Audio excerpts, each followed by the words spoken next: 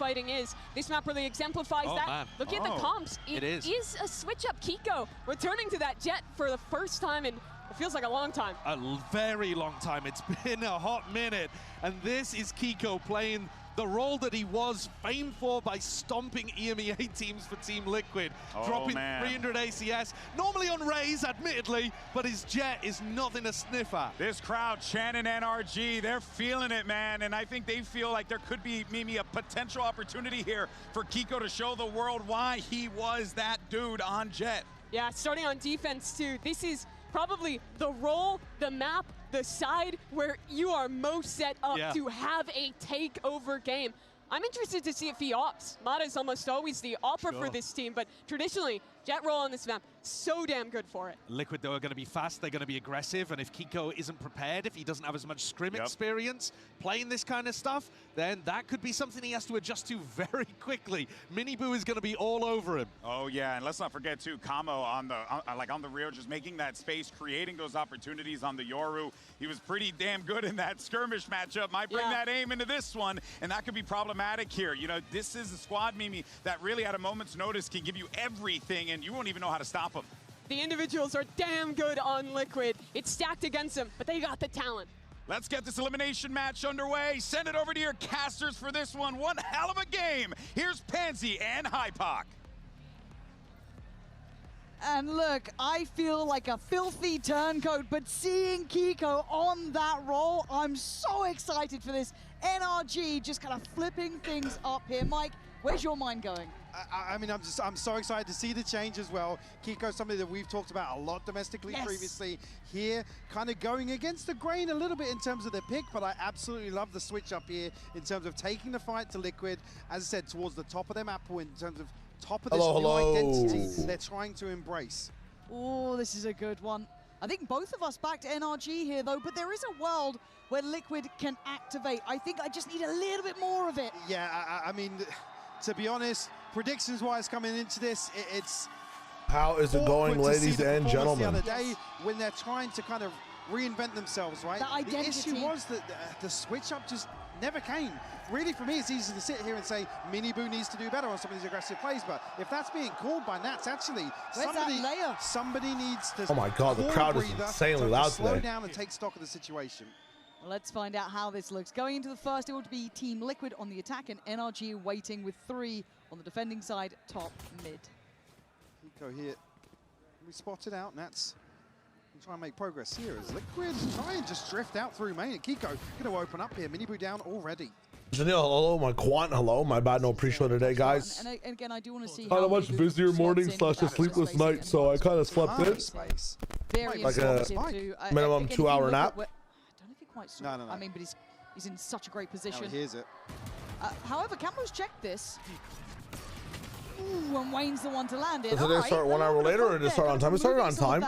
It's just checkmate information. I am late myself. Was working on that A site, allowing this later rotation. Found space on the other side of Mada, progressing forwards. That's all be here. Okay, hello. The static. Oh my bad. That's me moving my mic. The smoke's just dropped, and he does get caught by Ethan there, just trying to slip a little bit deeper. Popo! Holy shit. Back to back, big. Why are people wanting to play Liquid on Breeze? V3 Spike is. That's my question. Tutti, hello, hello. On this one. HFM, what is up? Wondrous, good morning, good afternoon. Perm, what is up? Was the new Pokemon starter mixed with Naruto? Not really, no. Wayne behind a Viper wall as well. Chances. It's a matter of moments. Ooh. A little freaky with it. There, but great stuff from Liquid. Jandil, hope you're doing well. With what we saw from yeah. I'm not even sure. That would have been enough to pretty much determine the round. Hot shot Hail 2, overweight, R Devil, Trians, GLaDOS, Stevie. But again, just leaving a gap. Yeah, the Kiko versus again, it goes without saying. Kiko versus Team Liquid storyline is definitely a thing. Man, I wish I could have gone live earlier for this matchup today, but we are locked in, we are live, we're having fun. Hawkers, hello, Pro Yapper, what is up? You're here for the NRG downfall? God damn. And to be honest, low-hanging fruit, sure, but you're looking for. Did I see what happened in the map veto? No, I didn't, Trans. What happened? What did Bunkar do in the map veto? Dust off. Glad to be off work. Nice, nice. I feel like the story of this event. What up, Ibrahimovic? My bad. I'm just a bit later today in general. Together, not Hey, what is up? Or making silly mistakes. And around like this, Oh, where's my epic pen? I want to keep my eye towards Liquid. Good positioning from NRG, and it's trading again. Marta and Ethan doing enough damage. We're chilling. Look at that HP. Yeah, you're right. I didn't even notice that. He comes away barely alive, but he's in the right place to catch Everything is lit now. He does take his eyes off the prize. So you got Kiko Jet coming in today. Camo, who does have the Bulldog, and Nats being the safe pair of hands, making no sure Neon on this map is kind of crazy. And then yeah, we have our tried and tested Minibu Neon Team Liquid composition that hasn't been stopped till now, which is kind of nuts. Fire Maniac, hello. Up here for the Nats versus the World storyline. I love it. Genuinely love it. Orange the basket. How's it going? Lucky to even go away. Dude, Nats' anti-ecos on this map are actually insane. My bad that I wasn't live earlier for some of the VFL stuff either. We can hopefully catch up on it when some of these, when there's less to talk about for some of these playoff games. I feel like there's always going to be more to talk about. Notable old progress. You tried to ban Corrode second after Liquid just banned it second? That's so funny. That's actually hilarious. They're so happy to go aggressive, and the timing is just sublime. Great trade for Camo to not let middle basically fall into the hands of NRG. All right, Kiko, this is your round. Kiko clean with it. That's Wayne. Okay. Again, they are working with a couple of Bulldogs here, a Sheriff or two, so it's far from the perfect purchase. So Purple and Minibu, can you do anything more with this? There's a lot of bodies here, and you probably want one more kill here for this to be like an average bonus. Minibu on the corner, spotted here. They could run him down. Yeah. What is Minibu doing? Oh my god. Oh, he's still not landed the shot though, and Scuba! You're not meant to win that! It's this level of gameplay that's going to be needed in this one. He is just keeping them on their toes. Purple would love to clear this, but Scuba! Wow, Scuba. The 10 HP hero! Kind of nice with it, I'm not going to lie. To be doing that. Keep 4 rifles as well, so Liquid not able to convert much damage. Did the Chinese team break the Furia record yesterday, Pro Yapper? Unfortunately not, no. EDG, I think, had a loss total of like, what, 22 rounds, maybe 23 rounds? I forgot. Sorry, Nats. Oh, they had a lot more than that, actually. They lost like a 13-10 to leave the tournament, so. Yet to get on the board. Again, all eyes go towards him in terms of these new compositions, or this new approach, I should say, from Liquid. I'm just so excited to see this kind of like Nats, Ethan head-to-head. I think they're both great IGLs in this sort of meta as well. It still suits them somehow both. Nat's brilliant, obviously, and the ability that he's done to be able to bring this roster up to this level already is incredible. But again, on the other side, you don't normally Trace only won 13 or 14. God damn. Still adapt well enough to new metas and new looks. There's a few things I wanted to talk about that are going on in the community. One is this China narrative that's been going down about, oh my god, you know, should China have 3 region slots? And then this absolute cope thing I've been seeing, but every coach is coming in, every player is coming in and giving their 2 cents on the meta. Frost, Boaster, fucking all these non-qualified players and coaches. The most vocal about it, by the way. Ain't nobody who's qualified and playing in this event talking at all about the meta, bro. Minibu wants to try and work off that, but Scuba's still holding his ground, and Murder never gonna let it slip. Oh my god, NRG. Surrounded, great damage. Purpo is kind of that guy right now. But Kiko now knocking at the door. Can't take the fight. Oh my god. All right, Ethan. Is Ethan usually in these spots? I don't think so. He's got some fucking semblance of a teammate next to him before he gets on the site. Oh, they're both super low now. But Ethan still, it's That's a very good shock dart. He's not even thinking about Minibu. He had a look. Yeah, it's tough. Not enough to deal with Minibu. Well, Stevie, Minibu sprinting now. What a back and forth there. I mean, Marta just coming straight. Minibu is sprinting. Struggled to scale forwards to capitalize on this reveal. Yearly narrative, the second for Chance 24. It's really weird. Like, it's the most cope thing ever. Khalid, how you doing? William K, hello. Leon. National Radiant card to NRG for sure. The current world champions of Valorant for the 26th season. Sundown performance ended after they lost access to site against Team Liquid. A prediction from the future. Thank you for the 8 months, Leon. It's nice to have you in the chat rooms. Let's go. No, but Glowing Lobster, that's literally what it is. Everybody I see being so vocal has the time to be vocal, I guess. Like, first contact. Miniboo's in, disrespecting the utility, and Scuba put to bed. Miniboo sharp on it today. Directed approach, and NRG with yet. I was the only person to put him in my top 15. We've got the identification on one here. Camo walking this. It's the meta, guys. It's the meta. Yeah, that was risky. Jet never used to do that by default. Still put in some work here. Yoru never did that by default, guys. It's the meta, guys. Only Marder and Ethan alive. A lot of damage taken for Marder. That character is fucking insane, by the way, though. I'm not gonna lie. Riot. And it's just a checkmate, man. He's got you all day. Okay, 4-1 Liquid. You got my attention here. Rolling that same execution. You be under the weather, Orange. You'll notice my voice is just a bit different because I'm just under the effects of exhaustion, so to speak. Today will be a nice little tired, low-key ASMR Shy Wager watch party. To find Scuba fast enough where it creates that panic, right? Yep. On Friday we'll be back to normalcy in a sense. Tomorrow you may not see a stream for me just because there is no VCT. Prepping some stuff for the rest of things. Just taking a break day to spend some time with the wifey, but we'll see what's up. I'll mostly end up tapping in regardless. That's a really good round from Miniboo, I'm not gonna lie. What else are they gonna say when they're sitting at home? That's what I'm saying though. It's kind of wild, Pablo. It's kind of wild. This international tourney is based on performance and not slots, but I understand how they can get out of hand. Do some damage here. Stop. Here's my thing, right? Building up any sort of momentum and a cushion in terms of the finances, because in terms of lowest placements, it hasn't been just China. That's been all the way at the bottom. I'll talk about this in a second. Let me just catch up with chat. And Phantom, hello. If I'm EDG, I'm getting my hands and my knees asking for Simon to come back. I still don't think that'll fix the problems. I think we're really seeing him set Miniboo up very nicely towards his side. Takes good adaptation and kind of that route change from the side accuracy. I mean, the side accuracy in that close range is definitely there's no fear to the way that's not even side accuracy, right? Like that's using the entire kit. You got the stun being put over there, skillfully jumping past the molly, I guess, and then sliding into it. I don't see that as illegal, but how do you want, bro, or what do you want? What do you want in this situation? Out of Neon, where do you want Neon to be useful? You know, that's the whole thing.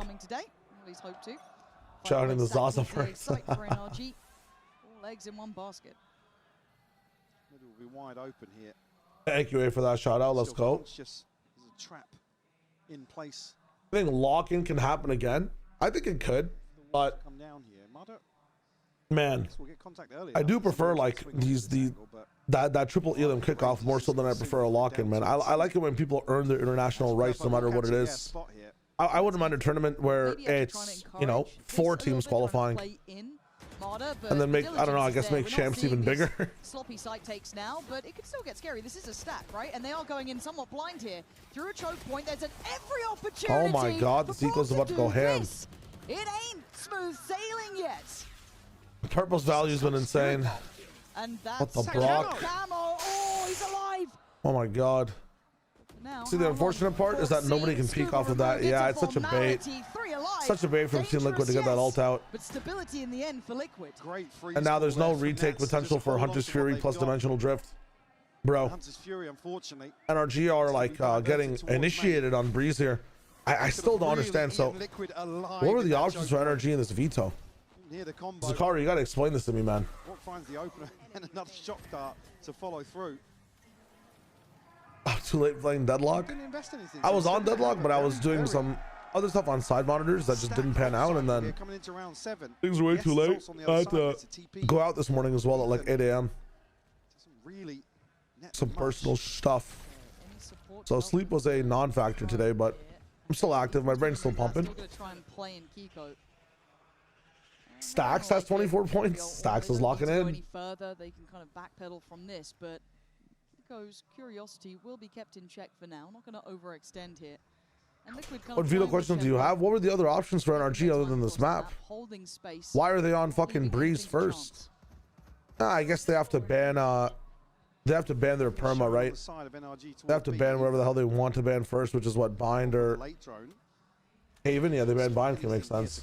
Happy Holly, I saw it was Holly. Thank you so much, Deadly. I don't celebrate personally, but if anybody does celebrate in the chat, there you go. That's how you counter that fucking dog ass agents. There you go, Mata. There you go. That's what we got to do. Purple value still. The camo's there though. Oh my god. Nice, Kiko. Good coverage. Okay, this map is a banger still. TP's not noted. Ethan, and that's the spike. Nats' luck becomes predictable. The overheat moment. Can he do anything else with it? Looking at Brook's position, I think they already know it. I don't know how Yoru became the Viper of duelists. Not quite a duelist and played with double duelists. True. Maybe a chance to remove. Yoru never really takes that space unless he has an ultimate. As well, but they've already finished. NRG just tucked in now.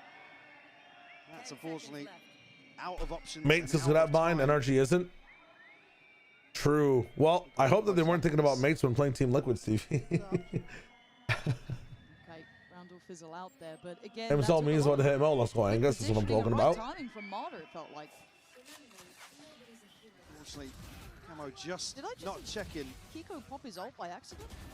Oh, you responded to the news. Never mind. Stevie in the call, not right now, no. At the end to throw him out, but not currently.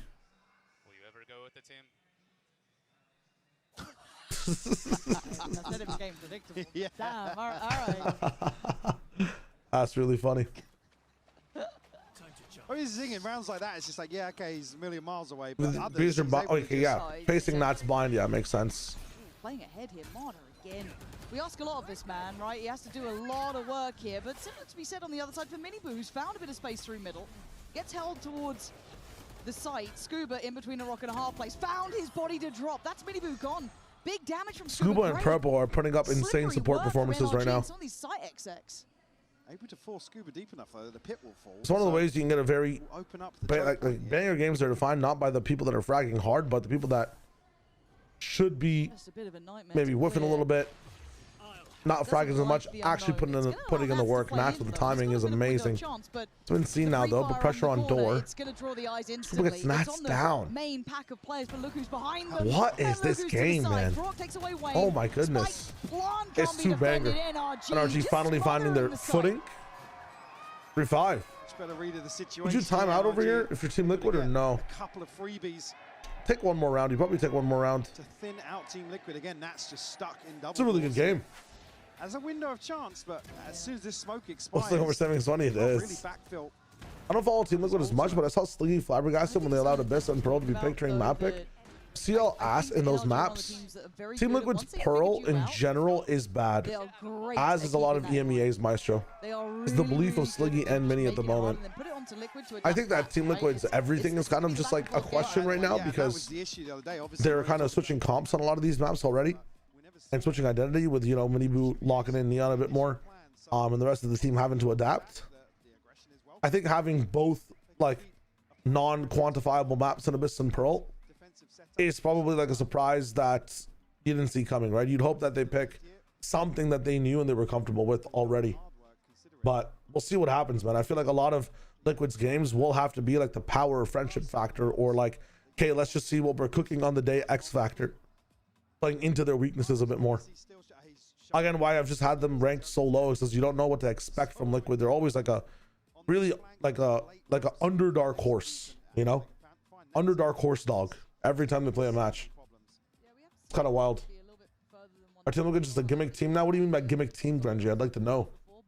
I don't get why people are talking about meta. They're talking about Neon, the agent who's been nerfed. Listen, bro. People gotta cope.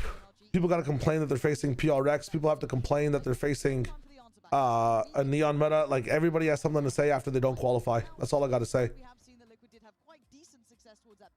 I think the number one person I respect with all this stuff is I like Wendler's takes on this a lot, because he's speaking from a perspective of power, and he's also saying that, like, yeah, everything I'm saying right now is like a result of the nerf that happened before. And all he wants is just initiator changes and not duelist nerfs, which I can respect. Is able to get out. Kiko now has to respect this. They're a dog under a dark horse? No. They're a dark horse underneath a dog. Oh wow. Really nice. Viper comes in and now suddenly you have Kiko in a very disadvantageous position with this op. Oh my god, how are they all unaware of this angle? Scuba saves them. When did he get Wayne in that? So then Miniboo's got to catch that cross. Good punish on one, but they're slipping. Mini needs like 3 here to win. Coming to face, as does Purpo. Miniboo's got 2 to hand.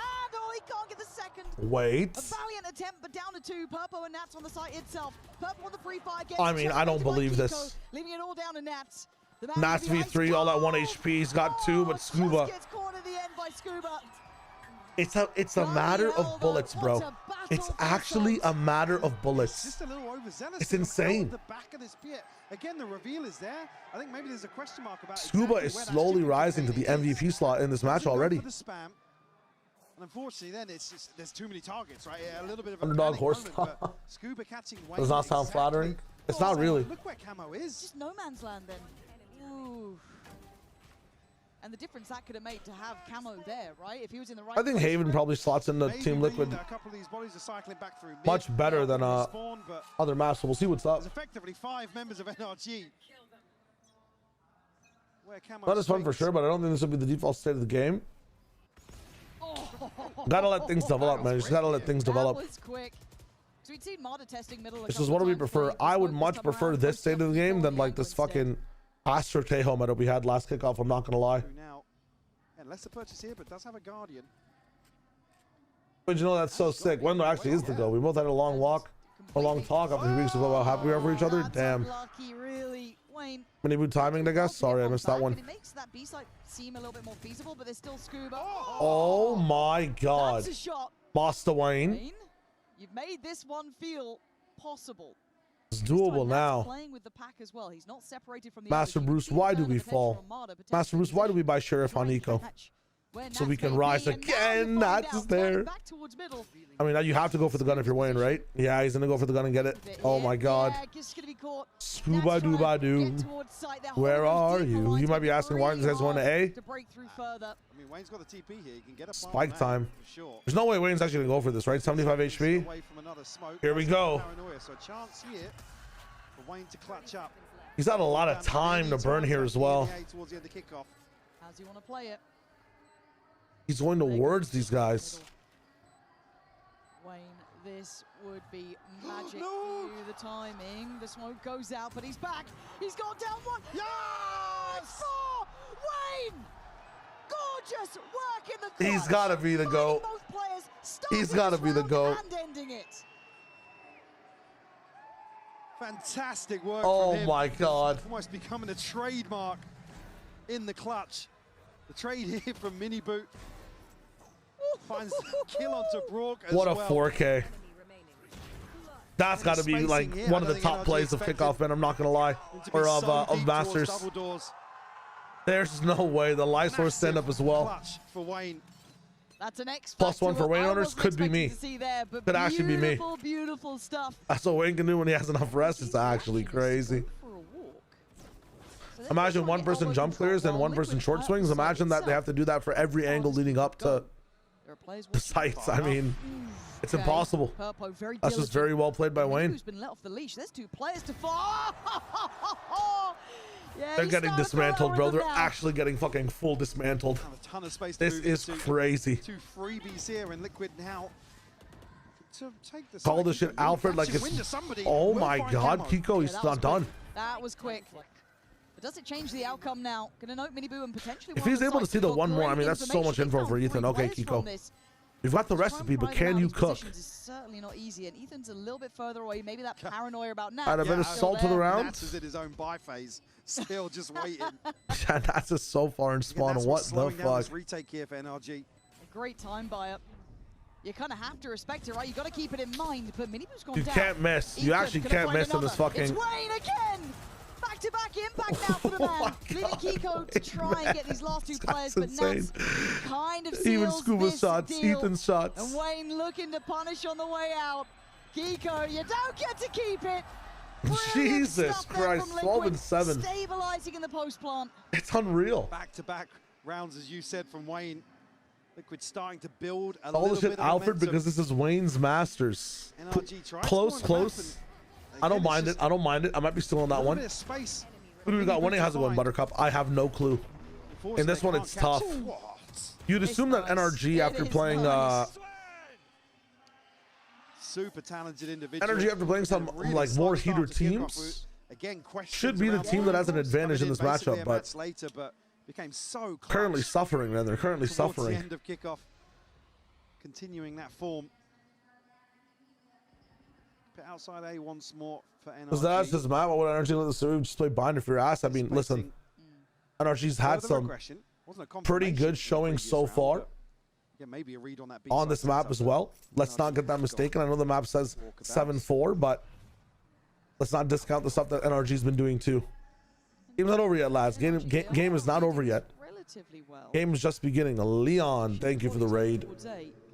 Mada's already got a TP over here as well. Yeah. But what can Scuba do? There's no double doors pinch here. Ooh, what is this? Fury and vulnerability, that's an issue. I mean, this is a Liquid looking like they're in the absolute cook for Liquid. Camel's out though, and he's backside. Mada denies. This is literally a game of milliseconds, man. Into the pit. Look at the push from Kiko as well, man. The proactivity. Okay, we'll take it oh, but the rotate. He's gonna hear the door here though. Very good coverage from Kiko, man. Called out. And Kiko's position is just nice. Perfect work. Still doesn't whiff. And yet for Liquid, just nice. Flawless end here for NRG, but again, there was no contingency towards double doors here. If you're reading this as a solo hold behind the pit, wasn't really enough focus shift towards the back side of it. Yeah, we've seen the kind of the tales of two halves in one at this point. 5-7, a very close affair. Don't go too far away.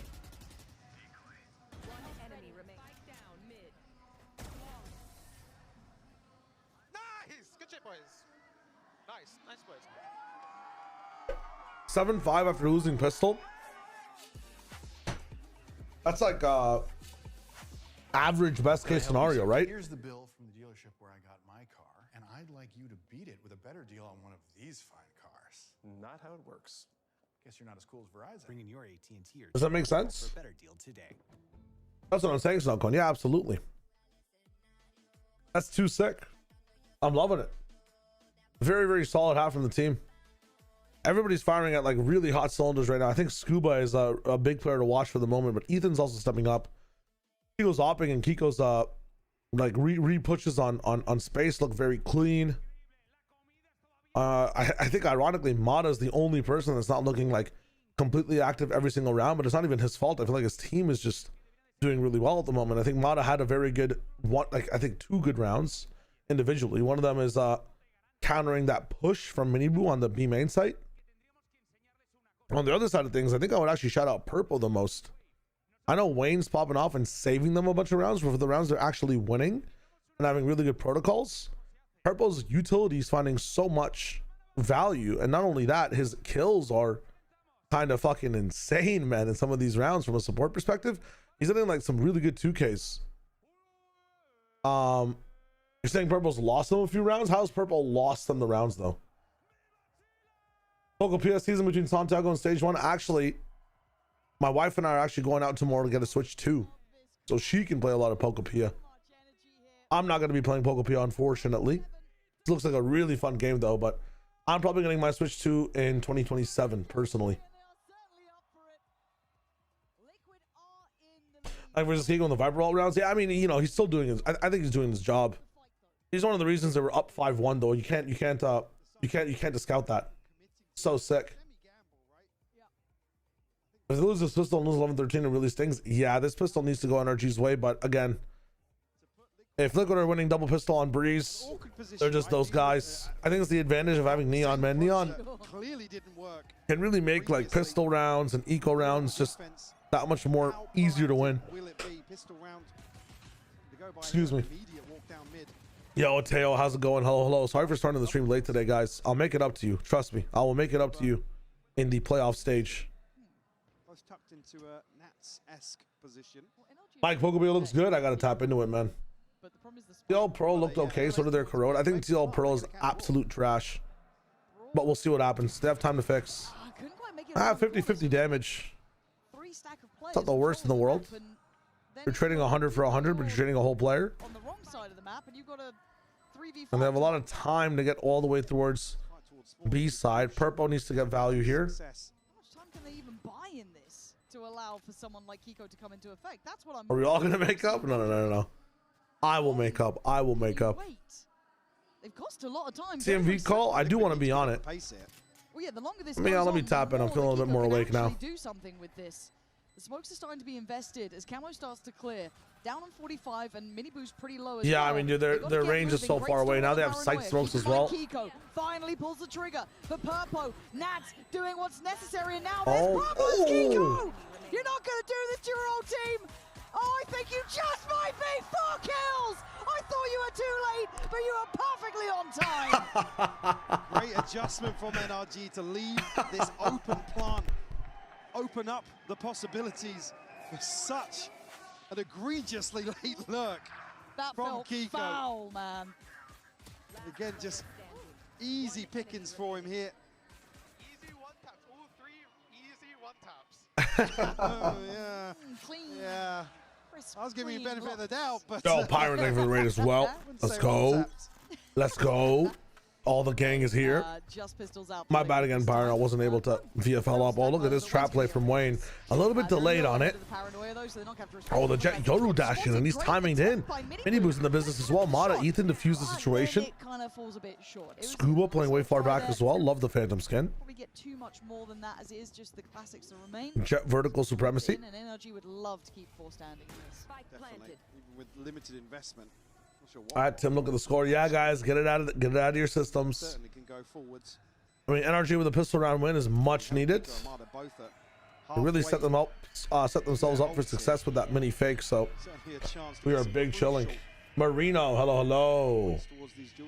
Hey, what is that? Both teams had equal kills before this round. Really? Yeah, damn. Camo and Purpo. Camo the closest to maybe being found. He's going to get checked though. It looks like, yeah, a couple people looking this way. Oh my God. I didn't expect you to get to there. Oh, that might be a horrible fucking anti-eco for them guys. I think maybe a Spectre. Okay. Not entirely sure. Yeah. I'll try and catch it on the replay, but still, I mean, the prize possession's making it out. See Kiko to get another point as well. What is this? Necessarily affect the purchase here. It's some light shields inside these rifles. Their mother will have Stinger actually. Okay. Nice from Camo though. He's been a little quiet for me. I'd like to see a bit more from him. Yeah, it's really good news. Crimson Desert running on a good FPS. I genuinely think that Crimson Desert is going to be Game of the Year. It's coming out on the 19th. I will be playing it on stream. Second duelist. It's post Santiago. Certainly pivotal to their success. It's going to be so much fun. I think it's going to be as influential to the gaming space as like Elden Ring is. RE9, I know so many people are telling me to play RE9, but I really want to play Crimson Desert in March. Past this? Yeah, he is. These pressure points on the map, man. Genuinely think it'll be a Elden Ring level game. RE9 looks like a lot of fun. Lots of people have tapped in for RE9. Alright, we are gonna fucking put a limit on these 1-viewer raids. What is going on today, guys? What the fuck is going on? Are people turning their streams on and then hitting the 1-viewer raid? We're about to change. The rules are changing every day now. What's the hold gonna look like? Because we saw that, to be fair, NRG was struggling to deny the springboard. Leaf, thank you for the raid. Kiko's there, gonna immediately remove Mini Boo. Oh wow, Nats working off of every single player. Kiko has to fucking climb a skyscraper to get King Kong down. Finding just that point to play from. Kiko is on turret duty. Defend and Oh, deny. He can't. how does Wayne see that one coming? How does he account for that? It's just Scuba now. Wayne down to 13 HP, but it's a 1v2 for him. Open plant looking to wrap back behind. Bro, it's not grateful. I'm very grateful. I just have some PTSD, guys. I don't think you understand. I come from the Fortnite Zone War era. I've seen some crazy things happen in my stream. You have no clue. There goes the paranoia. Spray in, not going to get it. Walk the smoke. Yes. Wayne goes out. Another tap. He now knows both players. He can't find the shot. Uncharacteristic, man. I feel like they gave that to Scuba as well. Very, very close. A little bit Hachi, hello. Speaking of which, here. A chance for Scuba to Isolate a low HP Wayne and then reset for Purpo. Nats. You don't need to stream to raid. Anyone can do it. Yo, for real? Don't you have to be like live to raid? I was, and we saw how hard it was for even, you know, some of these Let's players go, on the other Snap. side of things to try and hold that site down. Kept rifles will be Right, fine, so True credit to Pirate. Nats I for didn't see showing that one. again that brilliance, that capability. That's the first half and takeaways. The support players are popping off right now on both sides of the playing field. Liquid have a better Liquid had a better start overall, but NRG really adapted to like some of the fakes and the pacings that they're running. They're doing a lot of 4-1 stuff. That is a crazy TP from Ethan.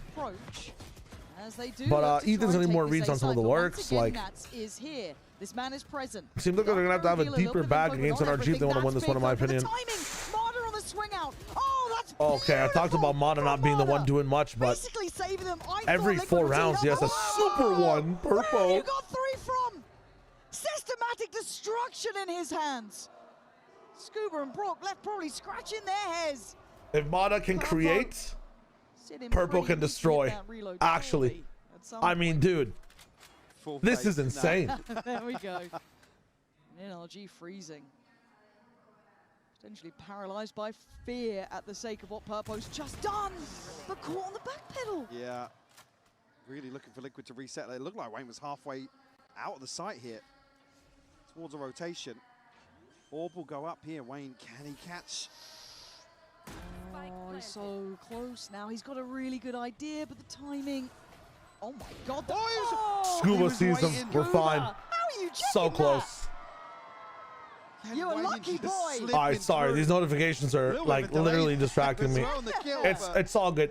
Scuba with a fantastic. We had a good thing going in the stream with the raids. I gotta put a rule in now. We abuse. I gotta put a rule. It's just how it goes. It's just how it goes. And I gotta not watch the game for like 5 minutes to find a way to actually make this rule possible. So nobody wins. Nobody wins. Here we go. Where do I even find this? Let's begin a 10-minute fucking deviation from watching the games.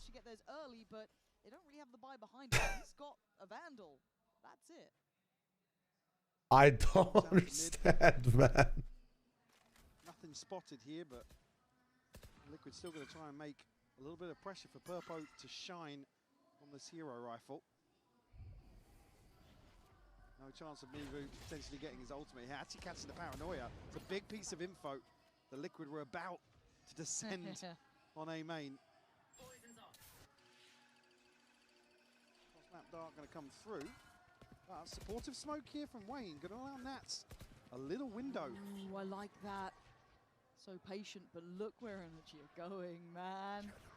Great calling from Ethan there, just being really, really heads up about it all. It's a quick rotation from Team Liquid. They're not completely out of this one, but again, super slippery work. Great catch on the rotation. That's actually here very early on. All right, cool. Made it here no sound cue. Quick, so might be in a little bit of trouble for Kiko there. Yeah, he that should have changed everything. Very fun, very nice. Get my attention in this round as NRG should, if they don't go there it is there. Prediction line. Thank you, Pablo. I appreciate that. That's still doing damage. The fun is over. I'm paying attention. Still a rifle here for Purpo. Yeah, I'm paying attention. I'm very much paying attention. I'm not. Suddenly we're in a 1v3 that should never have been. And Liquid have made something out of nothing. And Braun such good timing from them as well. They're close, but they've got it. I mean, Liquid. Out of control. Holy thrifty. It wasn't, so apologies, it wasn't Purpo's camo. They picked up the hero rifle. Well, I got to go back to that one. Let's see the replays. On this thrifty. Okay, Nats gets one. They're just peeking into him solo. And then everybody just encroaches onto the site. Bait and switch in several different positions here. That's how we play the game, okay? Amazing nothing. Wayne, to me, on a sheriff is kind of filthy. Look at this ult cycle for Liquid as well. Where's all that come from? Yeah, I felt like before it was literally just the two a couple NRG. were like 3 or 4 away. Will they speed things up towards A? Dimensional drift through mid from doors. We're getting this Find Viper. Game between Is it because we have ultimate from Brock as well? We do. Great calling. Well, Brock doesn't have to throw it. We have another D drift going up into spawn. ults on either side. Oh my But God. look at us around here. This is not comfortable for NRG, so they want some Locked into this safety. They arena. want to carve a path. Ults Oh, that's a back and nasty forth. ult from A little bit of chip, but not enough to Purple. write home Sees about. nothing. Purple What is 7 going on, bro? What is doing more damage than Nats? Yeah, Nats is that's a taking little so rough. much That's damage. 18 HP. And Ooh, Camel's Camo, that flank had to have finally been quick from activates. his side of things. So a Nats is 1 HP, bro. Kiko's From got his ult out. teammates' ult twice. They're trying to find some security, at least towards A main, but Camo's been clean with these. Oh, what did I say? Oh, I've lied, but it's Yikes. fine. Liquid still just going to be clearing house here. Camo is on it. Made up for it in the end. It's an eco at the end of the day. Bit of a messy Is it an eco at the end of the start. day? They have the read. Yep, double digits now. Confusion. Wide open sight for NRG, but again, not able to find the kill because Liquid are trying to capitalize on the back of Camo's ultimate. Yeah, beautiful here to catch Scuba. Not so much here. Nats is so fucking dangerous. His own team is killing him, man. Good. It's huge from Liquid. NRG in a really How much did we weird use spot there, now, bro? 'cause We if I'm not used mistaken, it wasn't a 2 great Silva. fight Okay, no, hold up. I don't think so. 1 Silva ult, 1 Yoru ult from the side of NRG. We had 1 Silva ult, 1 Yoru ult, 1 Viper ult from the side of the Team Liquid. And we're only on round 19, 10-8. On point. Looking at ultimates. Pretty awkward in Wow, terms I've of used the a point lot based here, on man. position I mean, I'm for guessing the NRG. idea is you're using an ult to like. Could be able to scrape together much. Kiko's That wasn't even an eco though, right? That was a full buy from them, seeing their credits now. Yeah, that was a buy round for them trying to lock shit down. So not a bad ult cycle from both teams. We're chilling. Try and cement a sight hold. Camel's 3 away from ult though again. Yeah, I mean he got a 4K right after dimensional drift. At that point, not much on the They other almost side have for Liquid overdrive really activated as well. They used 3 ultimates and they've got 3 ultimates coming out in the next round. That is crazy. 2 of them actually being like very highly actionable. I can't even draw an arrow. Holy shit.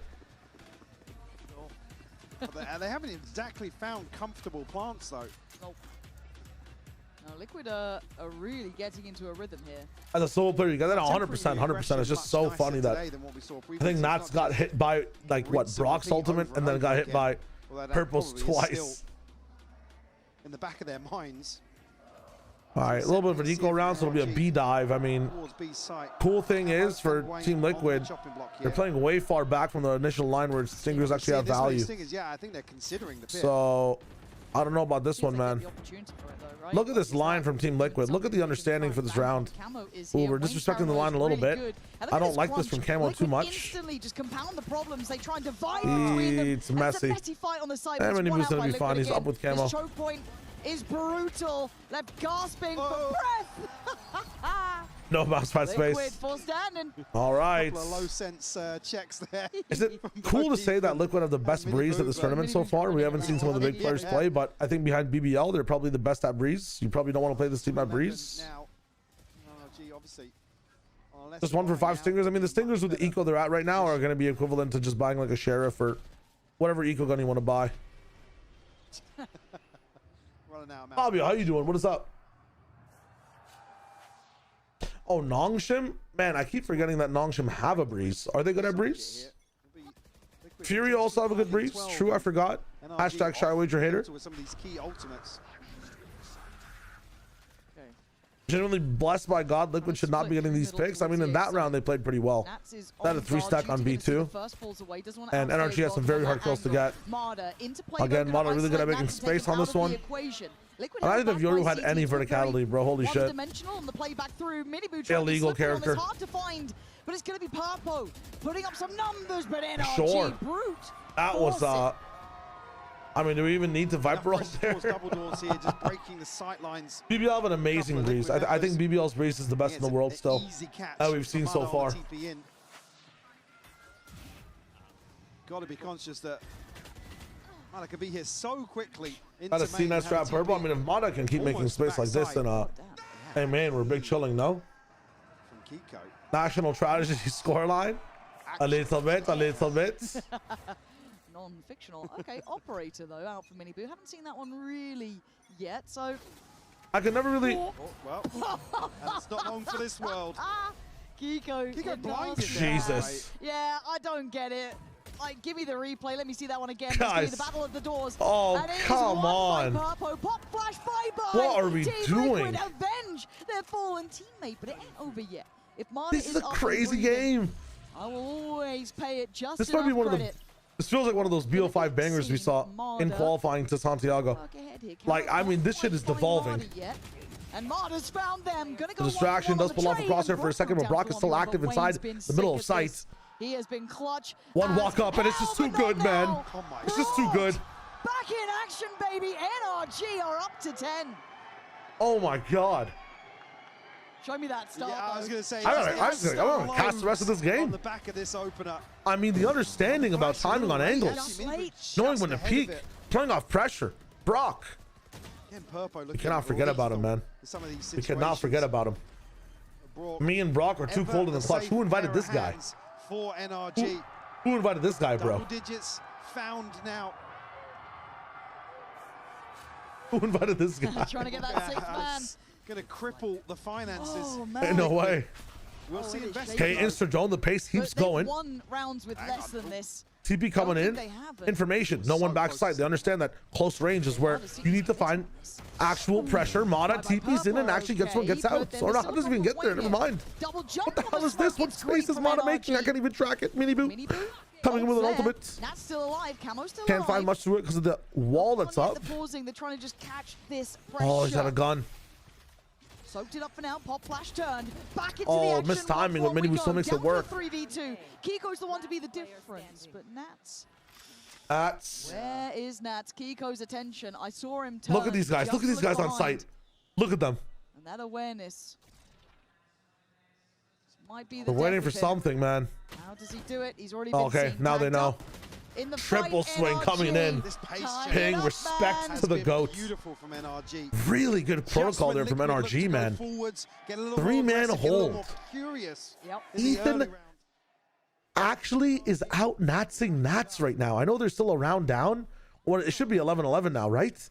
Every time Nats pushes in, Ethan has the absolute read on what he's doing. If there's space to think about Nats. It's kind of crazy. It's actually kind of crazy. Asha, who's the coughing baby in this one? I don't even know, man. Genuinely. Oh my God.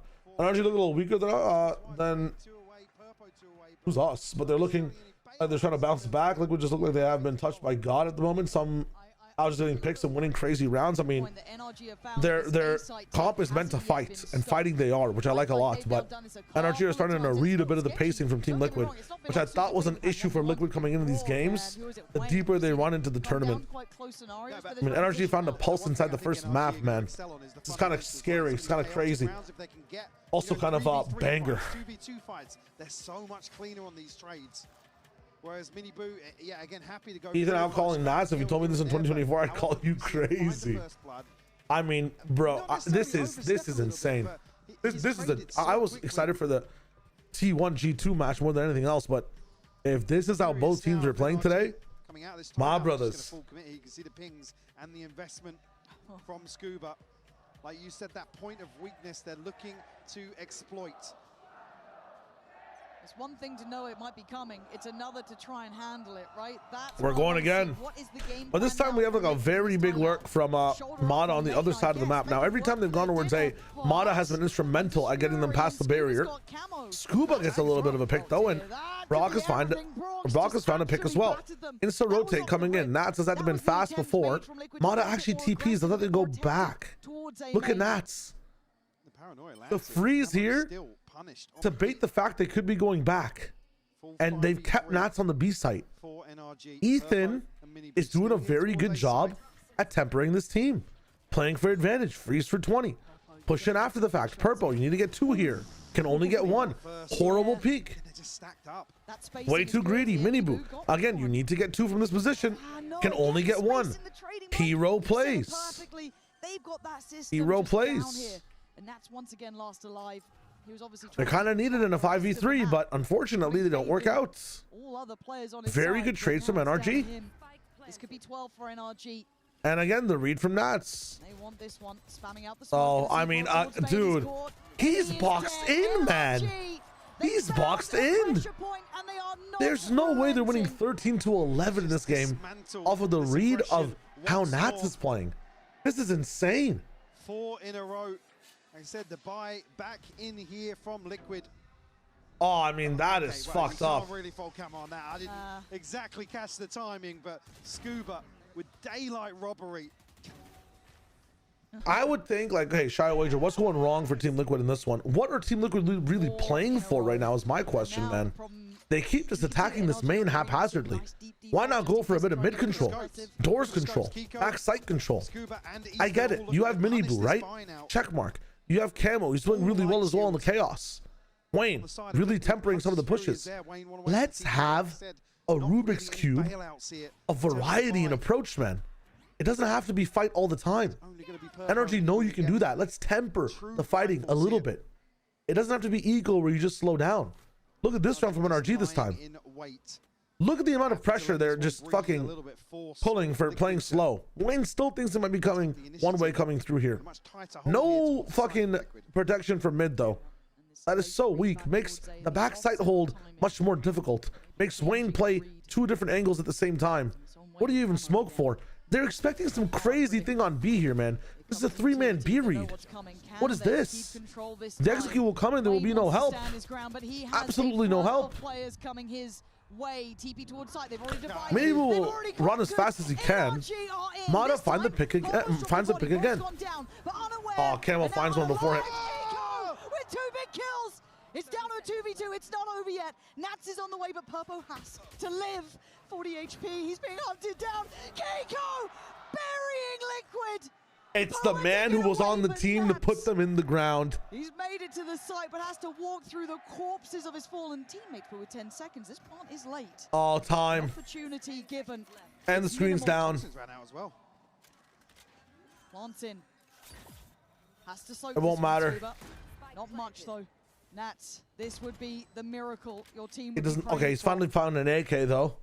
Map 1 on the line. First. Let's give Nats 2 1v1s. It is poetic. Doesn't matter. 4 kills. Doesn't matter.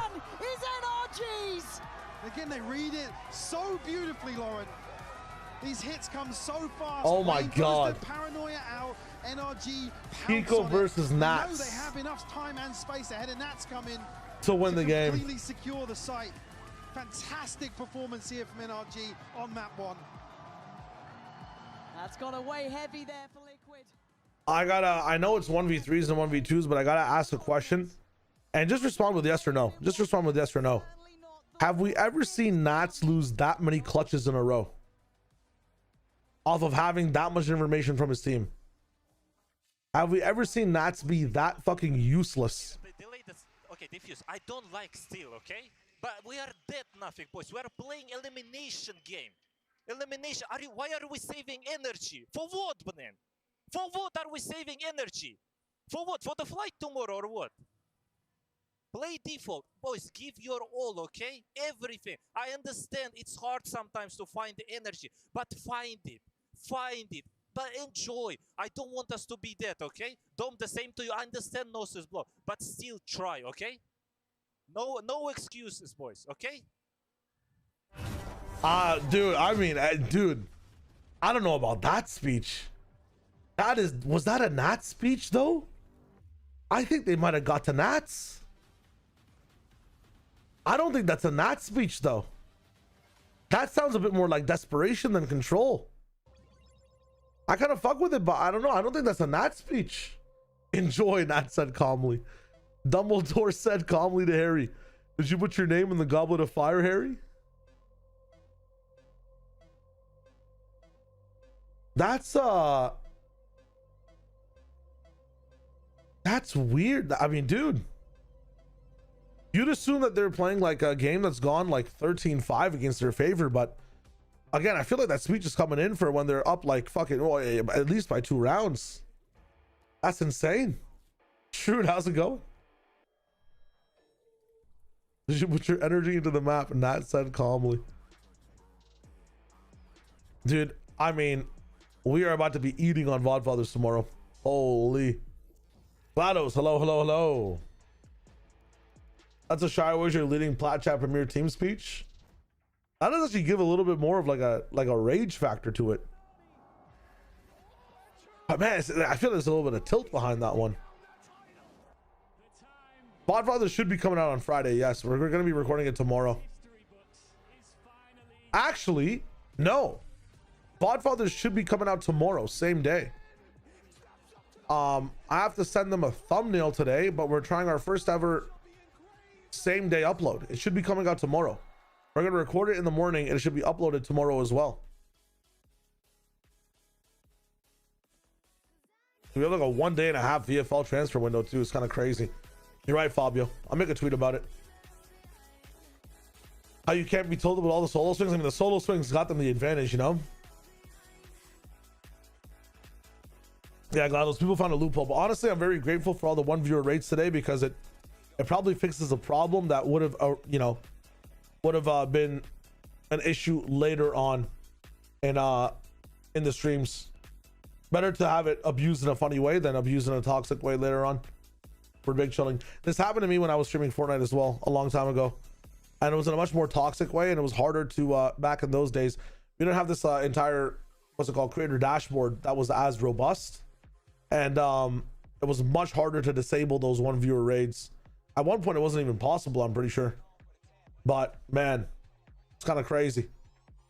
Running some ads, by the way, guys, so we don't get pre-roll later, but let's tap in. Yeah, there were people saying some pretty racist stuff back in 2017, 2019. Shit was going crazy back in the days. How old were you guys in 2017? Real tap in. You don't need to dox yourselves if you don't want to. Heck yeah, we love ads. Said from YouTube chat. Let's go. 14. Damn. I'm actually Mac's uncle. But that means that you guys are also getting on uncle status. 10 years old. We're 10 years old. 10 years old. Well, that's crazy. 22. Okay, Angus understands. Oh, 22 right now. You were 11?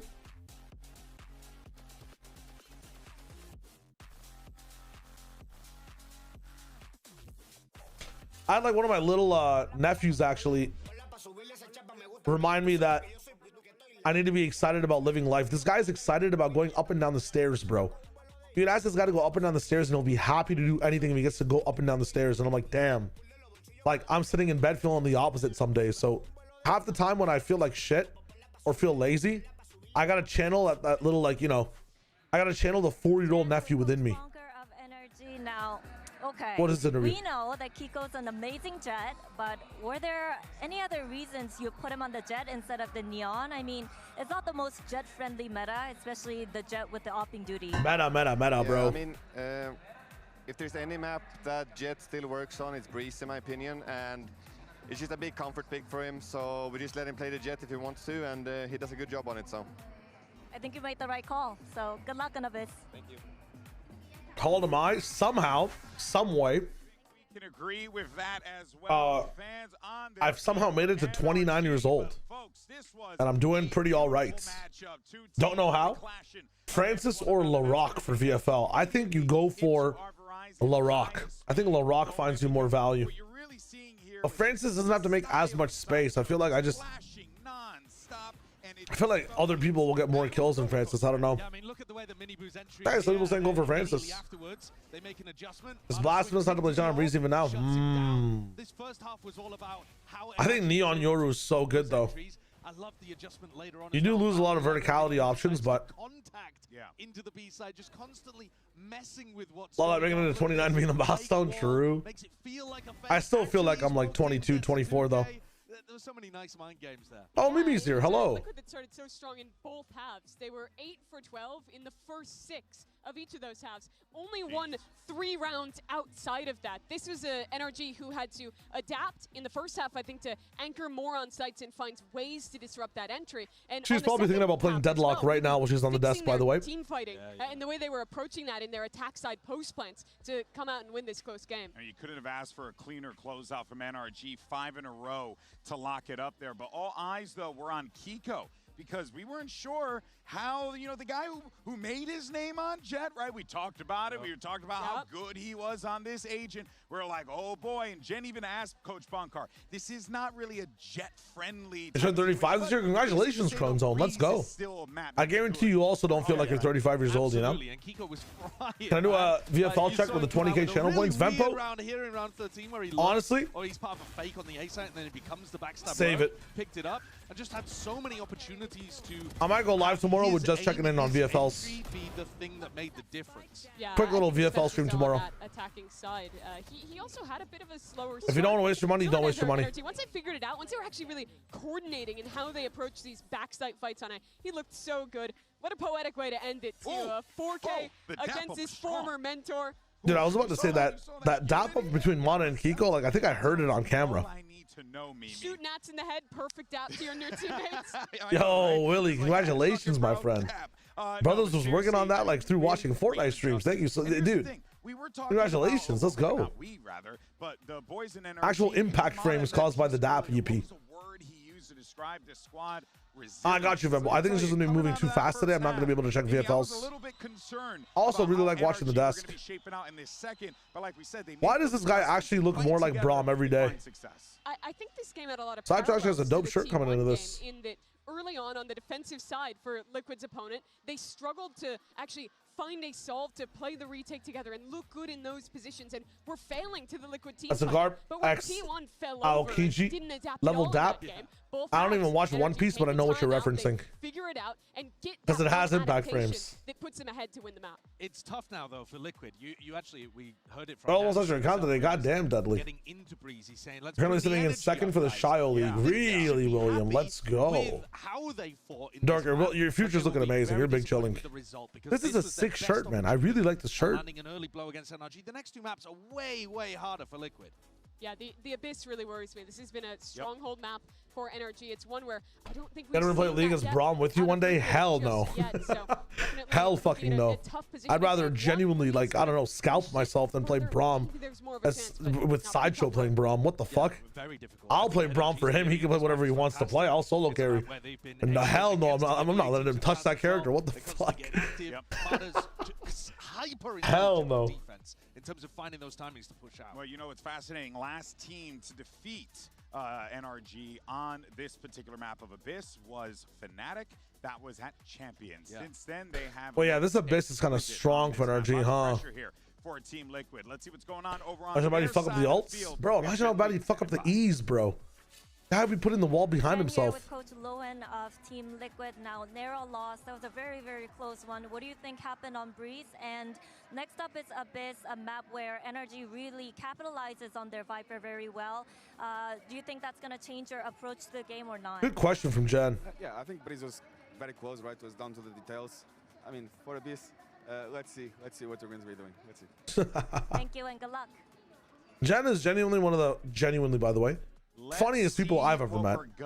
It was me, Achilleos, Jen, Wyatt, and Dryad.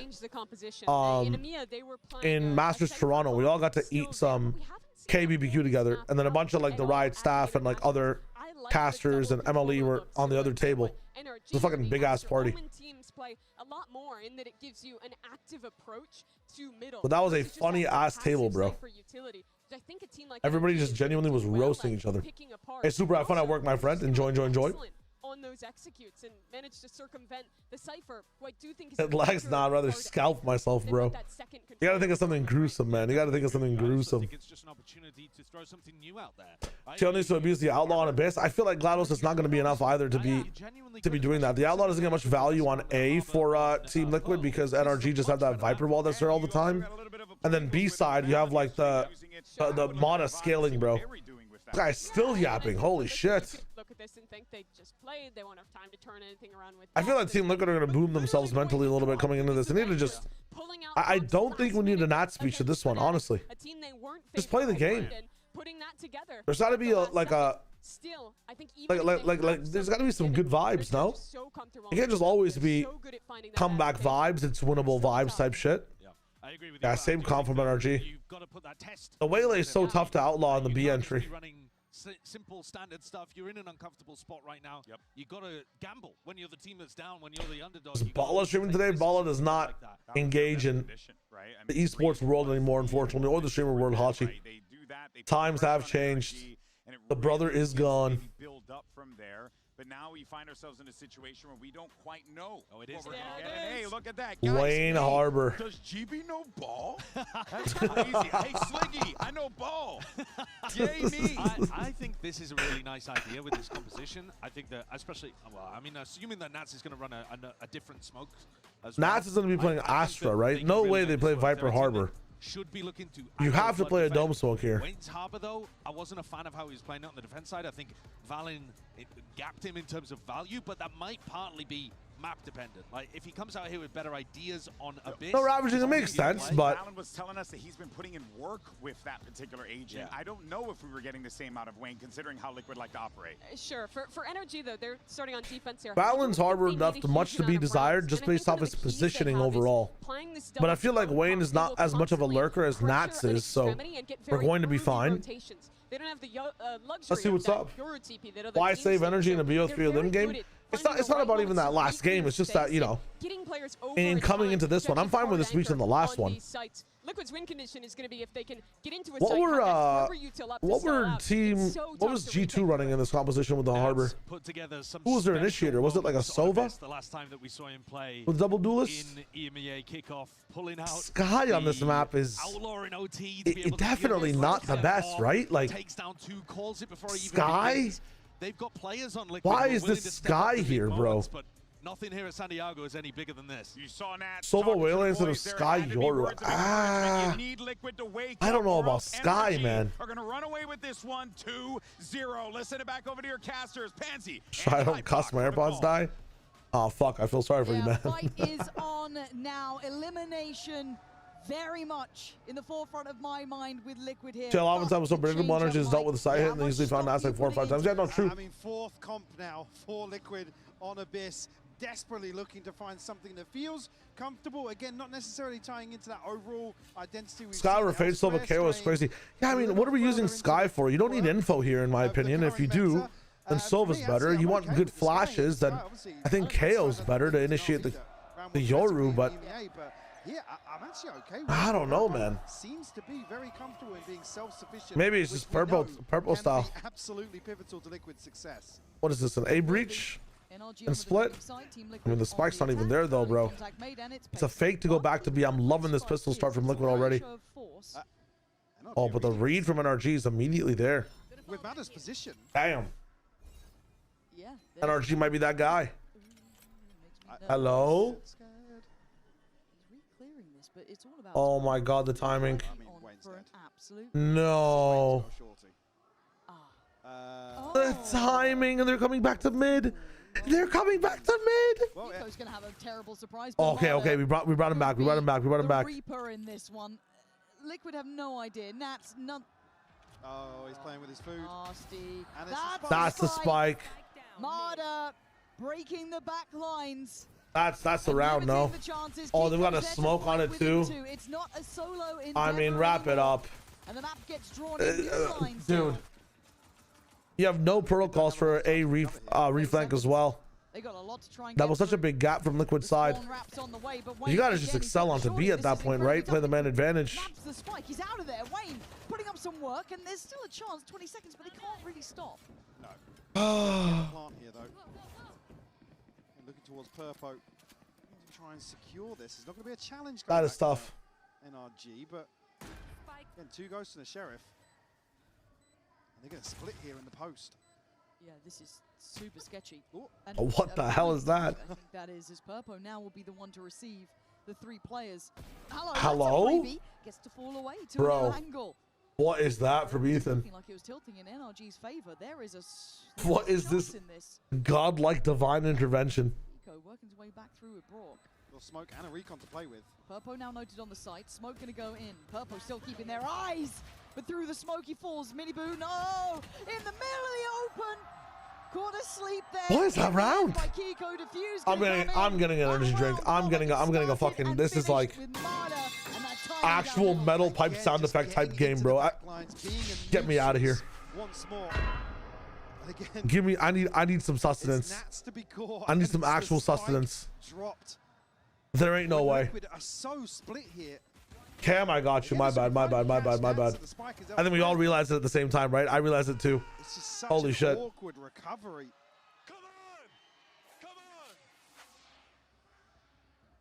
Certainly something they have to be aware We're all of. like hella locked in, and then we all just realized at the same time, wait a minute, the cam's in the wrong place. Already said he's done it time and time again here.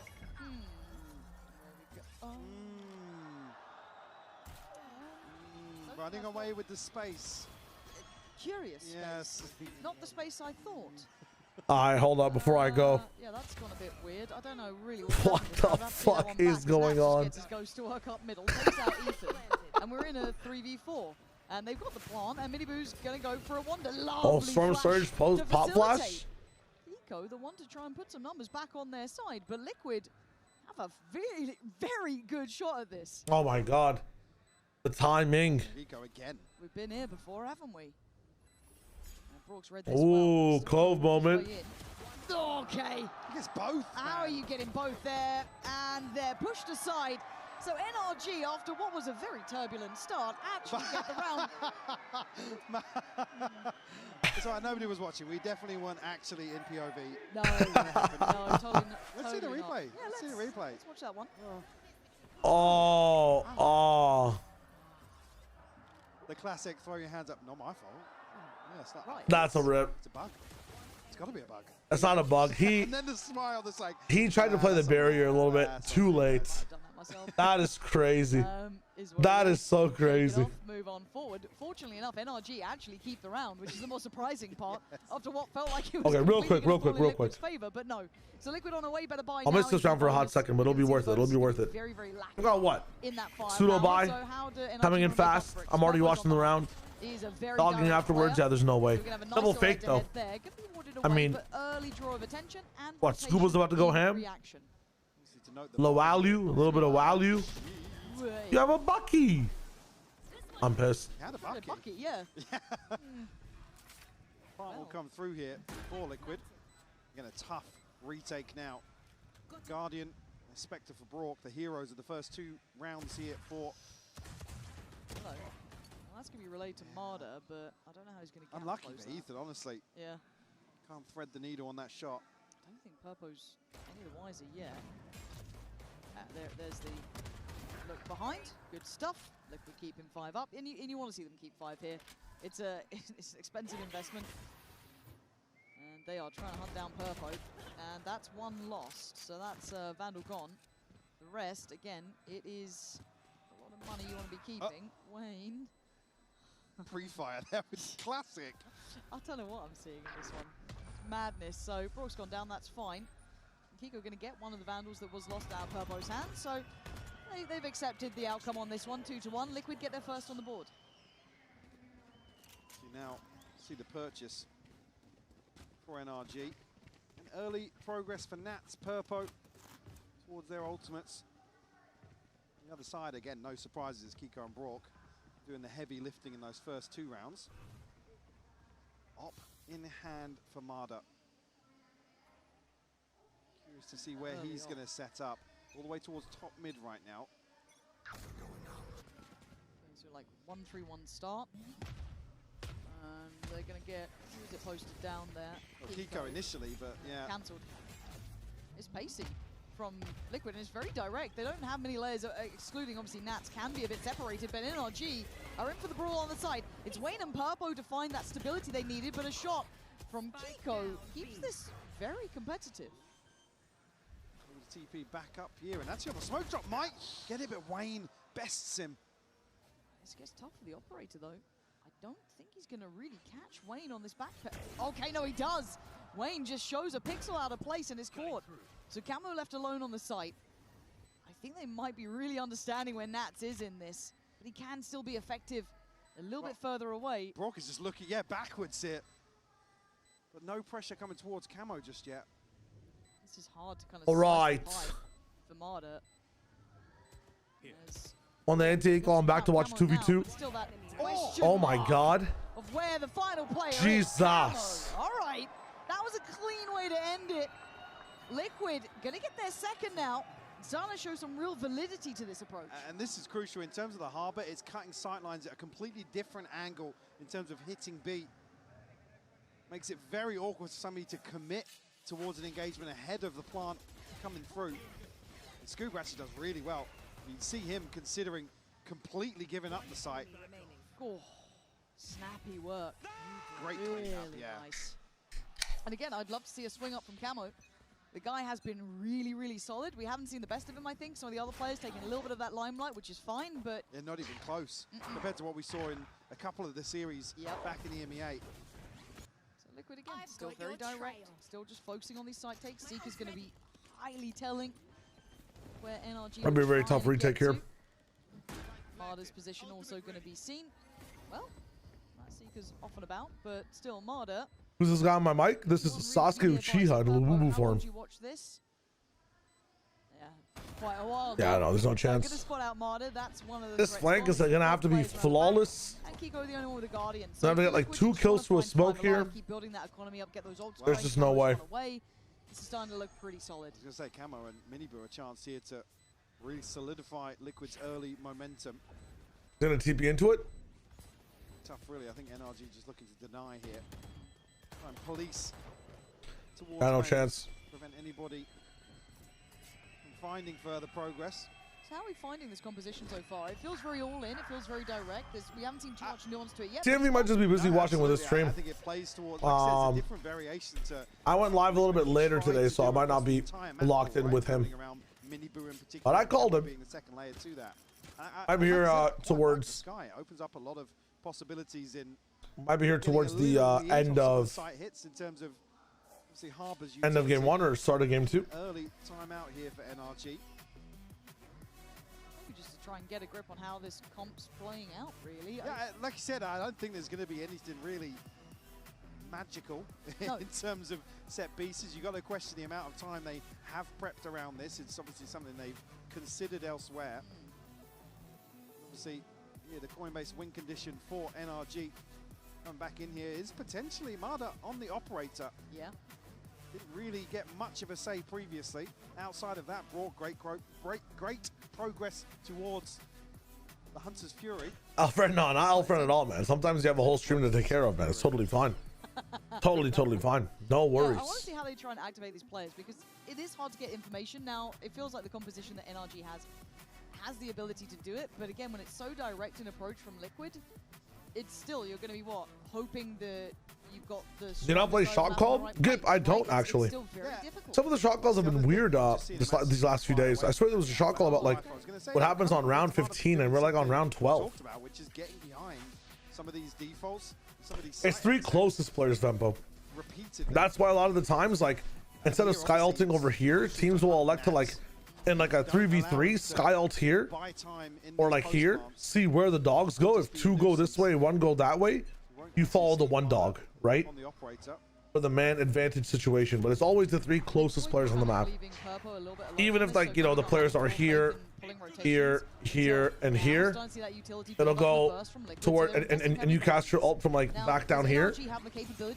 They'll send 2 this way and 1 the other way. Kiko, nice. And now some chip damage could become a problem. Wow, Camel's so low. Just a little ahead of the flash here. The synergy not quite right. Nats still causing issues. Oh my god, these Nats lurks, man.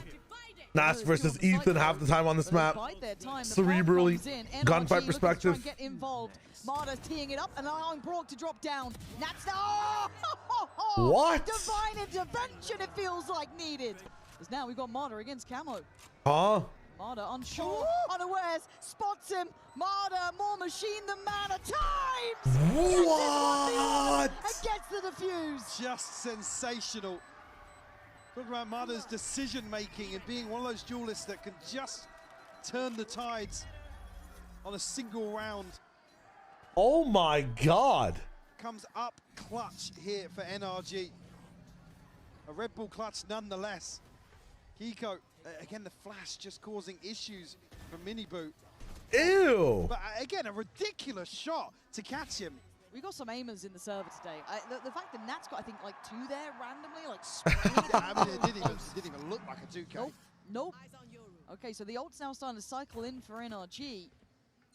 Yeah, omens are so good at that, Mike. It's actually insane. Bring on NRG's downfall, AO? No way. Are they looking to try and challenge Nat? I feel like both these teams deserve it, man. The value this guy is finding. Okay, Astra down. That's the issue, though, right? You overpeak. Like, now the round is a little bit weaker for the side of Team Liquid. You cannot just play post-fight, and you need to find some picks, which is so opposite to how this comp is actually played. You have to disrespect the harbor smoke. Hello! Hello! Hello! Take away Scuba. And there it is. Kiko, in the meantime, does take the TP out of there. So, they're going to try and Kiko can save the round. Kiko can save the round here. And he's not missing, bro. Oh my god. Playing for every outshock dart coming in. I know there's 2 people all the way up in library. One gets down with a 2 peak, and after that, there's 1 more left. Camo tries to go for the peak himself, but he's not going to be able to do it against 2 players unless he gets the timing. It's not there. Clock's run slow. Minute hand not moving. Wayne out of time himself. He is able to speed things up. He gets to reposition off this. He's trying Lets that hour hand glide. Divide them into manageable. Ticking sounds above him. He's not going to be able to land the first one. Ethan's there, and Kiko can't miss. It's insane. Going to trade it out so Ethan can get that ult 1 step closer. Beautiful stuff. Actually insane. You take this Spaghetto, hello. Liquid every day of the week. If you can find Nats in this situation early on in the round, and this is before Liquid have even hit the site. Yeah, it's so tough to play any form of post plant at a man advantage, or well, not even at a man advantage, at equal to man disadvantage without Astra. It's not possible. 11-2, by the way, for Kiko. Holy shit. 4-3 scoreline. It's kind of nasty, but also these timeouts have been great from both kind of coaches. A lot of the coaches have been doing really well recently with the kind of win percentage after timeout. So Liquid. I wish there were more China teams so they both qualify. I don't say adjust that, but if that's been the pressure point, you just have the same tournament then, right? Like you'd have fraudulent qualifiers. I don't know how you want to kind of remove him from what he's doing in such an iconic role, but there's got to be depth to it now. Whether or not Liquid try and get a little more active in terms of defaulting and look for opening engagements that way. Now Identify and NRG are basically on the hunt in a few of these rounds to remove some of the pieces of the puzzle on the side of Liquid. Mothers on his ultimate, Scuba just one away. Who, again, time and time again, he's trying to trim the fat, right? Yeah. He's trying to tuck into sight, find these ratty little spots to find a kill from, but Liquid doing really well to navigate that. Yeah, they are. Like, if Riot had kept Challengers OC alive, then the tournament would have looked hella different, just saying. Can you explain why? I guess, yes, they are up, and they found the latest solution to the problems. Liquid is still very much in this. We've seen a couple of clutches coming down one way or another. Look at, yeah, NRG Sideshow Curse buff. I just feel like I got hit by 7 nouns in one sentence. Ideal slot distribution. All 12 Chinese teams. Possibilities in terms of it's so stupid. I'm not even gonna fucking finish that one. Does that storm surge hit below the bridge? Surely not, right? Between them, Ethan's found a gap to play into and takes away Purpo. So it's back behind the walls as NRG. How is Ethan allowed to stay alive? With soaking this hit proactively this time. Not even gonna be playing for retakes. They are standing their ground. Up above, they catch what did he see? Beautiful from Scuba. He fancied a bit more there as well. I have information on exactly where the last 2 are. Brock's Odin is active as well. Not going to be seen this round, but will be a problem for the next. This might just be, yeah.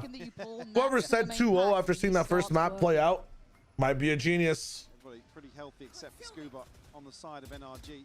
Still got a spike, so recoverable for sure, but Camo down at 42. Doesn't feel feasible unless Nats can really pop off here. And I love the discipline we're seeing from NRG, though. The amount of respect they are leaving over here. Mada's not overextending. For one, he's holding spawn. You've got these 3 playing stacked up, brought to shouldering middle. It's a 5v2. The amount of rounds we've seen this tournament being turned in situations that shouldn't have play because people are overstepping, overplaying. I like seeing this. I like seeing discipline. Yeah, I mean, none of these fakes will work, and they're just waiting on Nats. Beautiful. It was Vempo. Good job, Vempo. Call it the Astralis, Reddit. I don't really care. It is lovely to be seeing NRG making Liquid having to work. Camo It doesn't feel pretty to be sat here now, does it? But just trying to play his life. All right, fair play. Marder's out of there. But please saturate him so far. Okay, so it keeps the gun all good. 5-3 though. And I do feel that NRG have expected that adjustment, and they've also played it quite well. Again, Ethan kind of playing Scuba's game here. I will see who was still alive. Goat Org Bonkers would have gotten the talent spot in T1. Swept the bracket super easy, playing the Nongshim style since the big 23. Who are some of the players who were on Bonkers? Not on site quick enough. That sounds exciting. They kind of hesitate once the smokes go up. Certainly curious to see if the timing can get cleaned up a little bit tighter for Liquid. Two Guardians in the buy here. Getting contacted, we saw this. Brock is hungry, reveals Odin, loses Odin. Yeah, but now they might be thinking about the Odin coming back and they go back to Rifle. I mean, the fact that it even appears and does nothing is still a fear factor. Still influences around. Sometimes things go bad, you know, sometimes a greed kill doesn't work out. The whole point is you want your players to be swinging confident. Totally fine. I know there's a fine line between the two, but almost deny further progress from Liquid, slipping towards spawn. It's a weird one for sure, but creates some awkward. All right, I mean, we're gonna drop this pit on the actual take, right? Time, 4v4, but the time. A little bit of a pocket, right? It's not much, but no ults available, but Nats might be able to just attacking ult this off a pick as well. I don't know if a pick's They're running out of time, man. Come on. You gotta tap. And NRG are putting on a real masterclass here, and we're gonna see the block. Yeah, I think we Never mind. got that down to everything. Forgot about the block potential. I mean, these guys have everything ready to go. This is tough. CL cannot penetrate these defenses, and we already know that this is the bad side for NRG, right? Like, attack is where they can pop off really hard. Does prevent a lot of that from happening, but again, even here, man, it just feels a bit. Man, if this match is the 2-0, that's so sad. Right, I'm starting to see a couple of issues here starting to compound. I'm seeing. Big G's fan of the OC GOAT from the UK, Lou and Swirl. Right? At least one of them. Is Swirl the same guy who ended up playing inside? Is it China? I need you to kind of was it Swirl? Answer back. Very shallow dog here. Harvard defense seems scary. Well, from NRG, on actual paper, Harvard defense retake, yeah, is really nice, but past that, anchoring a site, you can't really do much. Like, it took Valen ultimates to have as much impact. I feel like there are gaps with Harbor absolutely on defense. I don't know, man. I don't know. I'm not sure if, I mean, Wayne and Valen are very similar, like aggro, dueling smoker players. But when you look at those new comps coming into play, I don't know, bro. I'm not really as confident on Harbor on defense as I am in attack. So 3-2 split towards the A site, shouldered for now. Nova's roll, yes. Back a touch. Let the Seekers go through. Miniboo the one to try and take the space away. Falls in towards site, but Ethan's already taken down. That's good from Marder. Wow. And Miniboo just not. Can't find anything, bro. Genuinely can't find anything. That's tough. Still as well. Kiko's been unchecked. Kiko might be the downfall of Liquid. Waiting patiently. Plays it perfectly. Pops his ult as well in the celebration. A little unintended there, but how's Nats caught here? I don't know. And this is to obviously separate Liquid, but ouch. Yeah, I mean, just trying to backtrack here. That's so odd. He backtracks so everybody else goes ahead. Why not trade your teammate? Kiko just looking. I mean, that's just tough. Sensational here. I almost want another timeout. Oh, you got to save your timeout for the other side. Feeling like the wind is just out of their sails right now. Nothing feels like it's working. And NRG coming alive in this. The buy previously, Nats on a Guardian now, rifles elsewhere for Liquid, but need. Are we actually on wrapping up territory? There's no way. 4-1 split, man. They never go back. These guys never ever go back and commit to the other site. Again, straight in we go. A disconnect. And this time, NRG have Nats on a read. I mean, we're going to Breeze all over again. This is what you were really banking on here. Bro, it's time to end this. Not feeling comfortable enough. Great stall as well from the Teo utility coming in. And they're chomping at the bit. They want to try and do Got something. pro level stall coming in. The timing for Brock. It's all going right for NRG. I gotta say it, Liquid look flat here, Mike, and I'm worried that they are running low on answers. Camo gives them maybe a bit of safety on CT. The Marder's behind him. Of course he is. Where else would he be? This time overextends. He's getting a little greedy on it. Whole value? Blood in the water. This plant becomes such a problem. It's just so awkward to try and stabilize here. Finally, 25 seconds. The plant in, but HP advantage here for NRG. Camo's got one. They've got Scuba wins. Wayne down low, but he has been so clutch. The backbone. What is Wayne thinking about? Scuba surely feeling confident. Scuba thinking that this is a leaf play? Actually, I liked what he was thinking. You gotta know he's on site. I guess the plant maybe just not favorable. Oh, it's tough. Well, at least you know he's CT now. But he could be heaven now, too. Clearing the backside, Wayne. He's gonna clear this first? Deeper on the corner. He's got him. Liquid. A breath of fresh air. It feels like bad read. breath coming through for them. They've been choked out in so many of these rounds, but getting up to 4 gives He's them trying to go for a full read play. I don't mind it. Hard round to win. in terms of the finances, a couple of these situations though, Liquid just ever so slightly off in terms of the timing. Again, struggle massively to get the plant. What can you honestly do there, right? Like, even if you top spike, by that time it could be heaven, could be CT. Finally, you just have to go for a read. here. A response found. It's a 50-50 on every single side. Was that a 2v5? I don't know what that was, but what it was disappointing from the side of NRG. It should not be a 7-4. And it could be crushed in a second, but 9-3 minimum, bro. 8-4 minimum, honestly, but yeah, I mean, I guess it still can be, but the counter to basically them. I don't know. I feel like I shouldn't have got that fourth round on the board that easy. So that means they're starting to get an understanding of what NRG were doing. This is a really positive sign for any Liquid fans out there and the team themselves. Roles to work with here for Liquid.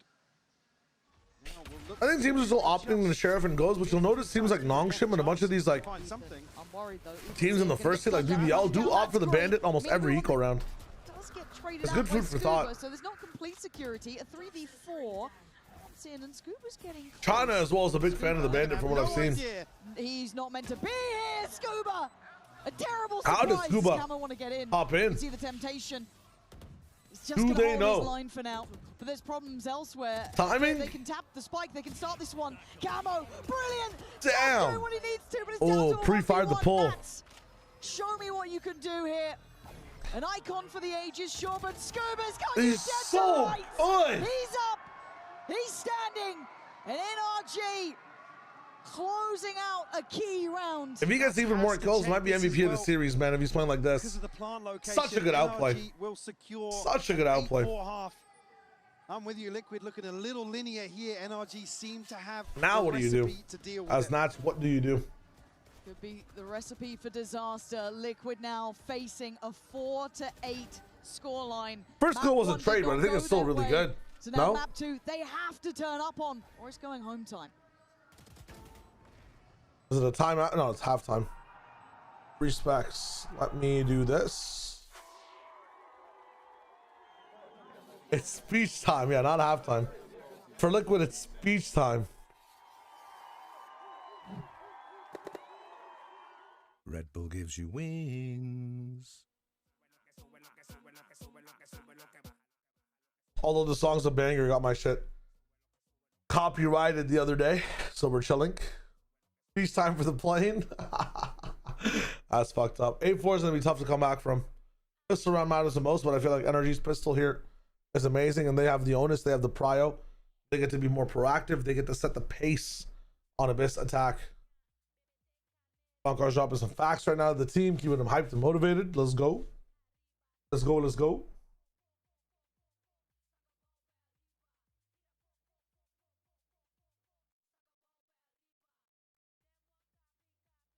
Let's see what is up. Not telling everybody their seat numbers. Not asking beef or chicken or beef or fish. Is that what it is? Beef or veggie? I forget what the question is when you ask somebody who you know is going on a flight. they're gonna retake every round. I mean, I think that this hardware comp is just so bad at holding without like rifles and without either an economy advantage, good economy, or an ultimate. Liquid could claim. I don't see this harbor doing much on the defensive side, but let's see what happens. Let's see what happens. Feel like that pressure is mounting, and on the other side, gotta say it, Eco top of the Sky is also like, what do you do? What do you generally do with the Sky? On the side of NRG. The scaling on a sight hit also is just so incorrect with the Sky. You want the bodies coming in at a fast rate, but she's gonna be dogging, so she's gonna be left so far behind while her teammates come in. I don't know. I don't know, man. Tension on Abyss, because I'm just worried about the comp now. In terms of the defense, again, Harper's great at clearing this space, right, and making very proactive plays, but you don't kind of prioritize that. 2-star Astro setup on A. Gonna be solo anchoring. Everybody else plays for mid, and we retake B. I don't know. I know that mid is always like a point of contention for both teams to just get scrappy with, but we are putting our all in into like Mini Boo finding 3 kills this round in the first 20 seconds. And it's not going to happen. They're doing an entire mid crunch play. This is definitely like some type of anti from Team Liquid, but there's nothing found here. And now they have to play full retake. Granted, they have the harbor. And what else do they have with it, really? No sheriffs. Mini Boo with a bandit, I believe. This is gonna be tough. In a very powerful Here we double back. Somehow the crunch gets first blood on Scuba's side. I don't understand that. That's insane. Yes, there's gonna be draws today as well. And that's just jumped up, canceled, and gone back. Fucking, wait a minute, Ethan's super thinking this one. Gonna have to keep rotating back and forth. And Scuba stays mid. And then back over towards B. Okay. Yeah. So far away. Leave that Scuba lurk. Got what? I think Wayne and Spawn basically, and that's as close as you're gonna get unless Marta falls off the map. That is gonna be Marta's like you'll see. Routing is really cool. Jumping on the edge of the map. The retake on Scuba, yes, still. The first season to pick their opponent, we shall see. Abraham, we shall see. They should all be at the venue today. Should be watching. Well, yeah, definitely heard that. Yeah. Here it is. Well, Sova's all the way at the bottom. Scuba is lurking with a sheriff on Viper. Wrap it up. First salvo coming in with support. Mata's in the business. Can we get a wrap it up in the chat? It's the first nail in the coffin. Can we get a wrap it up? And it's a big hitter. It might be time. Might be time to order some fries with that. Can I get a large drink? Mata's halfway to his ult. And just take it home. Both orbs. This is tough. Wrap it up. For NRG, the start of the second half. The come on lives. Very worried for Liquid. They're going to be up against. Supersize your order. Get that shit to go. It's just not going to be enough rounds. There's no margin for error. Run. Just get out of there. It is you against the entirety of NRG. And they are going to give it up. At 9-4? Very. Nah. I mean, you don't want to give Marta any more progress. It's just. It's already scary. You come in here, you've effectively got 1 round to prevent conceding series point. Yes, I know we're at Are orbs that important at 9-4? You're scared of the ult scaling? I don't know. That's the gravity of it. You don't at get 9-4 against teams like this. The better. Surely not, bro. Opponent, the smaller the margin. Their bonus is insane. Yeah, these guys went for 3 pistols, by the way. It's everyone. What was it? Scuba Brock and Ethan, maybe? Safe pair or Scuba Brock Mata? Liquid's kind of stars not shining so bright today. They have a retake comp though. I mean, need people to live. If you're a retake comp, then like you don't want to lose people in mid either. They've really given up mid for this one. Is getting Marta into these positions, but they're canceling. Yeah, Scuba now looking to catch some. Is up Scuba as to interrupt one of the rotates coming in towards the B side. But it's just Marta hanging around here. This is selling the fake. Marta should be dead though. Marta should have already been dead. 4 people here, and Kiko finds a mid pick again. How is this mid pick coming in every round? Right, NRG have the was Scuba last time. On the A site.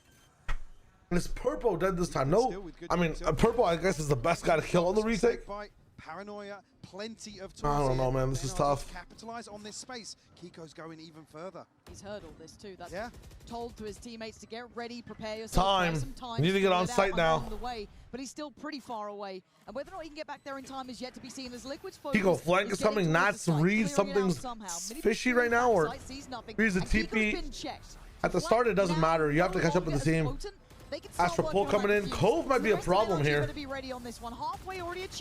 No, Ethan. What is? For the captain in control. Of course he gets all four. It's over. It's over. NRG delivery here. It's over.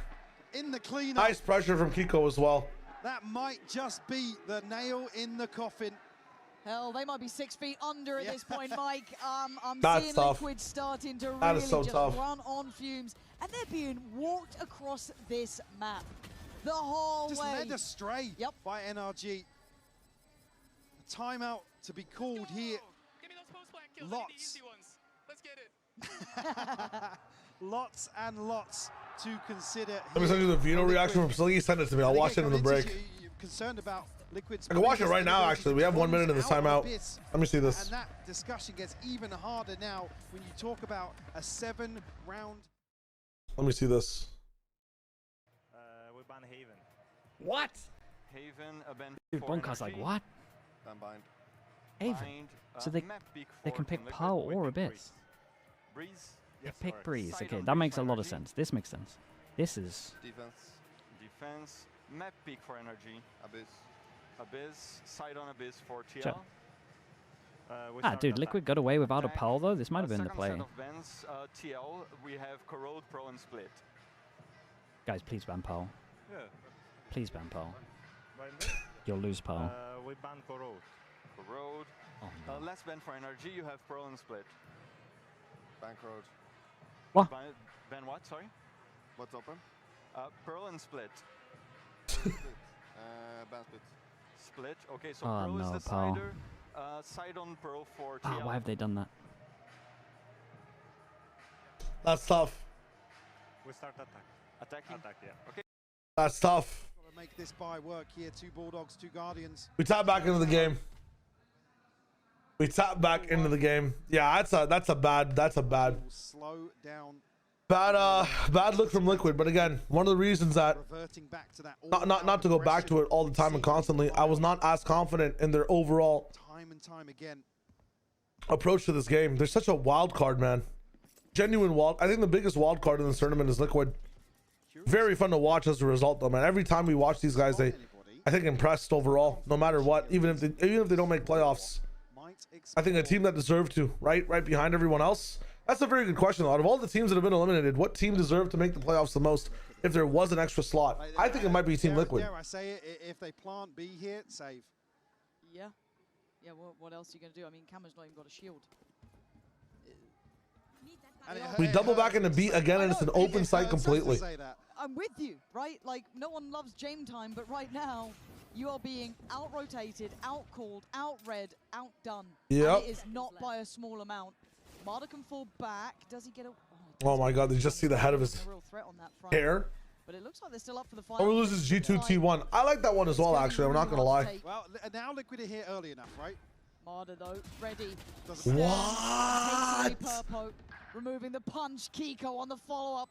This feels almost unfair. Okay, Nats is actually open the side on the other side. But one is not enough. And Modern and Ethan Flex take the fuck out of that ship as soon as it happens. Alright, you guys were here when Wayne got the 3K to clutch up, make it 11-5, and start the Team Liquid comeback, right? Started with him just B-hopping through the smoke, killing 2 people with a 180 flick. I remember this. Unlooking heaven and pissing on the guy before he hits his headshot. So watch this. Okay. Yeah, never mind. I must have been watching a different game. That might have been Paladins or something, a different player. That's on me. That's on me. They are taking it in their stride. Outside of when they get a good anti-strat, the amount of mid-game adaptability that Liquid has is very less. That's not it, right? So one of the things that I was talking about with Liquid coming into, like, when you come into a tournament not having like a lot of maps figured out, maybe not having identity or comps figured out, that means that whatever you're rolling with is going to be fresh. Yes, gives you an advantage against the team because they can't anti against you. gives you an advantage for like the first 7 rounds on how you want to play the game. You will be slotting these picks and comps into tendencies for players though, right? Like the Nats lurk that Ethan's finding. And the biggest thing too, when it comes to like defensive positions, defensive rotates, people that are playing comps they're not familiar with tend to over-rotate a lot to compensate for what they don't have set up on defense specifically. And NRG are abusing that. Both they abuse it on Breeze, even though Team Liquid are very good on that map. They're abusing the lack of rotates from they know how Nats is going to play. And on this map, it's the opposite, right? Like they're abusing defensive rotates like crazy with cuts. I mean, again, we've somehow found a way to embed Brock and find the timing on Nats and the rest of the team. So much value. Dude, it's such a fucking IGL diff in this game. And now you have to come A, right? Like, it's unreal. It's actually unreal the way Ethan has IGL'd this team to get to this spot. The mid-rounding is fucking phenomenal. Running into Camo now. Can he save the game? Straight through heaven. They are aware that one more player might be on this side. The other question is, could he be in main, right? It's a Yoru. Where would Yoru play? Doesn't matter. 13-4. TL getting 2-0'd out of the tournament. Have Liquid had a worse showing? That is insane, bro. NRG making it through. Clean, clinical performance here from NRG. IGL diff, but Nats is the GOAT, right? I mean, Nats is always the GOAT, guys. Come on. That's true. Tell this to someone in 2024 and they might shoot you. Listen, man. Don't worry about other people's opinions. Always have yours with a bit of nuance and your life will be so fine. Have your own opinion with a little bit of respectful nuance and you will be so fine, bro. Tough loss for Liquid. Yeah, that is gonna be a sour loss for sure. Someone says Nats is the best frag in IGL. They might be right. I think the issue for Team Liquid is that they don't have as many maps prepped for this tournament. There's a gap there a little bit, and for some of the maps they do have prepped, there are glaring issues. I honestly, GG's. You earn what you get. I think they need some time as well. You know, they scrape by to get into here. I think Team Liquid being here is more of a representation of what the fuck is going on in Europe. But alas, they earned their spot. I'm not gonna get too flamey with it. I think I'm totally fine. They definitely did. They did very, very well coming in, right? What is their overall thing? A 1-2 to lose out. I mean, he was having such a good overall double map beat boop. Yeah, but for that game, I mean, the way NRG approached the best, he couldn't do much at all. As said, brilliant team effort as well. That's a fair point. That's a fair point in terms of how IGLs are set up. Let me do this real quick. I'm gonna run some shit so we don't get pre-roll. I will be back closer to when the game starts. If I'm you guys, this next game about to be a banger. Get your water, get your rest, say hi to your family, see what's up. And this is about to be fucking amazing. You're gonna go study snap. I got you. My question to the chat while I go, and I'll come back and read it. Who was the MVP of the series? It's a tough one, man. I feel like Ethan was calling really well. Kiko was popping off. Mata was making so much space. Who is the MVP? You guys are saying Kiko? Man, Scuba was playing so well too, man. You're not Scuba? Why not Scuba, bro? I know, guys, I know Kiko was flashy, but not Scuba? So Nats before the game, he said that you were going to war alone, and you went in that stage and you won from your ex team. Do you have a message for them and also the audience? A message for them. They played amazing. Obviously, elimination game, so it was an intense game. I played to win, obviously.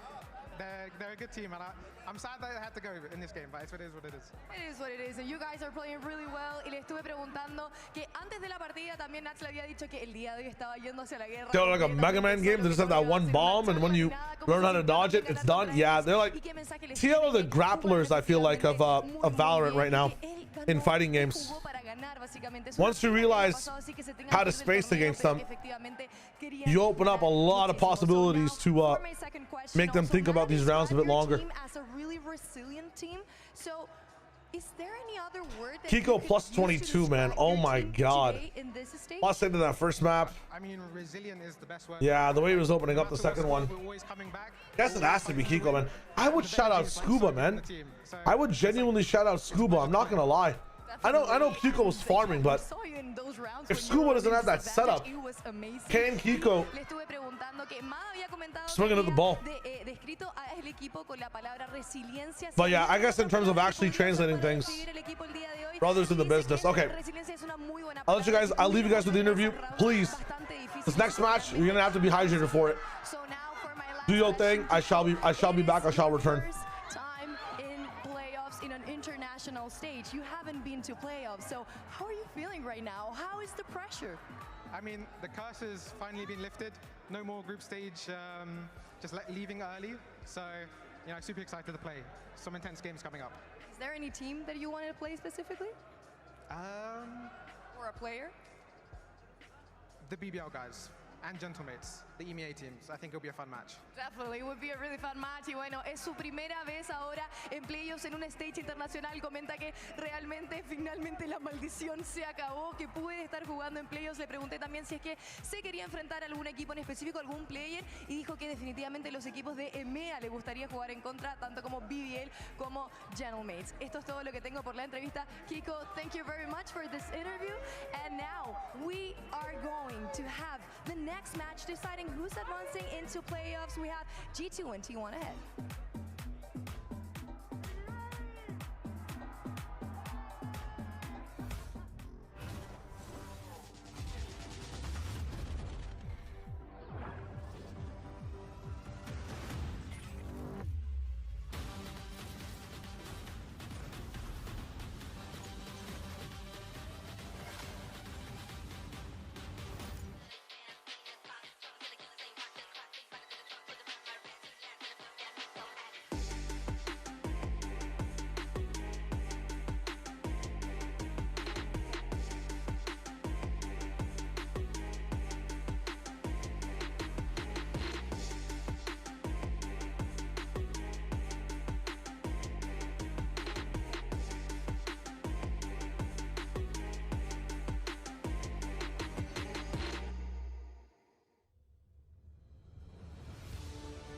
It's more than a game.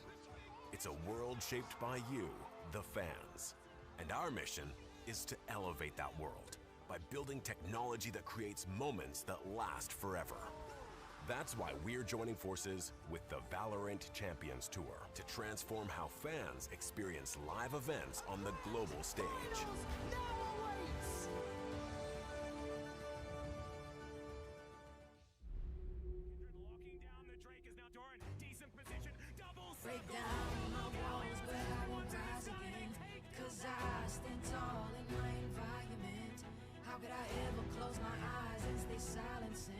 Try to take me down with their violence.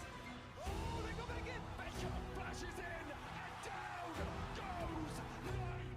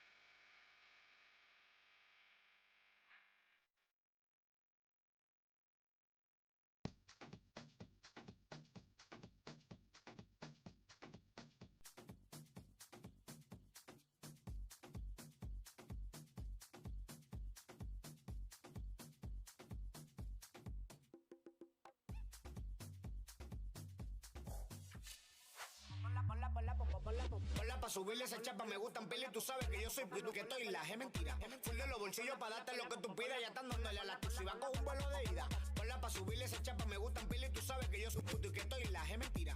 Full de los bolsillos pa' darte lo que tú pidas, ya están dándole a la si va con un vuelo de ida. Ponla pa' subirla, ponla pa' subirla, ponla pa' subirla, ponla pa' subirla, ponla pa'.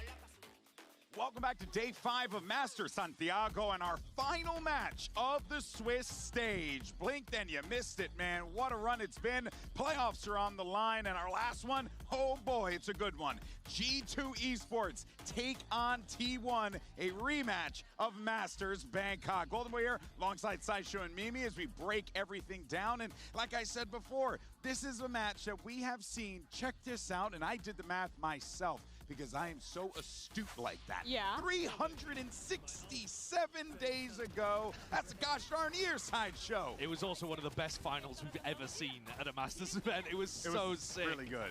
But it was such a different 2 iterations of these teams. This is when the meta was wide open and T1 was defining their own style with this Yoru ISO stuff, playing in a way no one else was, versus G2, who I think at the time was really the epitome of the Teo meta and instituting that new agent into their compositions. Now, we're here a year on where the meta is everyone's playing the same stuff. The teams are also similar, and we get that rematch again. It must have killed G2 that they got the revenge match 2-0 so cleanly at Paris when the stakes were so much lower. Oh, I mean, yeah. I think that grand finals match of Bangkok will still be haunting G2. But what a victory for this T1 squad who's looking to repeat something similar in Santiago. Oh, well, let's see if they're able to do so. One of those players who all eyes will be on, it's Meteor. And Jen had an opportunity to catch up with him and Leaf, those 2 guys, earlier today. Jen here with Meteor and Leaf, and so, you two meet again. Anything you want to say to each other?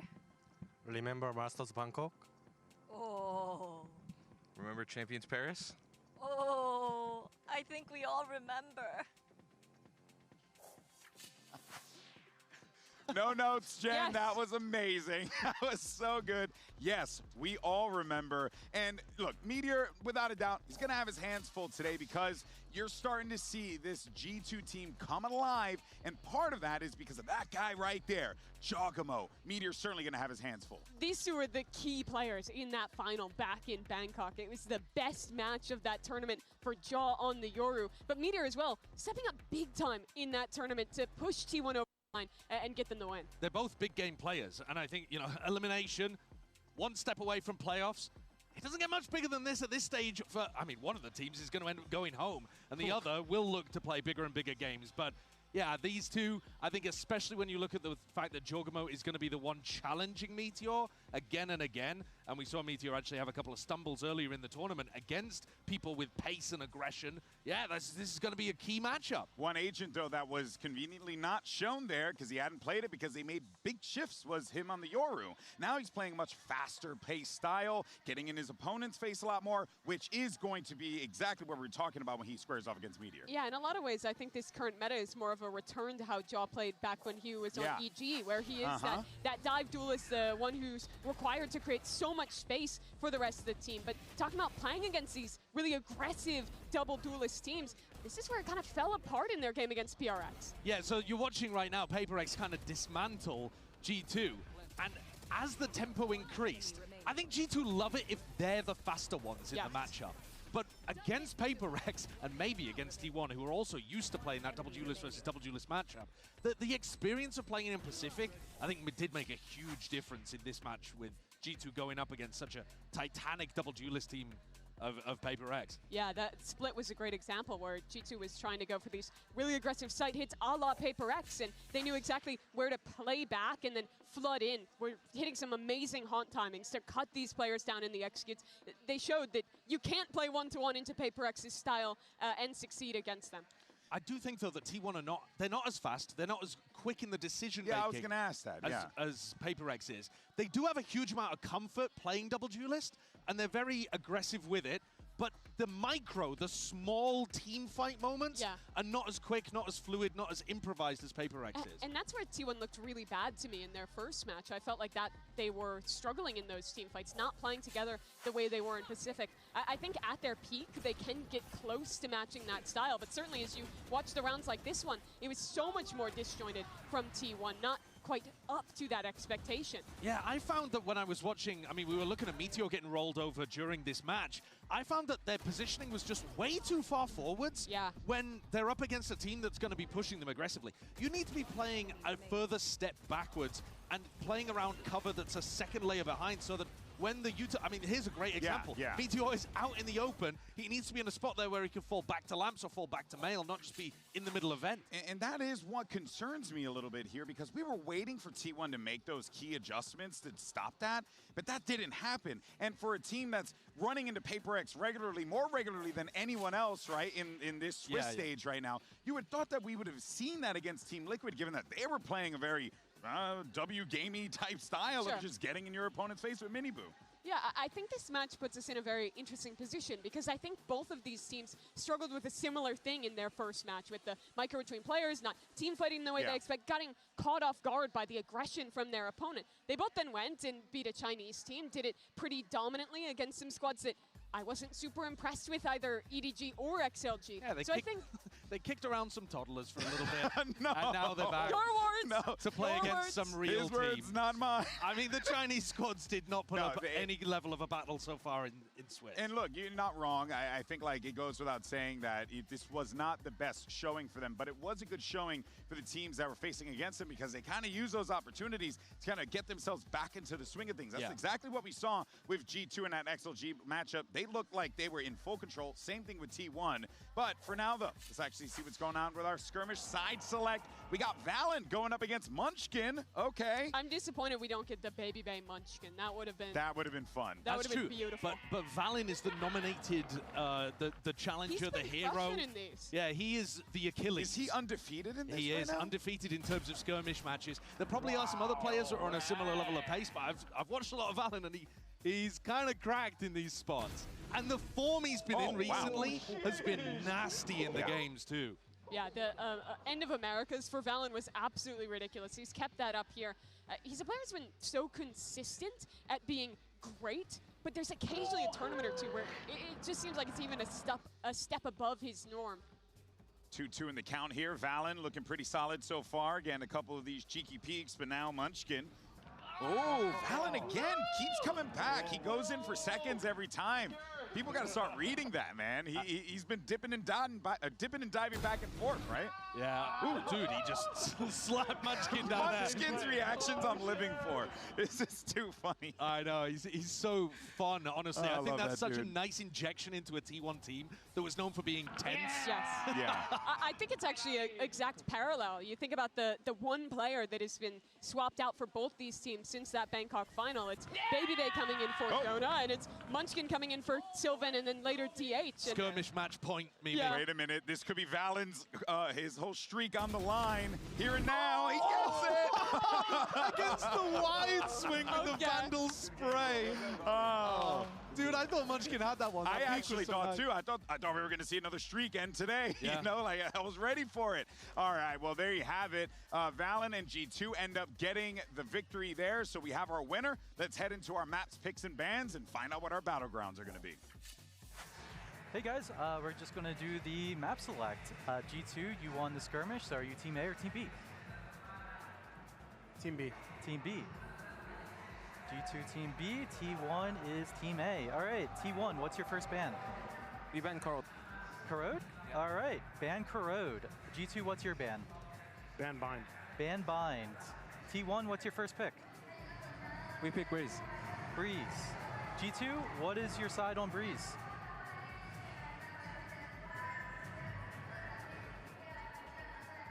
Attack. Attack. Okay, G2, what's your map 2 pick? Pick Haven. Pick Haven. T1, what's your side on Haven? Attack. Attack. Okay, T1, what's your last ban? We ban Abyss. Ban Abyss. G2, what's your last ban?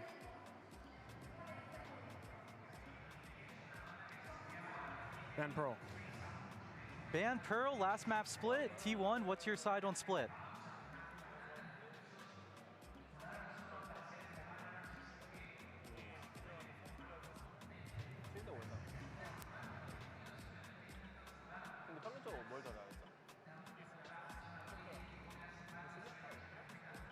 Defense. Defense. Okay, so as a recap, we have map 1 is Breeze with G2 on attack. Map 2 is Haven with T1 on attack. Map 3 is Split with T1 on defense. Good luck, everybody. Good luck. Thank you. Good luck.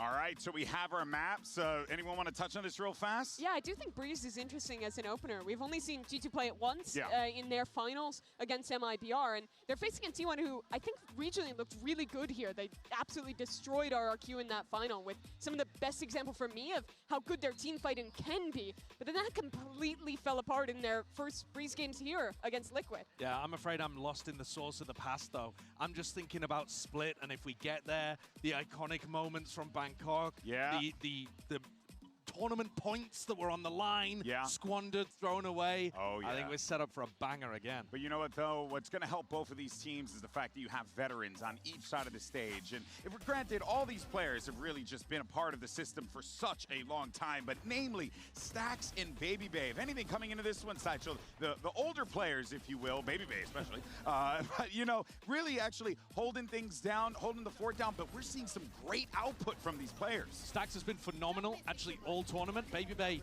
was cold, ended up going hot, and I think is probably looking to keep that up. I think Baby Bay. There's more pressure on him today? Yeah, but I think that, to your point, the game that he previously just came off the back of will give him a lot of confidence to keep up that momentum. Yeah, I agree. I think the first game that he played here at Masters, it didn't look like he was at the level to compete. It was a really rough game from him and from G2 as a whole, but he had a great showing against XLG, and now today I think he does have a lot to prove. It's still kind of a controversial move to have brought him in and replaced Jonah P, taking a risk on someone who hadn't played at this level in quite some time to now have to show up today and get a team that always makes playoffs there.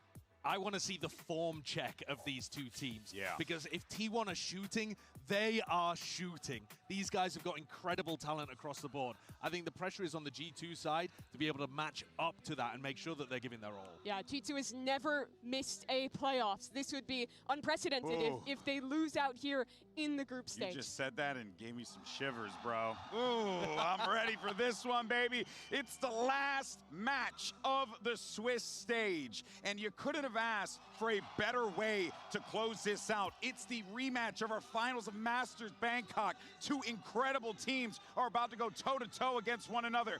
G2, T1, let's bring out your two squads.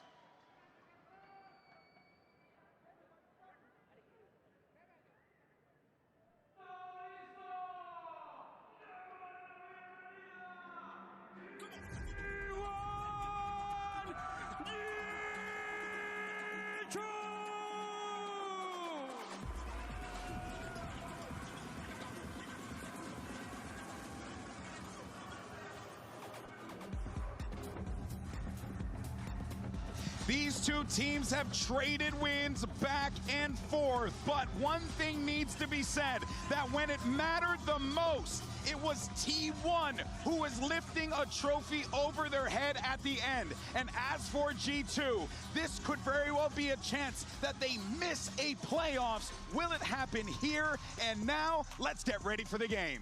I want to see both of these teams bring their absolute all to this one because, yes, we're playing for elimination here, but I do think there's a chance whoever wins could leverage that momentum and go on a run throughout playoffs. The ceiling for both of these teams is nuts. It's just about hitting it. Hot take, hot take. Either of these teams wins, top three, I think. It's very reasonable. They've always succeeded at past international events, but I think it would mean even more for a G2 to have squandered their chance to beat this team, for their one opportunity for a global trophy. You look at a T1 though, haven't made it back to those heights since winning in Bangkok. A great opportunity to beat them again, to show that this is a team who can again compete for trophies. Both of these teams want it so badly. G2 have been craving that freaking trophy that has eluded them at a global event for God knows how long. Meanwhile, for T1, you're representing a brand with such legacy, but not only that, you have an opportunity to have Lightning strike twice again at M1, the first Masters event of the year. What are the chances, man? A really historic matchup with a lot on the line. Some weird twists, too, seeing Baby Bay play against Munchkin. Haven't seen that one since 2019. Josh still had hair when he was casting those guys playing. Yeah. Hey, I did too. It is wild.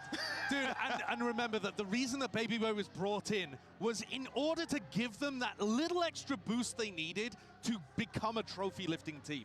G2 already had what it took to be able to get deep in tournaments, make playoffs, and have a chance at a trophy. Three-time regional champion, for goodness But sake. they're never able to convert it on the global stage. So, yes, the Baby Bay pickup and addition into the team's been more of a risk, maybe more volatile, but the purpose of it was to have a chance to lift trophies. Different histories, though, for Munchkin having been there, done that in Valorant, found those accolades, that success. For Baby Bay, petered off after being so dominant early in his career in North America, trying to, for the first time, find global success in this game. This is his biggest test for sure when it comes to global matches. I mean, yes, the game against Paper Rex was also a test, but there wasn't as much on the line there. This is elimination. This is a different beast altogether now, because this is where, for G2, and we're going to call a spade, this is where that big risk you took, dropping the Professor. Let's see if this one pays off here, because this is where you need to get over that hump.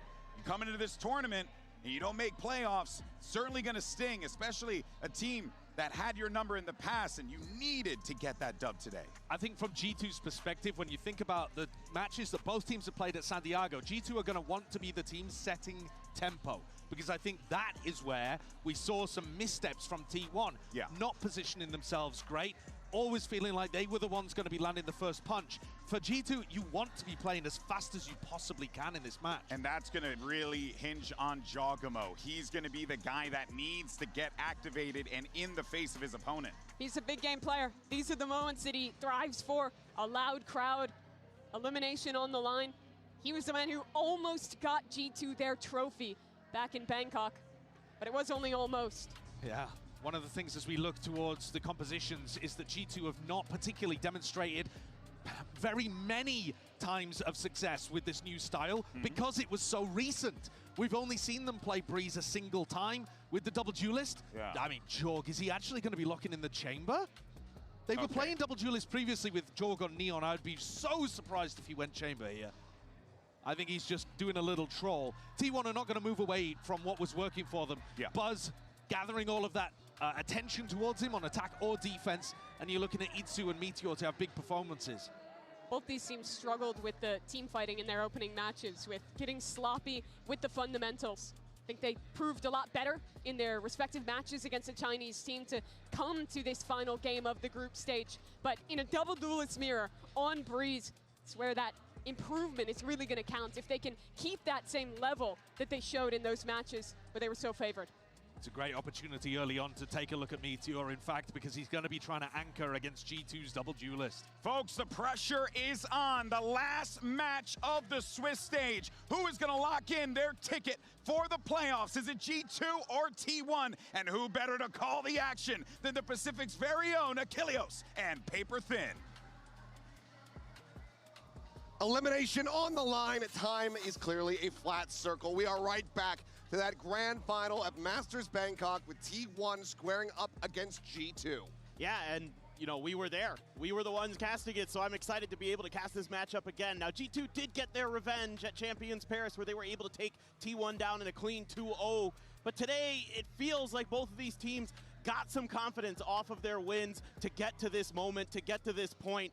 And it's just, I think, going to come down to a lot of mental decisions. You know, how well is Meteor going to be able to handle this Neon Yoru pressure that he crumbled against Team Liquid underneath? And so a lot of those things on my mind here as we get into Breeze. But T1 picking it, they must feel confident. Absolutely must. That split was right there. Thought for sure that's where they were going to try to go. Let us see how they fare as we go into the opening pistol. 4 Sheriffs and a Ghost in the hands of T1. Couple classics still here for G2. Jogamo taking point. Big reveal on the Meteor, alone on the site for now. Jogamo pushing out of the smoke. Meteor trying to find the taps. It's only going to be getting a little bit of damage. But Buzz still able to find one as Baby Bay's going to be taken down. Jogamo now gone as well. Trent forward into the smoke, finds the right click. Valen, however, dropped as Buzz finds himself another elimination. And Leaf for now, kind of locked out of the doors, being watched by Munchkin.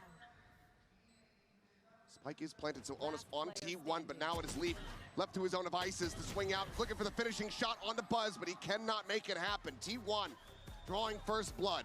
Well, I think already you're seeing that G2 wants to test Meteor a little bit here, but Meteor puts up a smoke, able to avoid that initial pressure from Jogamo. He gets stuck behind the box, and meanwhile, the rest of the team flooding in through those mid doors just ahead of Leaf, and Buzz finds 2 big kills to bail out Meteor. And then it's just a cleanup job the rest of the way. Good start here for T1 on this defender's side. Now, this is the side of the map that G2 picked here, attack. They would have liked to have gotten off on the stronger side of things, but we're gonna go for the mid push, smoke up. They're just gonna try this A site hit again. Buzz contemplating the push, will go through as the Nebula falls, and Trent comes out on top. Could be a Guardian now in hand, but Meteor able to intercept onto Valen. Puts the spike down onto the floor, but he's gonna be quickly overwhelmed, and oh boy, some of the problems that were plaguing T1 that previous series might yet be coming back, but no. 2 kills in reply, and now the finisher. T1 will be able to steady the ship, avoid giving over a thrifty win. They get the 2-0 start with 3 players surviving. Yeah, this round is something that I really like about the way that G2 approaches the map. I don't know that they don't get the win, but the way that they're so creative with their smokes is really impressive. Like, they wait for that toxic screen, put it up late to give them, you know, free reign on the front of the site. They're able to isolate those fights between Meteor and Buzz and do a great job with getting those first 2 kills to give themselves a good chance. It's something you really got to key in on, especially on their defender side. Watch the way Valen positions those Astra smokes. He does a beautiful job of it. Now into the bonus for T1. 2 players with Sheriffs. A little bit of firepower here. Obviously, G2 going to be coming out on top of that regard, and Stax does catch a glimpse on the Jogamo, but cannot get the drone dart through. We'll just silently drift back over towards the double doors. Yeah, and some deep smokes here are going to force Stax a little bit further back off that mid hold, so that's going to open up some space that Buzz has to be clearing. Make sure that they're not going to be able to break through easily. Oh, there's the shots flying, the swing in, and Buzz fadeaway shot. Kellen's into the corner, still gets a good amount of damage on the Jogamo, putting him down to 20. So Sheriffs now could absolutely find the kill. Snakebite from behind just in case Munchkin's getting corralled. Jogamo has pumped the brakes, so isn't advancing forward, but for now, G2, 2 players still stuck in a main, gonna be rerouting that spike now as Izu, full walk down past cannons, looking to try to catch Trent off guard. Weapon's gonna be drawn in, but Izu has the 1 tap. He gets out scot-free. Finds the finisher. Playing off that previous damage from Buzz, and now it's just Valen and Baby Bang. Last dude can maybe try to make a go of this, but they also might just have to save. 25 seconds remaining. They're just gonna have to tuck away, you would expect. Yeah, at this point, it's round over. Phenomenal map awareness, just little micro adjustments here from T1 to maintain map control. Buzz there, even though he dies, he stalls out that G2 hit, and Munchkin able to buy a little bit of space with his util with the help of a smoke from Meteor at the choke of A, even though he gets pinged out by the drone. Does a really nice job buying a little extra time for Stax to get over there and make it uncomfortable for G2. Sets up for the lurk, something that T1 really wants to get activated, something they couldn't against Team Liquid. Let's get those lurks going, and they'll throw a lot of different looks at you. Sometimes it'll be Izu, sometimes it'll be Munchkin, sometimes it'll be Meteor, sometimes it'll be Buzz. It's all over the place with the formations and how to read this defender side for T1, at least when they're playing it well. And with a 3-0 start so far for Izu, he's gonna be bringing the operator now into round 4. Plenty of money to continue to cycle these in, just the 2 weapons retained. The rifles here for G2, Leaf with a stinger of always has to be respected.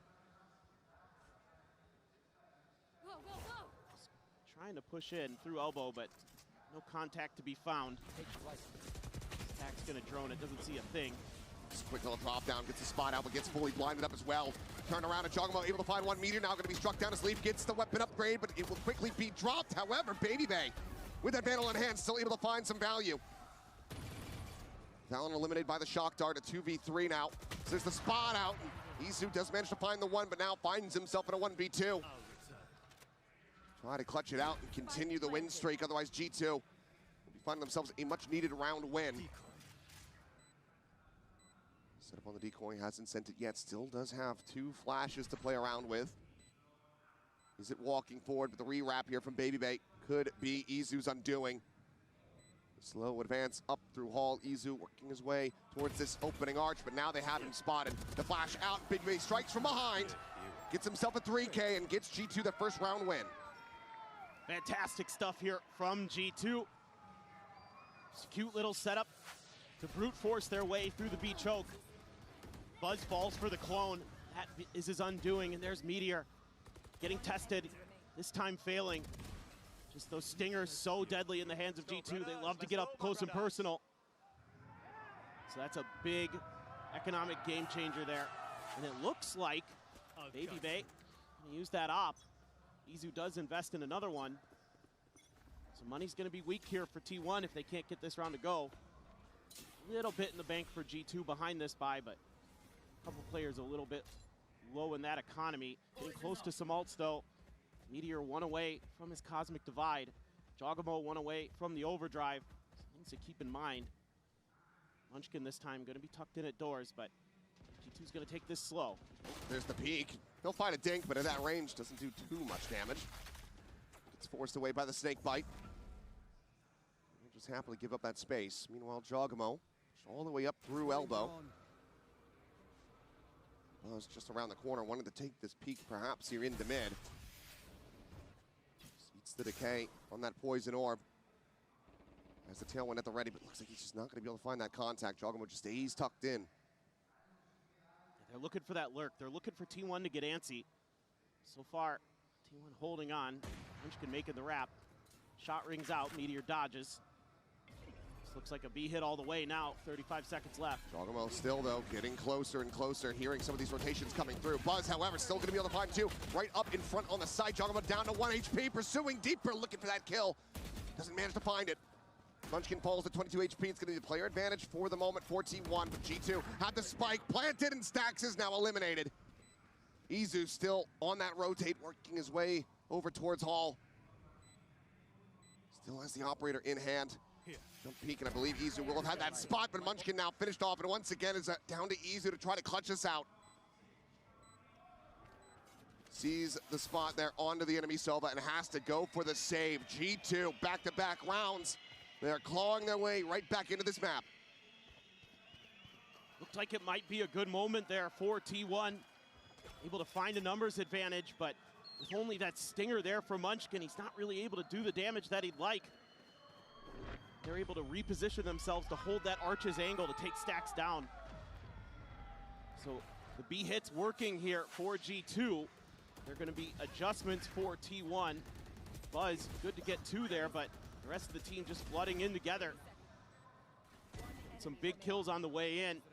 Trent there finds that one, and a little bit of frustration there for Stax. He's been so good this event. We've been seeing the B Stax. He's doing well so far to start. 5-2, nothing to sneeze at. But he probably feels like he should have been a little bit more impactful there. And still with the operator in hand. To go for a Guardian buy on Meteor. Give him a bit more firepower to try to solo anchor that B side of the map. Izu in the meanwhile. They got a double stack waiting Deep for this. walk down into mid, and yeah, they had a double stack, and Leaf has the headshot. What a shutdown. Babybay unable to find it, but will just quickly dash out with that gate crash, so Buzz unable to find the pursuit that he was looking for. Door just being hit for now.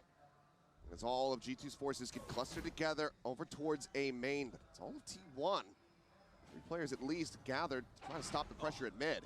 Jogamo's just keeping them trained on this. Yeah, and they just threw a smoke in there to make sure that T1 doesn't go exploring any other parts of the map, so that's a really nice little piece of util there from Valen to give them a little bit of extra space.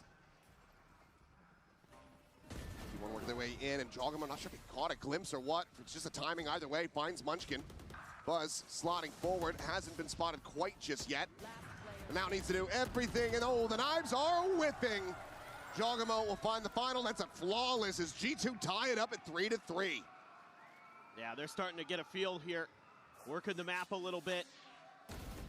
Getting the hard read initially on where Izu was going to want to drift with that operator. Nice little ping reveal. Good setup from Trent.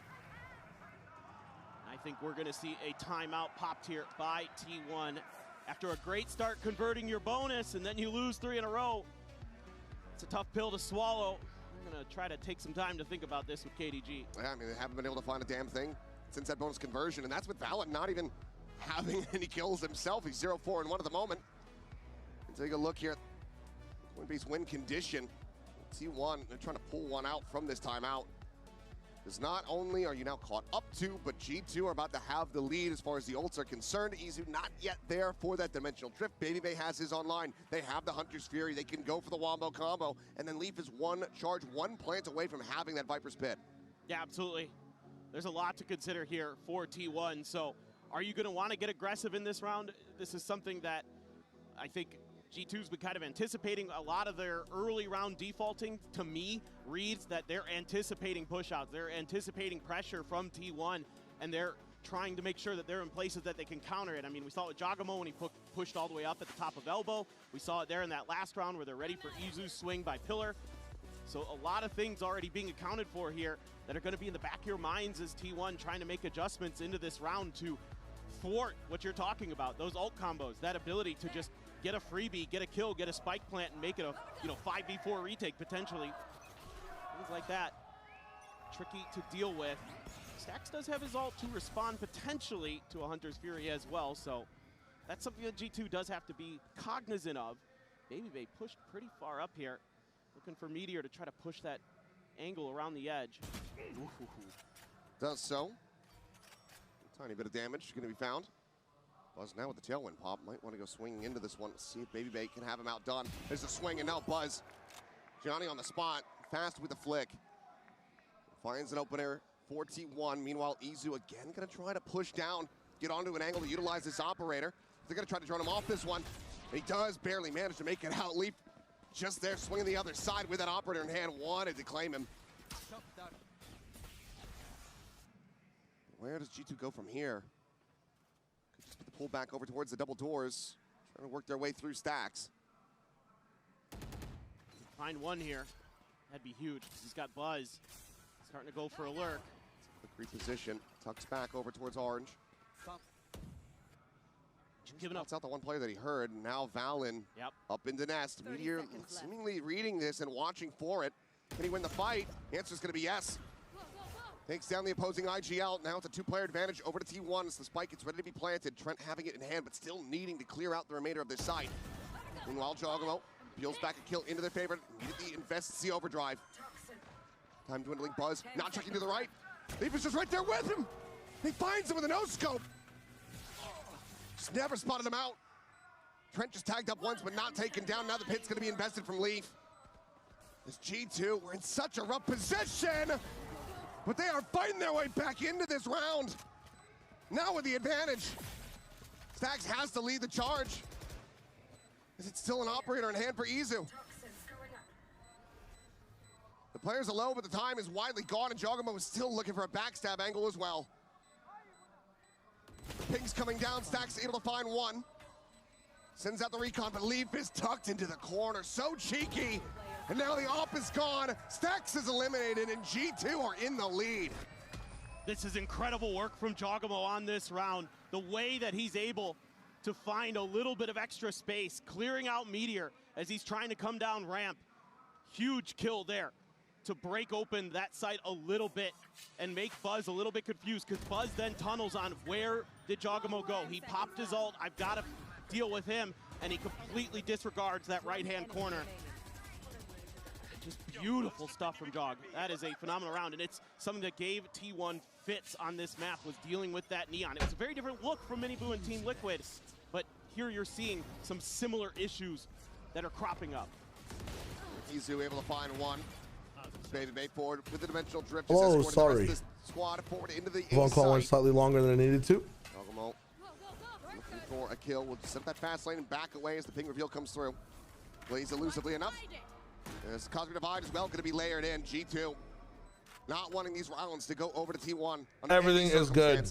What have I missed in the beginning? Pop flash in, full blind, but I don't think they spotted Jogamo. Pursues down, he's looking for that kill, but can't quite find it. Holy, I missed so much. Has the covering fire. Izu's gone, Meteor dead, and it is just Stacks and Munchkin to try to make something happen, but Munchkin just has a Bucky, and Valen should have him absolutely screwed, but no, Munchkin does get with a classic, gets another. What? And now suddenly, Munchkin versus Baby Bay. An old no school time. matchup. Days long Removing the guns like that is crazy, though. Not going to be there, so Munchkin, he will not be able to find this round win. The kill as well will elude him. Everyone will die, but G2 continue on this 5-round win streak. Yeah, 5 in a row, and I mean T1 this time. I mean, this raid was a while ago. Thank you for the raid. I really appreciate it. Behind this wall and trying to flood out, push out together. But my bad, I was AFK. That's on me. By the two duelists of G2, Baby Bay and Jogamo combining. I don't know what in the world got in a Munchkin with his classic this round. Those were filthy shots. It just ran out of time there. And Munchkin bro, why? That was a while ago, yes. And then TMV and Liz also want to call. G2. Now back into a buy for T1. They look to try to turn this pace around. Maybe they just storming up into mid, pushes out of the nebula, does get taken down. Buzz gonna be tagged up, trying to make his exit. Tailwinds over And the then side. T1 picking Breeze is also kind of fucking insane based on how they played Breeze yesterday, man. I did not like their adaptations at all. My bad, guys. It's on me. Dead, that this might be clear, again for and they might be trying to re-clear it so we can get ahead of it. Not being here. It wasn't even a bathroom thing. It was a I just had to make a call thing. Took a little bit of time. Towards that sand side. Hunter Sphere at the same time going to be called in from Trent off screen, looking to try to flush out and open up this B side of the map. It's going to be. But also banned Corona and Abyss. I mean, isn't this a situation where like they both share bad maps? However, down from Meteor. Well, maybe they learned something from Team Liquid. Intercept. He will be good for one. Munchkin, however, eliminated on the site. Spike on the floor for the moment. Lob it on that poison orb. The shots will get baited out. Now Leaf can recover it.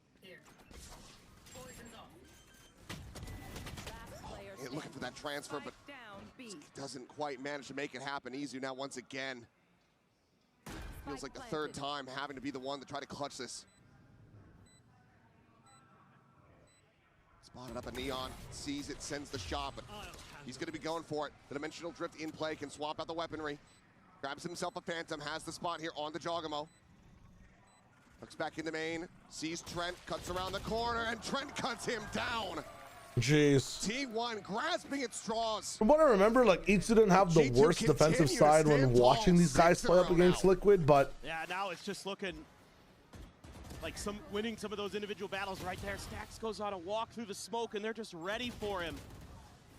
And that again, I'm just trying to go back and answer a bunch of questions. To get over here with the op to help try to shut down this execute. Damn, a lot has happened. Goddamn. All these little things that G2 is doing on the map to disrupt T1's formations, their defaults. It's doing so well. He even invested the Cosmic Divide. All right, cool. Very nice, very nice, very nice. I'm caught up. Just sprinted it up and I'm understanding the timeline. A very nice shot from him. Bandit given again from Itsu. Goddamn. I mean, you've definitely seen him, right? Pinged out revealed. Izu finds himself a third. What the hell? Meteor lurked forward inside of A main. Will be able to catch. Are they getting like? I mean, I haven't seen the few earlier rounds, and it feels like T1's getting so much value out of these thrifties. Will break the win streak with. It'll be a thrifty, a MasterCard thrifty at that. Goddamn. They can upgrade their weapons, and finally they find themselves some footing on this defense. Sure. Why not? Why not, Izu? Just go crazy and yeah. Pick up the bandit. It's click heads, I suppose. Yeah, I mean he's been that guy sometimes. You know, this season he's been really impactful when they've needed someone to kind of step up, find those big multi-kill rounds for T1.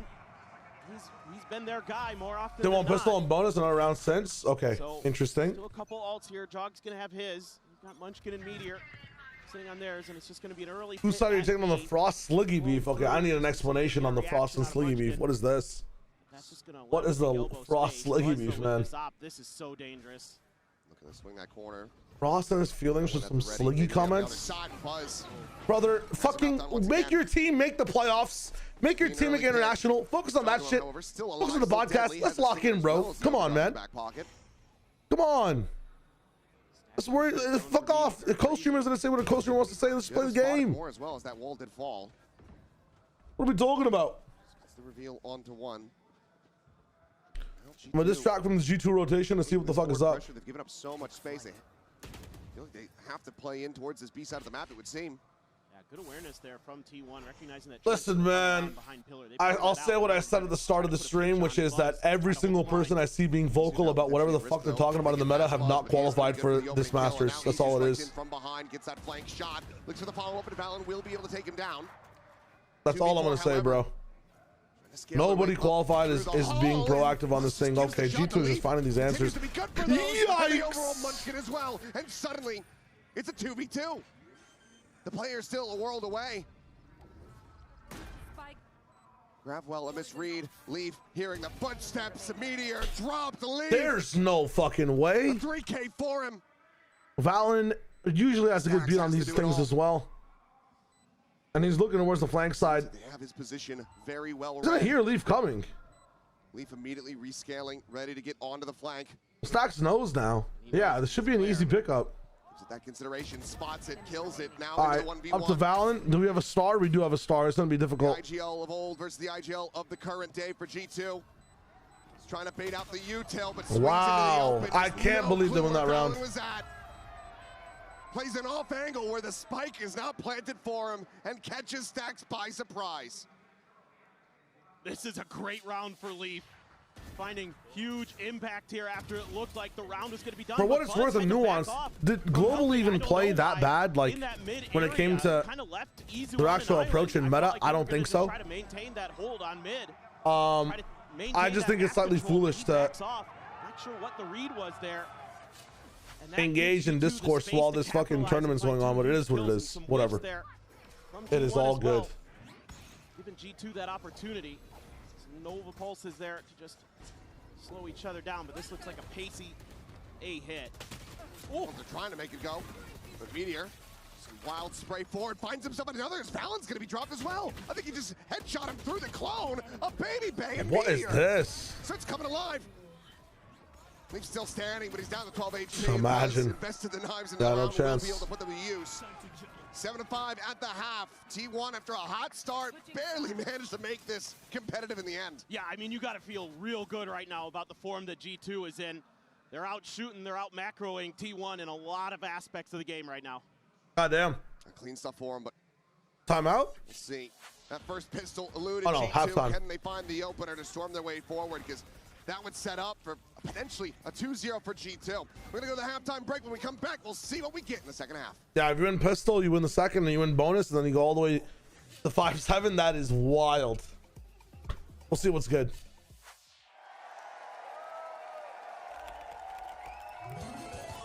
Red Bull gives you wings.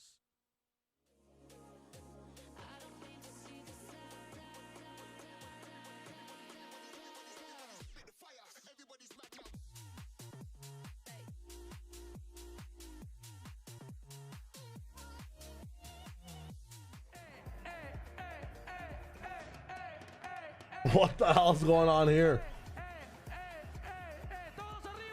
You got Stacks and Jog and Leaf for your VFL, bro. Need this to go crazy? Absolutely. Ads, yes, just so we don't have any when we actually get into things. My bad, William. But you shouldn't be getting hit by them, but some people might be getting hit by them right now.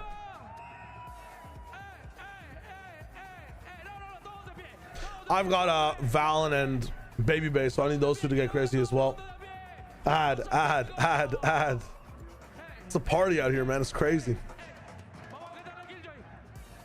If your team's having a correct meta read, doesn't make the meta fun to play watch. Just means they can play whatever it's good. Yeah. I mean, like, again, I don't know. I don't think that Frost had a bad meta read when it came to GE's approach to the game. I also don't think that the game is boring to watch by any means, or a problem. That's just me. To say this game is boring to watch, non-cerebral, that the initiators meta stuff is like, you know. Doesn't matter. Holy shit. What time it is, what day it is, how many people are here. It is always a party here at Masters Santiago. But the time for dancing is done.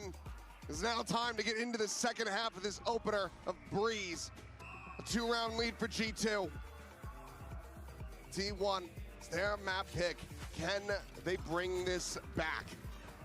it's going to be tough. I mean, their attacker side versus Team Liquid was anemic. They were only able to get 4 But the game is not like the entire nuance, or like my main issue with this take right now that's on the table, that this game is boring to watch. And like, wow, is this the game you guys wanted? Is this the game you guys wanted to play? Terrible, bro. The game is fun as fuck to watch. The game has a lot of strategy involved, so the game has so much utility in the business. Neon is just prevalent, guys. Yeah, it's gonna be annoying to see. Willie Dash is prevalent, guys. It's gonna be annoying to see. Calling for nerfs on this shit is also, I just think, terrible. Just buff the Sentinels, bro.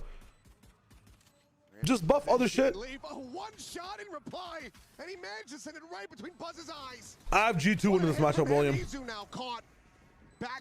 I think there's just a team that can adapt a bit better on the fly, and that's needed for things like this. The pistols from T1 are crazy though.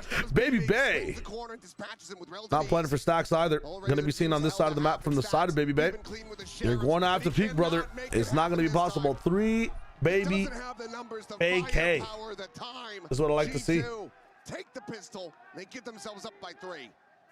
Huge stuff here. It's not interesting to watch comp wise. Just saying like every comp is solved. I mean, like, I don't know why this is even a factor when, like, again, that might just be the map pool. Like, that has nothing to do with meta. That might just be map pool. Letting them know. Letting them know they're a little shaky right now. We had the same issue when Ascent was in the pool, right? Every time Ascent came out, people went to sleep. Crazy good stuff. I feel like you can definitely change that when it comes to changing up the map pool a little bit, right? You put Lotus in. Vice can be a bit more prevalent. Sentinels can be a bit more prevalent. Put Fracture in. Wayland can be prevalent, but also much more fun. Brim is back a little bit more. What are we trying to, like, what are we trying to get towards? What agents do we want to see? What is the thing? Because I feel like we have so much variety right now. Like, Waylay, Neon, Yoru, Jet, Phoenix, Raze are all being played. What do we want, like, Reyna to be picked? Do we want what are we talking about? Like, every duelist is being played. People are running Fade, they're running Scott, Fade Sova like crazy. Tail Sky's backups. The only thing missing is Sentinels. And in my opinion, yeah, I think Sentinels do require a little bit of a buff, especially when duels are this strong and have this much onus. Sure, buff the Sentinels a little bit.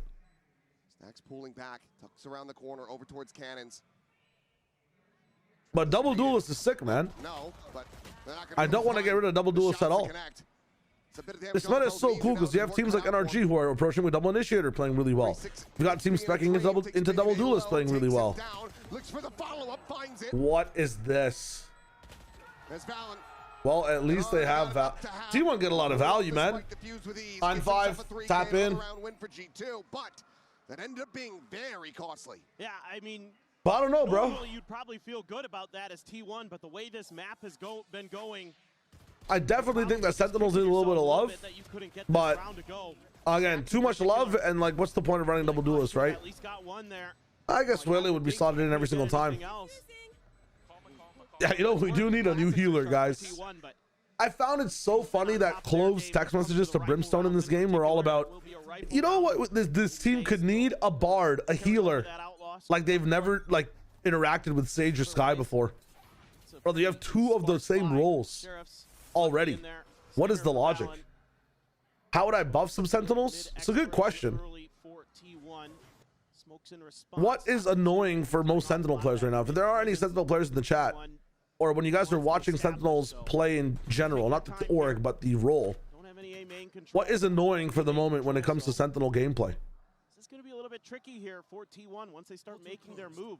You're giving G2 the opportunity to put some of these close range weapons into impactful positions potentially. So Neon Willie dashing in, you can't stop shit. Like Duelist just skipping the interactions with your abilities. Yeah, is that what it is? No response from G2 on that. We're going to go on a walkabout. Check around the pillar, but they are gambling into the correct direction. Thrown out, leading into the A sites. Could be Valen. Tucked it back sight with a stinger in hand. Maybe Bay. I think one buff you could do, which kind of made Chamber more popular, the opposite side of the wall, is take ranges away from some of the Sentinel casts, like KJ being omnipresent with her util. Valen out, forced out into the open, looking for a little bit more follow. Nice. Sorry. Let me log into the game a little bit as well. Spike now planted. One charge away is so much damage. Traded out between Munchkin and Jogamo. Cypher Cam gun back. Both lucky to be alive.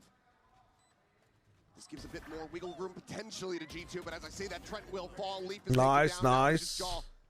6 health. Ooh, finds a great headshot. And he can certainly still make this costly. Everybody is within 1-tap range. Well, I have a change in this game that could actually make things lock down really well. Jog gonna save this, right? Because of the HP disadvantage. Okay, makes sense. My main change would be if you're stuck in any initiator or sentinel util, you get silenced. So Waylay unable to recall if she hits a trip. Yoru unable to teleport away if he gets seized. Seems like he's got it sussed out. He sees the gun barrel, and there is the kill. To just make actually running into this util a bit more impactful. For G2. Cannot find that bonus conversion. Yeah, but I'm not sure if that's super strong or not. T1 is you're going to have that dimensional drift available. Allen does have his ult as well for retake, but Stax wins a big fight there. 6-9, good shout out, Jalal. That's what I'm talking about. Had he not won that, I think that's a very different looking round because the spike would have dropped there, and there could have been a quicker reaction from G2 potentially, but Give Visible Flash, buff KJ turret, and drop ult cost, deadlock den timer to 40 seconds, and sensor effect to change to hinder. I think sensor effect change to hinder is a fucking troll. Available for Izu, and Stax is 1 charge away from having the Hunter's Fury. So this might be I think in general the issue with utility in Valorant is that like when you do get hit by it, so many people have get out of jail free cards that it doesn't even feel good. It doesn't even feel actionable, right? My main issue is not even with sentinels, but like with initiators. Like you have Fade, Seize, which I play a little bit of, right? Like sometimes I'll land a Seize on a Yoru Omen, and I'd rather just play the next round because it's like, wow, okay, never mind. I've traded some utility. It doesn't really feel good to land. But I feel like if the skill is there for like Waylay and Yoru to be able to dodge some of this utility by preemptively pressing their escape button rather than react to the ability and use their escape button as a get out of jail free card, I think we might be cooking something with these duelists. I would not be mad if a Waylay jumps into my sight and is able to dodge my utility more so than escape it. You know what I'm saying? That's my... Meanwhile, T1 wants to continue to try to pressure. That's my take. So I'm just checking for a reaction. Look at how quick they are. They've got such a good sense here, and T1 actually backing off. There wasn't that fast hit that they were also thinking about. So both teams kind of having similar ideas actually on how they make sure Waylay can't recall hit by stun. That could be a whole thing. So now just damn. H2 Baby Bay, 2 sides of the same coin. Being that guy behind the pillar, but he's going to TP out, join the rest of the forces. Every dash Waylay does, she loses 50 HP, hairline moves a bit back. It's funny as hell. Off the back of his ultimate. Try to clear some space, get into post plants. Here we go. Dimensional drift in, or being taken. Stax now with that Hunter's Fury online, but so far not spotting out anything but hearing Jogamo. Then a couple shots. They do force him to reroute, but already 4 players from G2 in position to try to flood retake the site. Hunter's Fury going to be opened up. Stax searching, but ends up going wide. Meanwhile, Jogamo able to find a kill as easy. There's so many solo ultimates, man. I mean, this round is just chaos. How is... Okay, sure. Smash the attack from T1. Yeah, because absolute chaos. To get that mid control as T1, G2 is able to get these retakes to go so quickly to be set up for them. You don't get any value out of Stax's ult here. Big win for Jogamo. Leaf finds a mid pick. Meteor is just popping off. Meteor finds a couple. Oh, because it's a scan. So good into util. A crossfire by Valen and Trent on the site. Meteor ends up picking the one player who's like an extra addendum to everything. And then Leaf finds a lurk pick as well. So T1 fall into a G2 site trap. There's what happened if you did miss it. And now Jog is able to get up, and Baby Big is on an angle as well. Distraction double kill. G2 cooking inside elbow. Holy shit. The clone sent through. Bring Doomfist to Valorant. Players at T1 needing to get clustered together if they want to have any hope. And they say, how do you pick this back up? I mean, this is the same thing for me for, I mean, this round's a bit impossible to do it from, but I have no confidence in T1 to win these types of rounds ever. Comparatively to every other team inside this Masters bracket. I think you've got to just throw caution to the wind. You're 4 rounds down.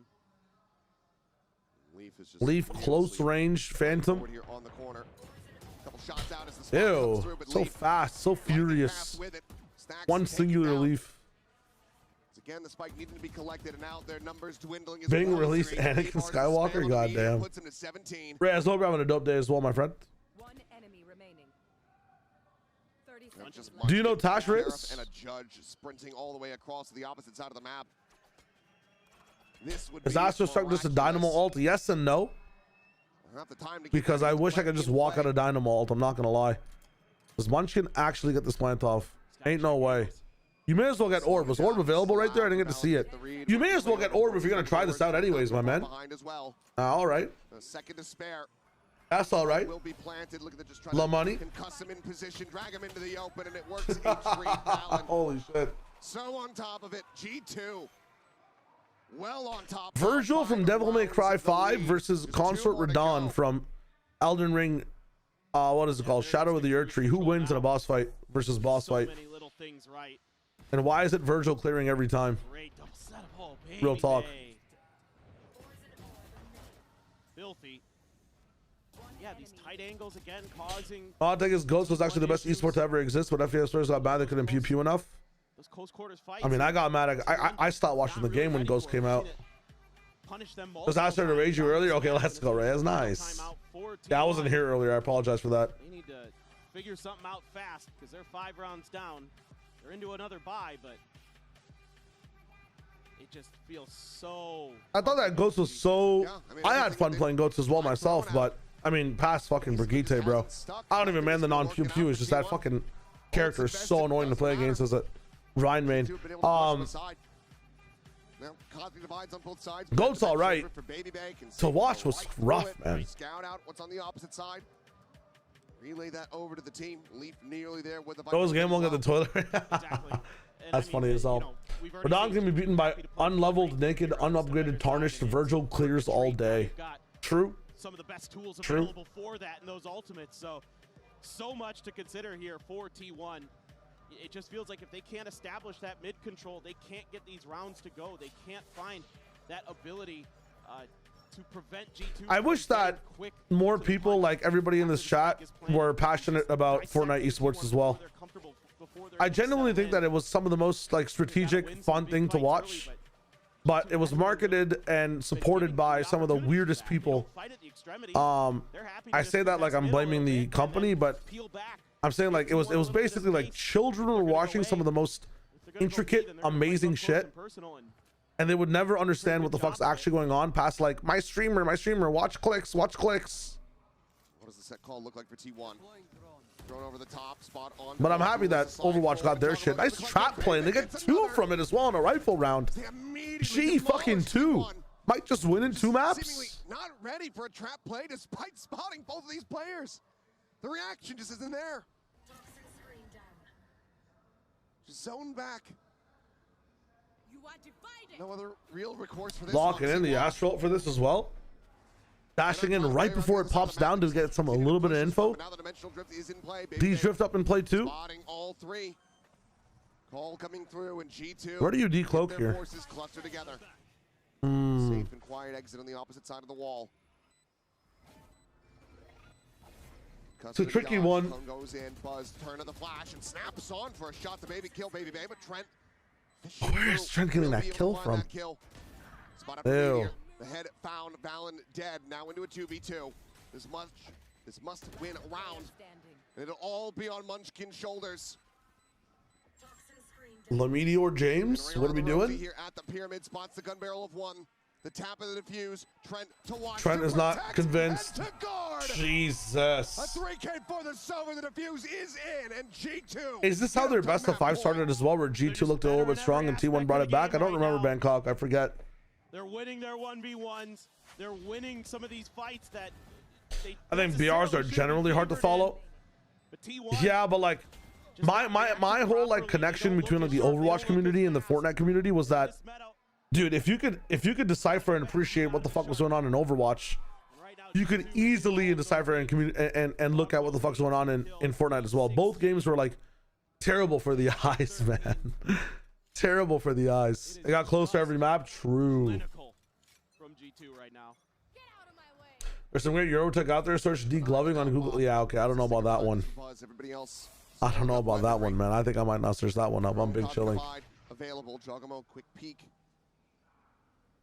This time, trying to use maybe that drone is a bit of a trap with Meteor nearby enough.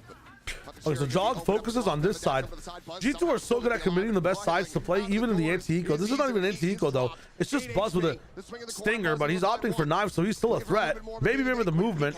Flash 2 delay, and Fallon still finds value, bro. They're getting so much value from this middle portion of the actual site. They just do balls on the map, all good. 3-man push on the same side from G2. One guy in the pit on the other side. They're getting pushed in their own pits. Brain trust for the team. I mean, you know exactly where these guys are. Trent finds one spray. They're looking for another. Not enough bullets for Munchkin to eat. Nothing more. I mean, every retake amazing. Every start around amazing. The trade's good in mid as well. G2 tested on all sides, and they studied for this one, man. They look good. So impressive. They look good. They looked calm and comfortable once they started stringing those rounds together. After T1 got the bonus, it was what, 3 more rounds, 3 more that T1 got after that. Mo 3 to 13-6. Yeah, this one's kind of crazy. Rebound and play against G2 on their selection of Haven, or else they're going home. Haven's good for T1 though, right? Or am I trolling? T1 lost Breeze. No jogging, Mo. G. La la la. The fact that I can hear it in my head, even though they don't say it in the music, just goes to show that these guys cooked, man. They really cooked with their sound this time. And the one thing that is very underappreciated in Valorant is the audio design of their game, plus the way they form music for some of these events, man. Holy shit. Like outside of the Valorant music videos, but the actual music beds and the themes, at least in 26, man, this year's been cooking. Holy shit. Valorant ended up with just 10 kills. We are cooked in VFL. 07s, man. Sadness. I should have picked up Martine. I should have just chose Martine if I believed in mates.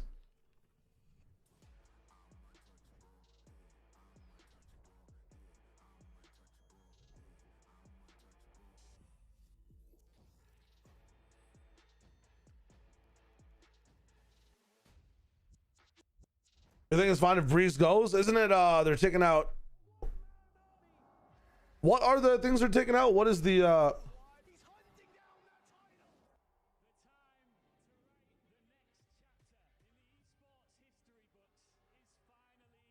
what the hell is this? Yeah, I don't think so, bro. We're big chilling.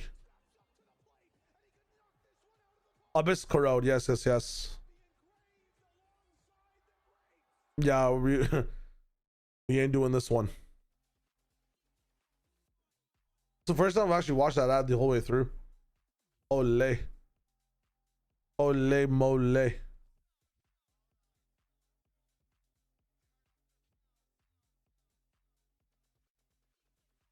Yeah, the scene itself is tough, King, but yeah, more of an R6 esports type of guy.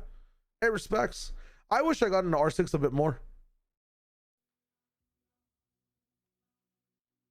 I should have also done more Overwatch stuff. I think dude, battle royales are so much fun. I genuinely like battle royales more than any other game once they finally started to pick up a little bit. Like, I was a PUBG fiend, like top 2 North America for the leaderboard that I played in, and then Fortnite came out, and after that game clicked with me, I'm like, holy fuck, it's like playing a chess match every time you fight someone. It's so sick. In reply to the people who called you earlier, I'm just gonna keep it solo for today with just one map left. I'm gonna big show Marino. I hope that Liz is having a fun time, and I hope that CMV's having a fun time too. But we'll keep it solo. I'll keep it low key, and then on Friday we'll come in strong and say what's up. Bold to say one map left. Hey man, Let's see what happens. Let's see what happens. Am I going to stream after the games? Not today, Thinking Man Stacks Evasion. I'm going to be leaving. Some rest for me, and then I have a lot of shit to catch up on. So, in life and in content, I have so much to do.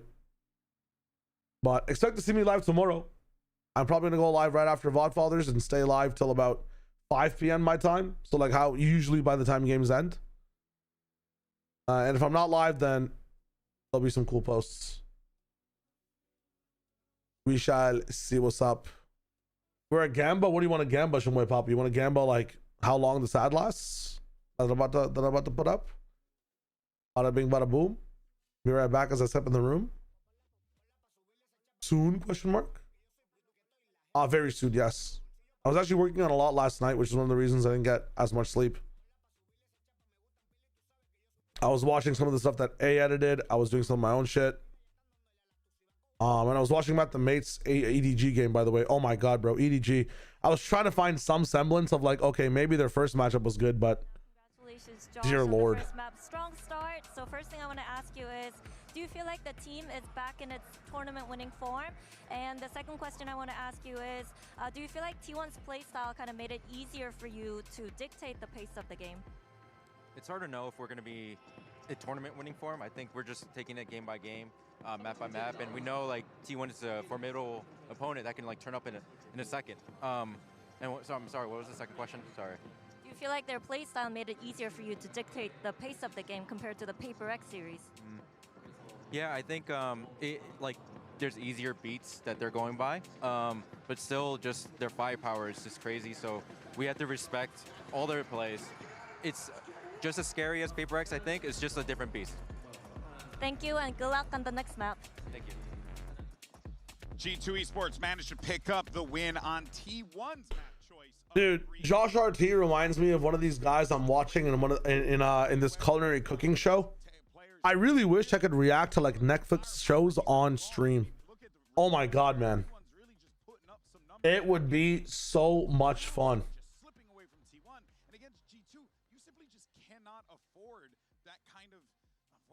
It is Culinary Class Wars, yes. It reminds me of the Culinary Monster, bro. Culinary Class Wars is so fucking good. I'm almost finished season 2. It's such a good show. But man, it's so good. It's genuinely so good. I gotta tap in. VOD Fathers dropping tomorrow, Selects. Actually, very good reminder. We're doing something different for VOD Fathers, which is we're giving the thumbnail out now.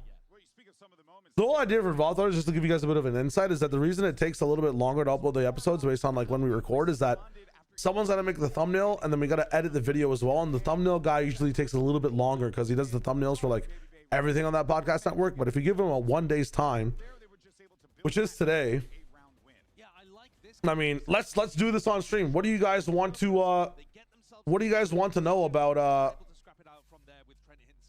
what do you guys want to know about the main topic for VOD Fathers? I was thinking like talking about this whole meta drama. Insanely high ceilings, and I think they're pretty far away from those ceilings actually at the moment. Look at this round, bro. G2 are wandering around in mid. I don't know exactly what the game plan was on these slow mid defaults. They didn't look that great. This is a 2v5, and the two players on G2 bunch together, and T1 just take a series of well, the idea here is to go from mid control to pinch B or A, right? It's just they didn't expect like Itsu to be in that spot. What is going on in rounds like this? I could have picked out 4 different examples from the first half alone, I think. But this one was the most egregious because the numbers, you just shouldn't be losing rounds like this. I think neither team really looks like they're in that peak. Miracle, I read it the exact same way. Did I prefer season 1 or 2? William, I've only watched season 2 so far. More right now. Meta drama, playoff expectations. Meta drama also forecasting what teams will be strong. What is the last Three Nation? Why do you guys have it in your channel? Italiano, it's the podcast network that actually films and records the show for us. But we're not really affiliated with any of the other stuff they do on the actual channel. We're just doing our own thing, if that makes sense. I thought that this was going to be a focus for them to really get those protocols, be better in fighting, because that's where they were rough earlier in this tournament, but I just didn't really feel like I saw that improvement here. Whereas Oh, that's sick, William. That's really cool. Whether it's a little bit of the pressure of the I like elimination that. game, or whether they got rattled a little bit in the game. I'm trying to think, man. I think the best way of like, I'm thinking about like the YouTube title itself. What's the best topic to have? We need like a theme for the video, right? So I know that Josh is talking about them being shooters, but I'm not seeing that same laser accuracy today. Like, they've got more to give. Like, seeing it in the numbers, but you're not seeing it in the moment, right? Yeah. In Pacific, like against RRQ, I think T1 did such a good job of controlling the game, setting the pace, making their own plays. Here, so many of these rounds, especially in their post plants, felt like they were just sitting back and letting G2 execute into them and set their own tempo. It would be a bad way to go out. Yeah. No, without a doubt, without a doubt. Look, pressure is on. I mean, things don't look better for T1 since their Liquid game. That's the issue right now for me. Shy Wager, why don't you mention the EDG game? Jen here with T1's KDG. Now Coach Jogamo can. Do I need it seems to? like he will continue to That was a pose show as match, was it serious not? threat on Haven as well. So what are your plans around shutting him down? 일단 브리즈 같은 경우는 사실 조그모의 네온보다도 사실 저희가 판단이라던가 콜적인 거에서 미스를 많이 했다고 생각을 하고요. 그 다음에 헤이븐 같은 경우는 상대가 요루 피닉스 조합을 준비해 올 거를 알고 있기 때문에 그에 대해서 저희가 조합을 바꾸는 걸로 Frost versus Sluggy Beef. Interesting. Okay. Well, for Breeze, I think it was more down to our individual mistakes, making the missed calls, rather than us having struggles with dealing with Jogamus Neon. But when it comes to the next map, we know that they like to run the Yoru and Phoenix, so we tried to deal with them by changing up our comps. So let's look forward to it. Thank you so much and good luck. Okay, well, KDG, thank you so much for that information. And, you know, a lot of pressure on these T1 boys here. There you can see Baby Bay feeling pretty good, getting ready for this one. But on the other side of the field, T1 looking down the bottom of the barrel here. This could potentially be bad for them if they go out the way that they just lost in that first map here. Sideshow, pressure's on for T1. It certainly is. I'm interested to see what kind of compositional adjustment they've made. They're not going to be probably as comfortable running that comp.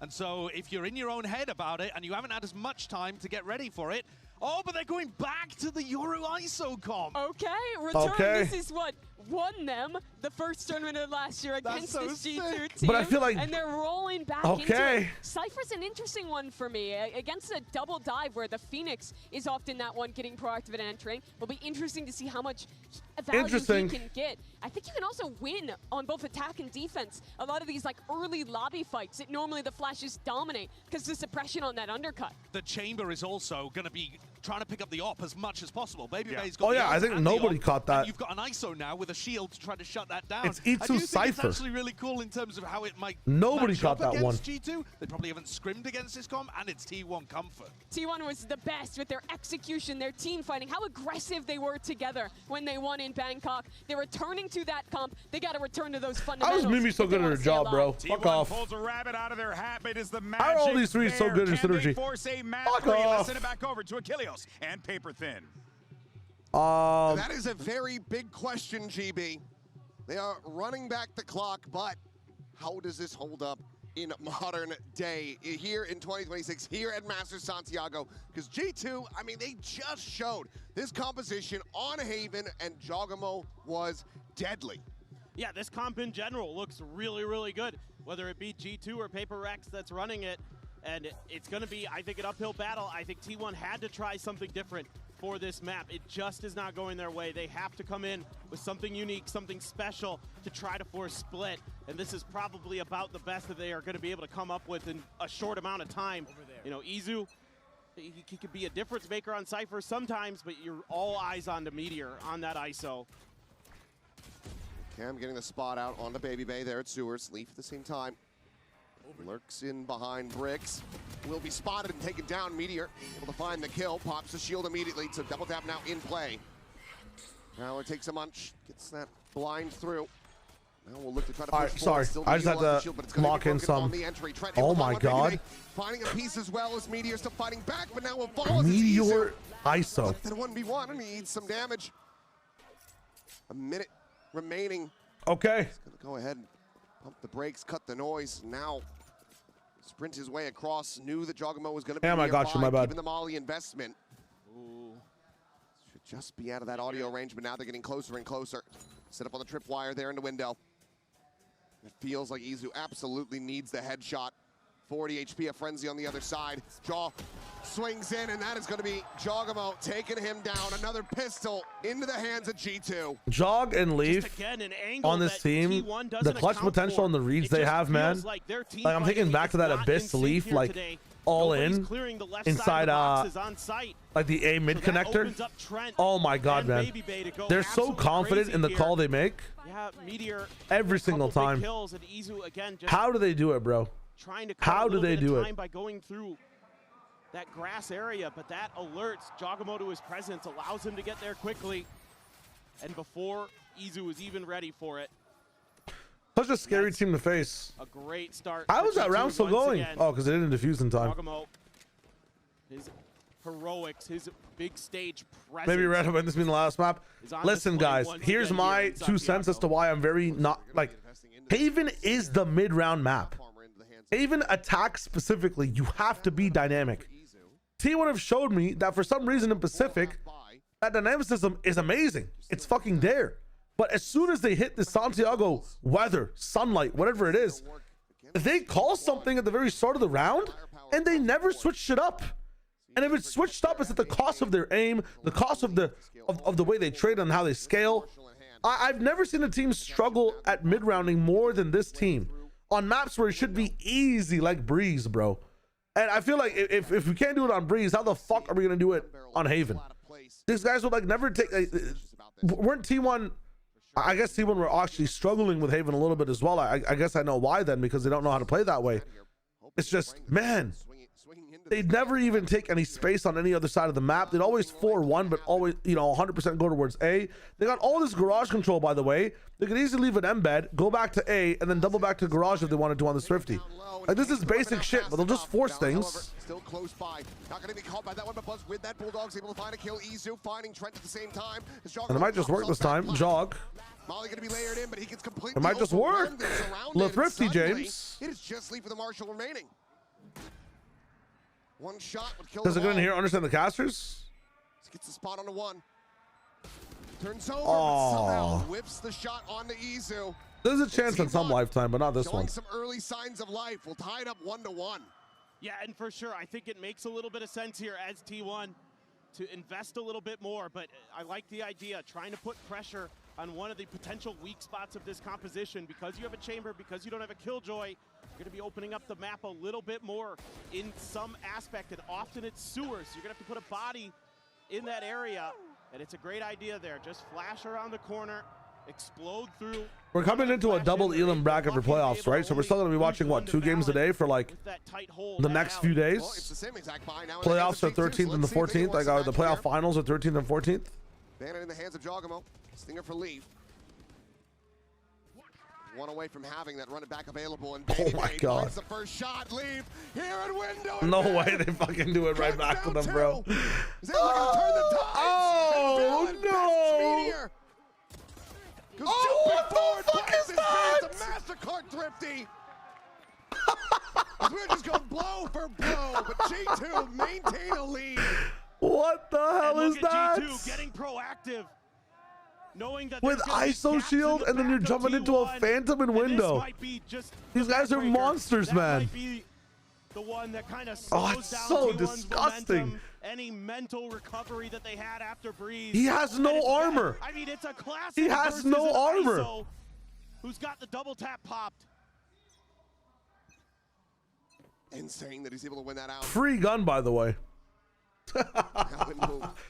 You're getting glocked, bro. You're getting glocked in 2026 with a shield. Who does just have a sheriff. Shock dart will be avoided. Camera set up outside of mid. Just to try to. I'm wondering how far back, like, Leaf will get the clear. Stacks has to think about his anti-Cypher trip setups. They probably haven't faced a Cypher in so long, even in scrims on this map. Check this sewer spot again to see. Fucking Glocks. Spot again to see if there's anything available there, but I mean, Valen's headshot percentage just off of that round probably boosted up to fucking 80%, man. T1 into making a mistake by going through there, but instead it's a slow push up. Trip is going to be here. I mean, Trent, yeah, my bad. Well, Trent's not going to have it. Wait, then why is what is Stacks? Getting the spot there onto Izu. Meanwhile, the attack onto the B site. He's doing it for the baby trip. Well, that didn't even hit the trip. What was that shock dart then from Stacks? Never mind. Now I'm confused. Now I'm majorly confused. He did an anti-cypher trip lineup. That shit is never gonna break. I don't even want to think about the game anymore. What are we doing? What are we doing, G2? It's going to just work, isn't it? Bust him out off the site. The ping reveal onto one. The taps just trying to bait these shots forward. And Izu running out of bullets. Sure. Find those kills, and we are going to continue just going back and forth. Now 2-2. Back and forth and back and forth. T1 able to stabilize. Yeah, I don't understand that shock dart in garage. They could find some Maybe it's just for like sight lines. You might just hit someone for like 65. After that curveball plus the blaze Nice Chris Child. Don't worry about it. Game's gonna get scrappy, but it's gonna be fine. But they have time to win out the smoke? I guess not. Have that post plant from the grass area. Oh. They needed that. Like, where's my water, bro? Left there with just Munchkin and Izu, so in fact, you don't have much in the way of mollies in this comp other than Stacks. That's coming in, GLaDOS. Let's go. So if you're gonna go for B, come down to those crossfires, and they're able to get it to go. Trip here to watch if there's a lurk from Baby Bay. He will from time to time. Who's the IGL right now for T1? Into the opponent's spawn. This round so far, being patient. Once again, T1. Is it Munchkin? Considering B against this weaker G2 buy. Okay, here we go. Meteor versus Baby Bay. Challenges Baby Bay, got him. Oh my God. Same time, Juggernaut. Supposed to do it with a classic. Running back, not finding much of anything there, but Leap pushing forward is able to find Meteor. Damn. As he returns to this round. No 2K X Factor. Okay. We're starting with a bit of B pressure and then doubling back into garage. I'm kind of liking that. Jog getting proactive with this one too.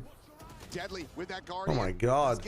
Worked a little bit lower, and Stacks I mean, okay, we're being very aggro there, but at the same time, going on a walkabout, pushing down, but will be held at bay for the moment.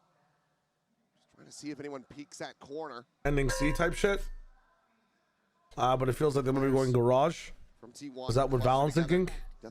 Valen could win this. They're playing full retake. Your spacing is going to have to be good here if Valen tries to challenge on the plant. Already used a lot of his utility. Valen not challenging here just means that this round's pretty much over now. Let's see if Valen wants to make anything of this. He's getting pretty close pretty fast. He's going to wait for a little bit of help. And Trent going to make a go of it. Probably through to garage. Read that position, and Izu, as that smoke does fall. Snappy with a shot, is able to find Trent's found a gun though. Just Trent. Here's the reposition. Should be favored in the fight and will be. What are they doing? Why are they giving him the ones? Why are they giving him the ones? His way onto this flank. No way.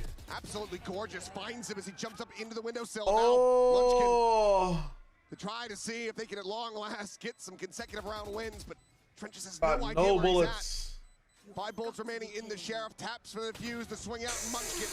There's a world. There's actually a world where he lands that flick and presses 4.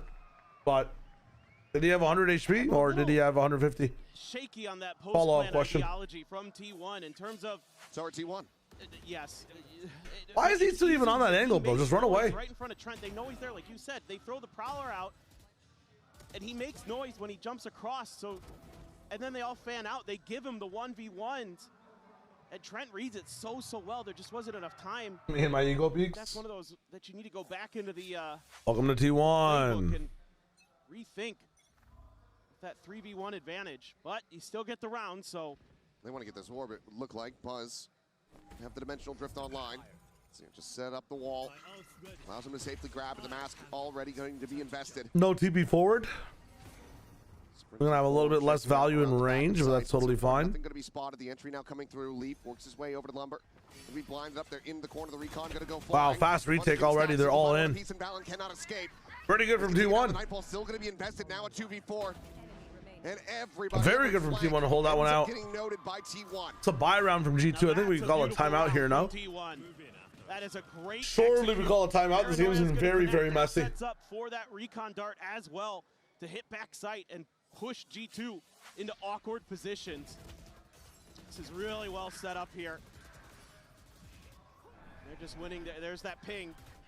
Love that ideology. What's the third map? Just asking for a friend? There you go. Okay, so T1 now finding their form. Can they keep it up? Now, if you guys remember back to this composition when they used to play it, they're quite a bit better generally on the attacker side. So they got to do damage here with this composition. Split. Could be a banger. That Hunter's Fury. Munchkin's ult as well. Grid mark there in the corner. 2 players strafing into the B site. The blind coming in. Baby Bay has to exit, and Leaf is going to pop the shield down before the death came through. Possibly. Jog with flashes. Under pressure. However, oh, the spray. Out of bullets in that stinger. Okay. Izu notes the flank. The Prowler cleared. T1. French is trying to reroute. Spike planted. Saw the TP, but Izu has him in his sights. What do you think about this PRX comp on Haven? Like the Phoenix Yoru? I think it has like a lot of potential on Flood. I think it has a lot of potential on anchoring as well on something like the A side or fighting for space. I think it counters like a lot of Neon comps a little bit as well with the amount of overwhelming util you can have and the stall from Phoenix on sites. And I also think it's very attack sided though. Like that's just talking about some of the caveats on how it can bolster up its weaknesses on the defensive side. On attack, I feel like it's so overwhelming to play against. So many flashes, so much to keep track of. Consider playing this a little more like Breeze. Give him a little bit of space. Let him.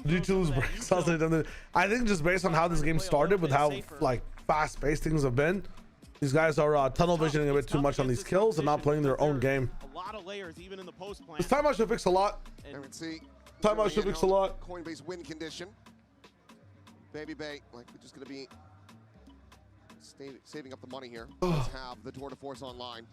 The stretch James needs to find some impact with that. Meteor's going to be that first one swinging at you. That's where it gets so damn difficult. That double tap shield could absolutely be your undoing.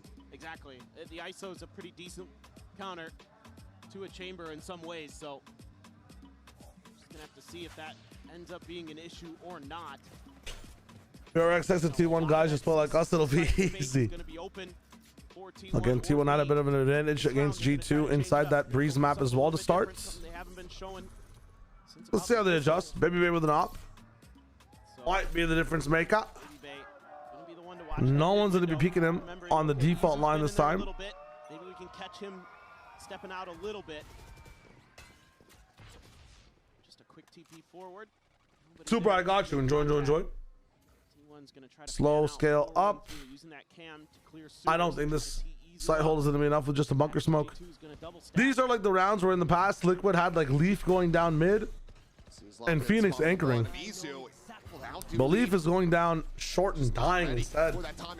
I mean, this ISO is just shitting on these guys. Absolutely duking on him. Noted on the flank. Meteor will fall, but that's the one casualty that they've been able to find. Munchkin sliding his way up into heaven, trying to get the pre-fire, but Baby Bay will be able to go in with the kill. What?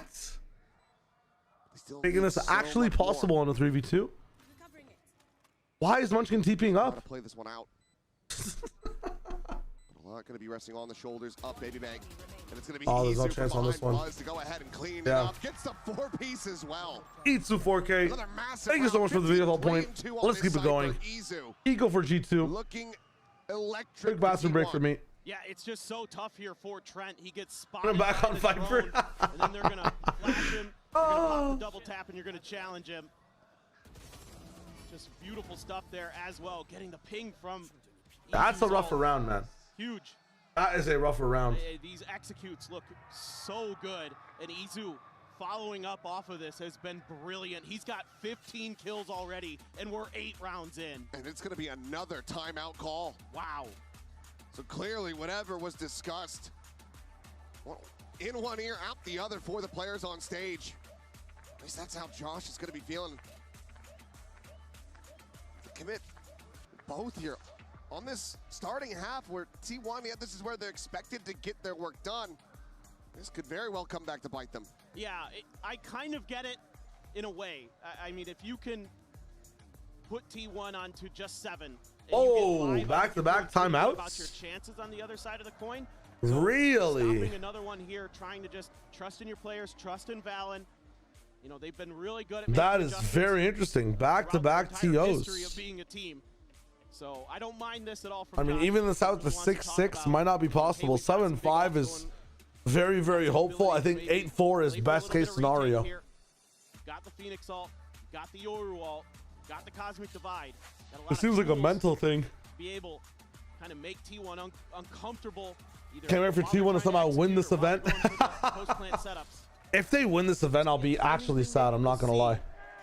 If they somehow find a way to beat BBL and Nongshim, I will be so surprised.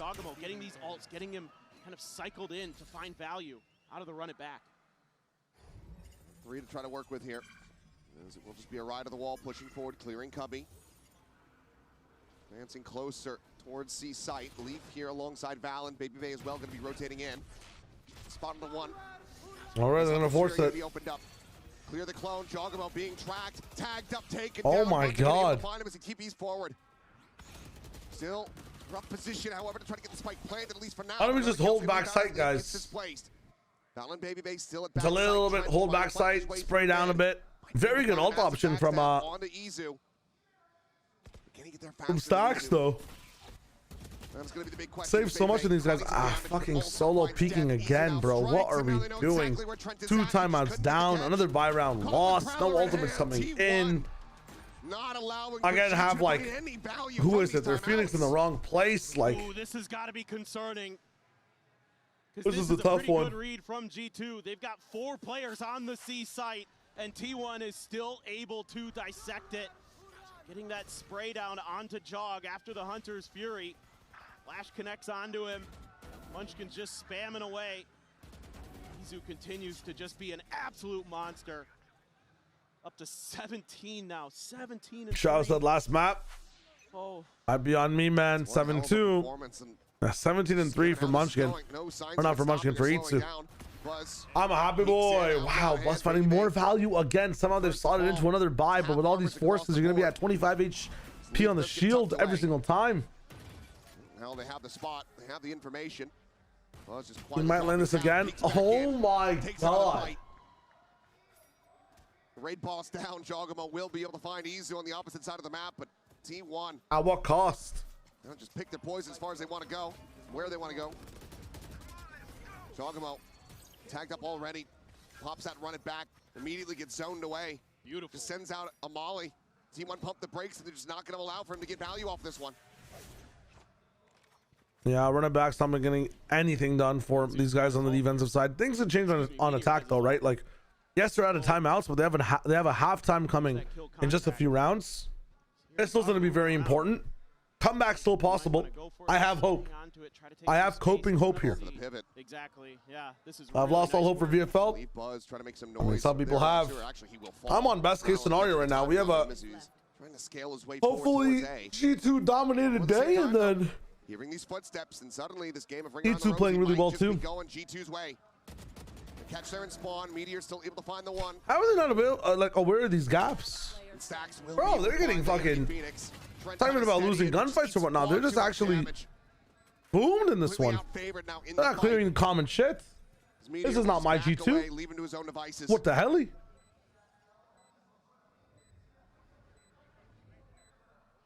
Still with just 1 shock dart, Stacks would be able to take down Trent if he can perfectly place it. And already they know he's not holding it to half. The bounce in. Doesn't find the full damage, but again, continues to whittle away at this fade. 25 health, and still no idea where Meteor's at in this round. Teo or Iretire is funny as hell. It is completely out of control for G2. Yep. I'm gonna pick up some gum from downstairs really quick. My bad for me for AFKing so much, but we're on survival mode now. Hey, this is tough for G2. Maybe I'm a curse. Maybe I'm a curse. 1 sec. I mean, this is crazy good value for T1 in this round. Those 2 outlaw kills for Buzz, huge. Let's open up some of the map. Meteor eventually coming through there, getting the backstab, but also you got Jog's ult out of him that round.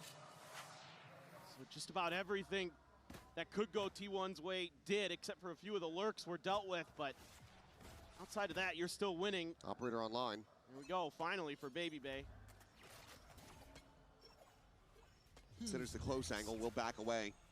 Because now it's going to be the dimensional drift from Buzz, trying to scout him out. Will have spotted him. Goes for the flick, unable to find it. Buzz now spotting him up over the top, has to drop down. Buzz will make his exit. And there goes the ult. Kill contract, getting the grab. Meteor Gets the clone. Bit of a bait and switch, but they get the real thing as Buzz is able to find Leaf at the same time. Blaze Wall going to be set up. The spike now already planted, and Buzz playing forward. Catches Valen before Baby can get the counter swing. Advantage to T1. It's Meteor flushed against the garage entrance. Watching for the scale forward, but the wider swing from Trent manages to offset the aim. Izu, however, still alive and well, playing forward on the site. Looks for the timing on the Baby. Trent again will find the catch. A 2v2 at the time, starting to get away from them. The tap, no real committal on the defuse. Trent again, the one that's trying to make this happen. But you can hear it bleeding away. He continues to get tagged up. Shot after shot, Munchkin takes him down in Team 1. They are looking to make this a 10-2 half. Oh, man. They are just so on it. Some good little ideas here and there from G2 in this round, using the clone to deal with Meteor's ult. But Buzz, up close and personal, that drift so efficient, the way that he's able to spot out where Baby Bay is, where the TP goes to, that allows all that space to be taken by T1, set up for those post-plant crossfires. Few battles don't go their way. Trent had a couple nice ones in there, but at the end of the day, it's just too much to deal with. Buzz now with an op of his own. 2 ops in fact. They have double op. Yeah. Munchkin, he's got one in hand as well. They do like to go for this when they get to those last rounds of the half. Take flight. Spotted on the leaf in mid. Just jumps back over towards C, but the silent, steady push has been coming through the whole time towards C. And they're ahead of this. Is Valen going to be ready? Conventional drift will go in. Valen still able to find one. Meteor going to take down E2, eventually able to find that trade. Decay down to Turns 1. out I wasn't even the curse. We'll be able to have the shutdown. Make it a 9-3. Make it a 9-3. All the same, Buzz. This is so winnable still forward. for now staring at this A connector T1 with the op in hand. I think Baby Bay just has to wait for the spike, wait for the reinforcements. If he swings in, he's going to be taken so down. fast. That brings it now into a 3v3. Stack some eyes on the flank. Looking like it's just going to be a 3-player push. Straight forward through this connector. It's the jump across. Holy shit. They finally smoke it. Munchkin forward into the smoke. The dive forward, and he hits the transfer for 2. Jogamo taking even lower, now finished off. Stacks gets the closer, and it's 10-2 at the half. T1. 10-2 wonders versus G2. for T1 on Haven against G2. And they started attack. And they're running Meteor ISO with Itsu on Cypher. And Itsu is the guy who has the most kills. For this post plant. So G2 just has to try to go for the flood. Well, G2 want to win this in 2. Sorry, I'm searching for my fucking scalpel so I can scalp myself, man. What is going on? Very important halftime.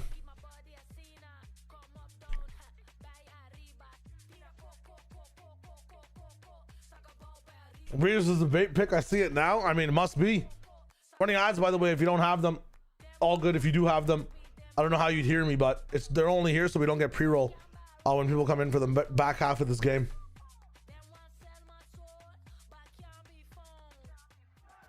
I think BBL should pick Masons. They've only beaten them. They're already beaten them once, and they only won against EGTL. Well, Rowan, it might actually be the wave. I'm not gonna lie.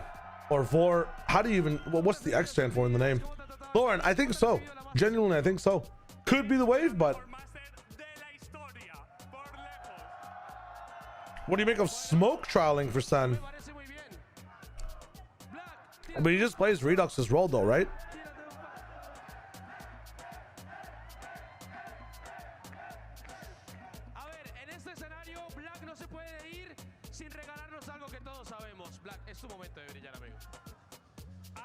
Itsu's way better than people give him credit for. People talk about him like he's Hiko. I actually have the opposite read on Itsu, and from the people that I talk to as well, they do too. I think everybody is under the impression that Itsu is one of the fucking more goated players. No, I honestly, anybody talking to him like he's or talking about him like he's Hiko.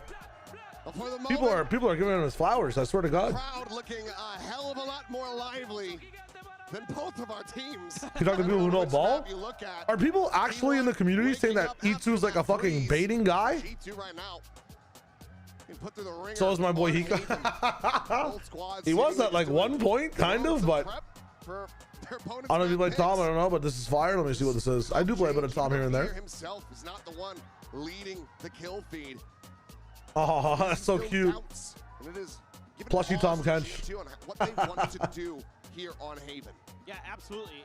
It has made it so that they're not able to get as much value. They're not able to set up for some of those curveball, big, explosive plays because T1's beating you to the punch. With Someone explain to me what they're doing to these breaks. Major, this started in Masters Toronto, but lack of kind of understanding that they're essentially getting like a lot of different hosts in the region to come through and like hype up the crowd and just having a fun and party time with the crowd.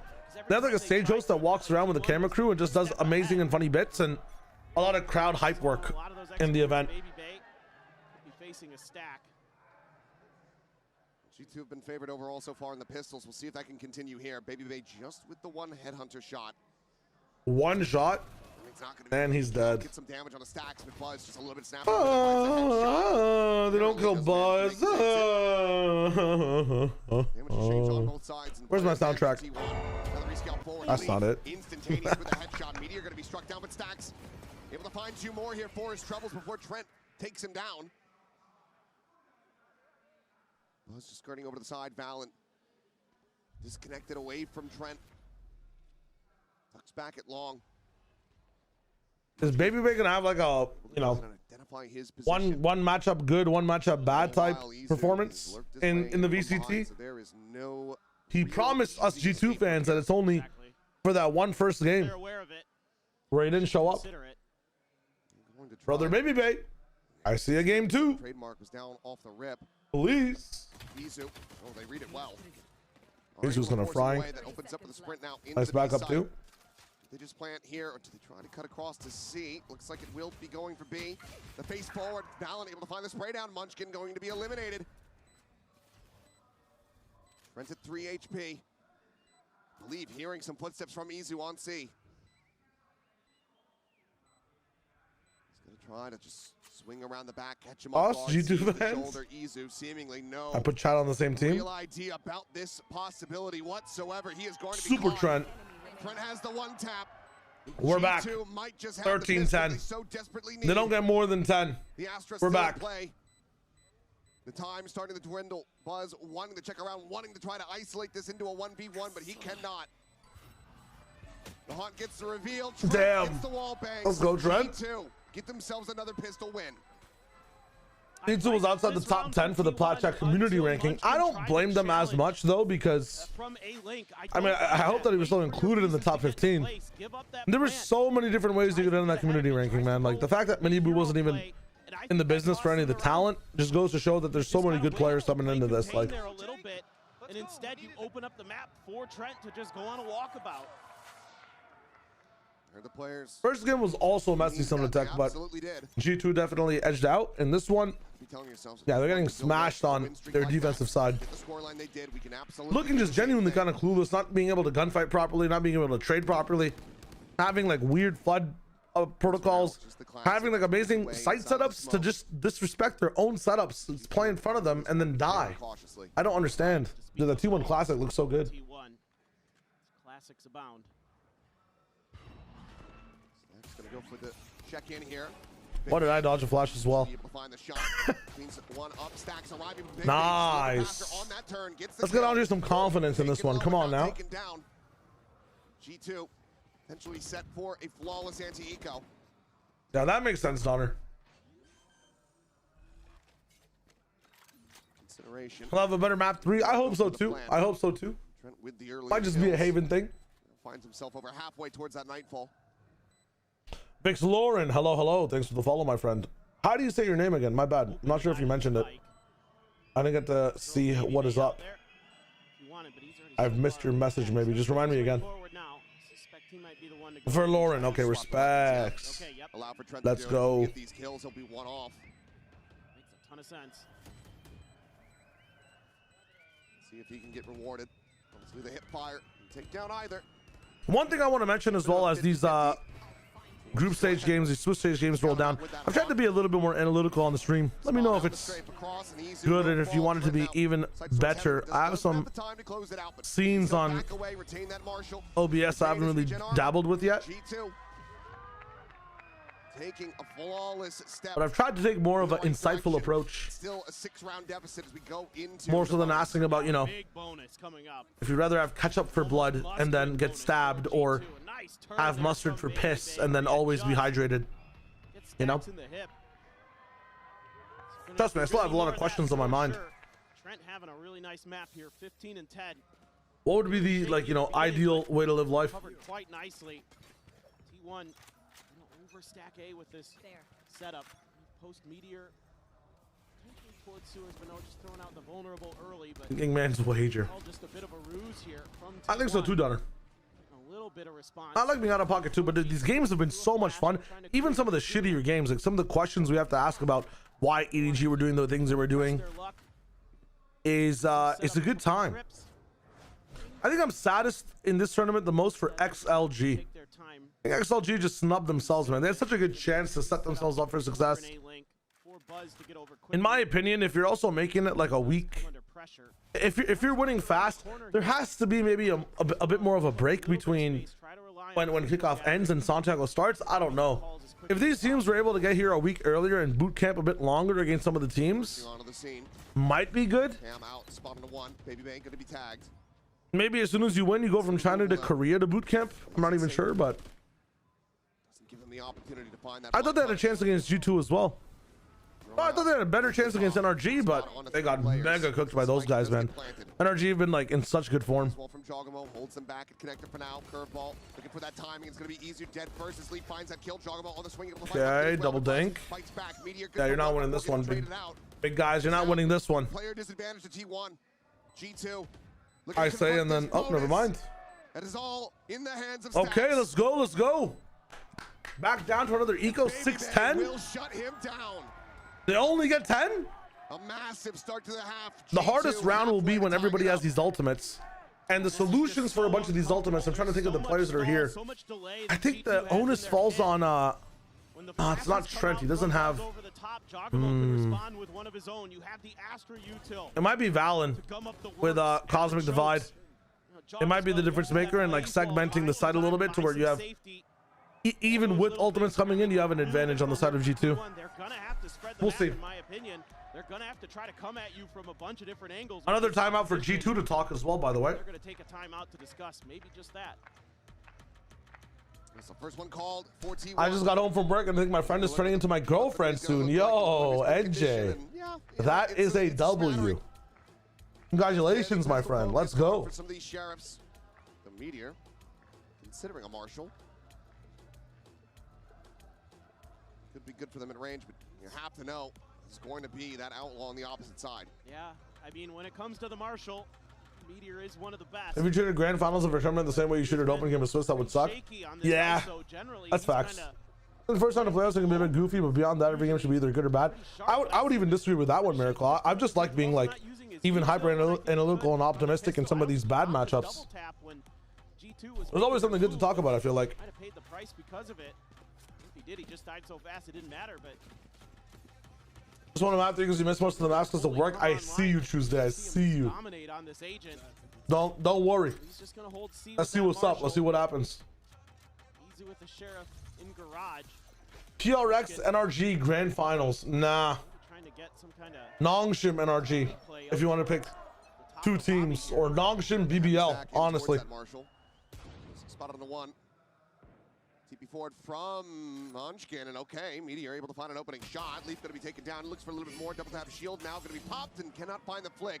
A nice headshot from Trent. It's a shield break. It's the elimination, and it looks like Baby Bay. There's like no team cohesion from T1 on this defensive side, man. Especially if you have like classics and marshals. Eventually, Munchkin falls into Baby Bay's trap. What is we doing? Now to try to see if he can find any further damage. BBL Maze would be really fun too.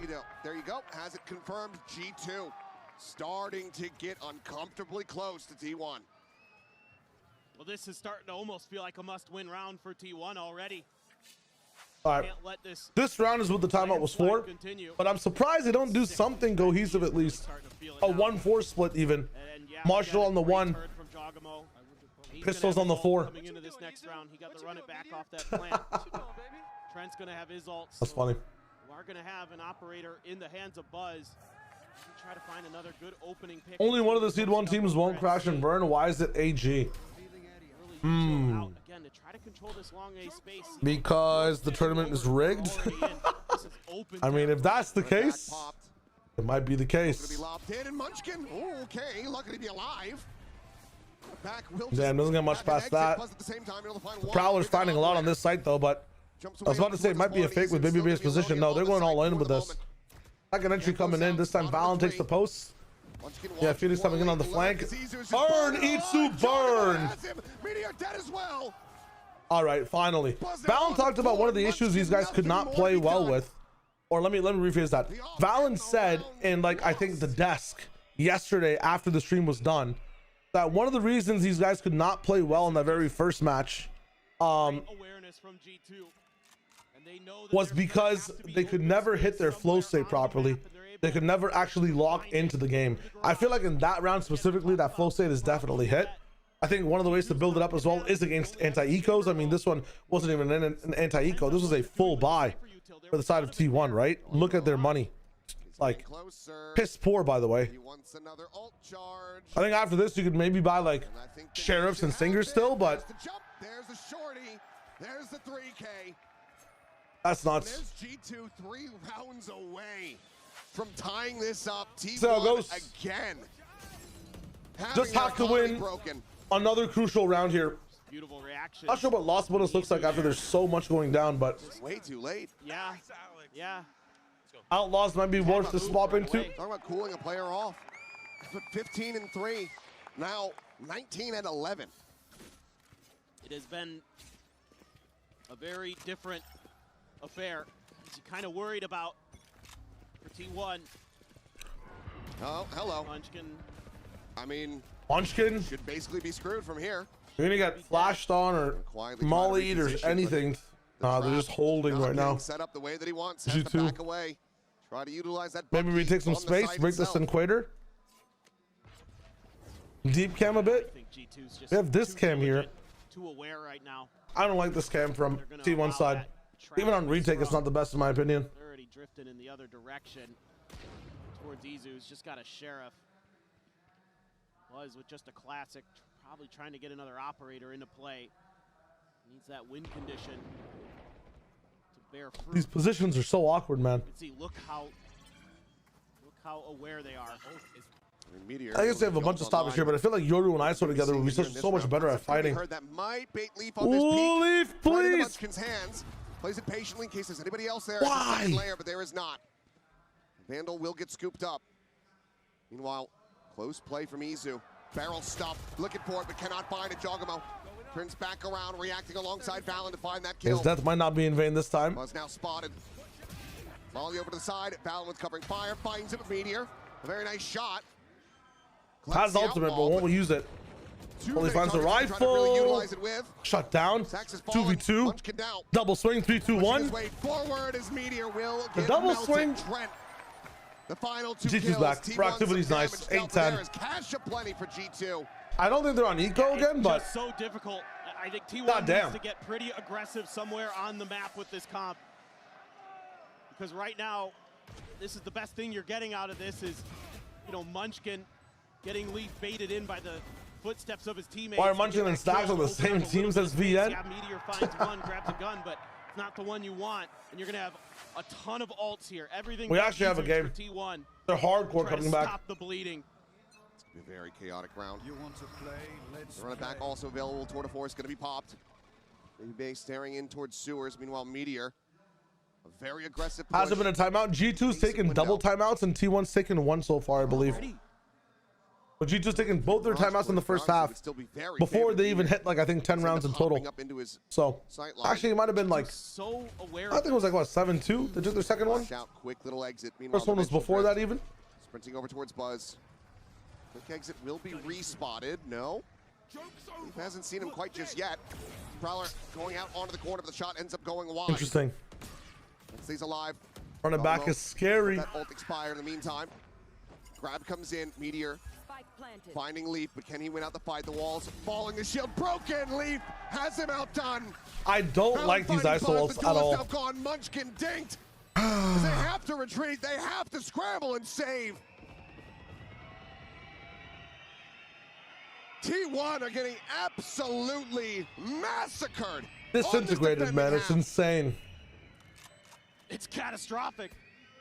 They use actually disintegrated all their ults except for Munchkins, which is by far Dude, the what least sports do I impactful follow? of them. Valorant for now, man. I don't follow too many get sports a because like damn there's so thing. much to watch They don't esports wise. find a single kill. And Meteor. I got you, Mazer. We only have one day off, right? It's just March 5th. It's not March 6th as well. Just to double check. 9-10. Leaf is looking for him, and he should be able to find him. But okay, One sec. Izu able to hold his own. But look at the round tracker. Nothing but red. This has absolutely been an affair of who can attack the best. And right now, G2, they are looking to outdo T1 as they force the final timeout. Fantastic adjustment. Oh my God, Valen in the middle of that. And yeah, Buzz can't believe it. It's just phenomenal reactions. I mean, again, just in general, a lot of the time today, G2 has looked sharper in the What is this, timeout territory? The last one for T1? Yeah, it is. I can't believe that G2 went that deep with double timeouts so early. Not a single attack half timeout. And again, this composition is just thing that, you know, both timeouts invested so early on for G2 didn't turn into anything. No further round wins able to be had. 2-10 at the half, and they are looking to just trade that right talking back. about the splitting on here. I'm here. Was ISO comp defense or attack sided when it was meta? Well, in my opinion, attack sided, right? The whole idea for the ISO comp is that you thwart any op opportunities. You thwart any immediate like spam opportunities from people coming in as well. You break apart Sentinel setups. I swear it was very attack sided, no? Defaults isn't going to work against this composition. At least in my brain. And that's exactly what Meteor tries to do, and it's just exclamation mark T1 join T1 Discord at, I think it's because I did an event for T1 Coolest Panda. I don't remember when. I might have done an event for T1 on the stream. Still have enough to get rifles across the board at the Oh, come on, Beat Boy. Don't say shit like that, man. Come on, bro. In tatters if they lose this. That's not cool, brother.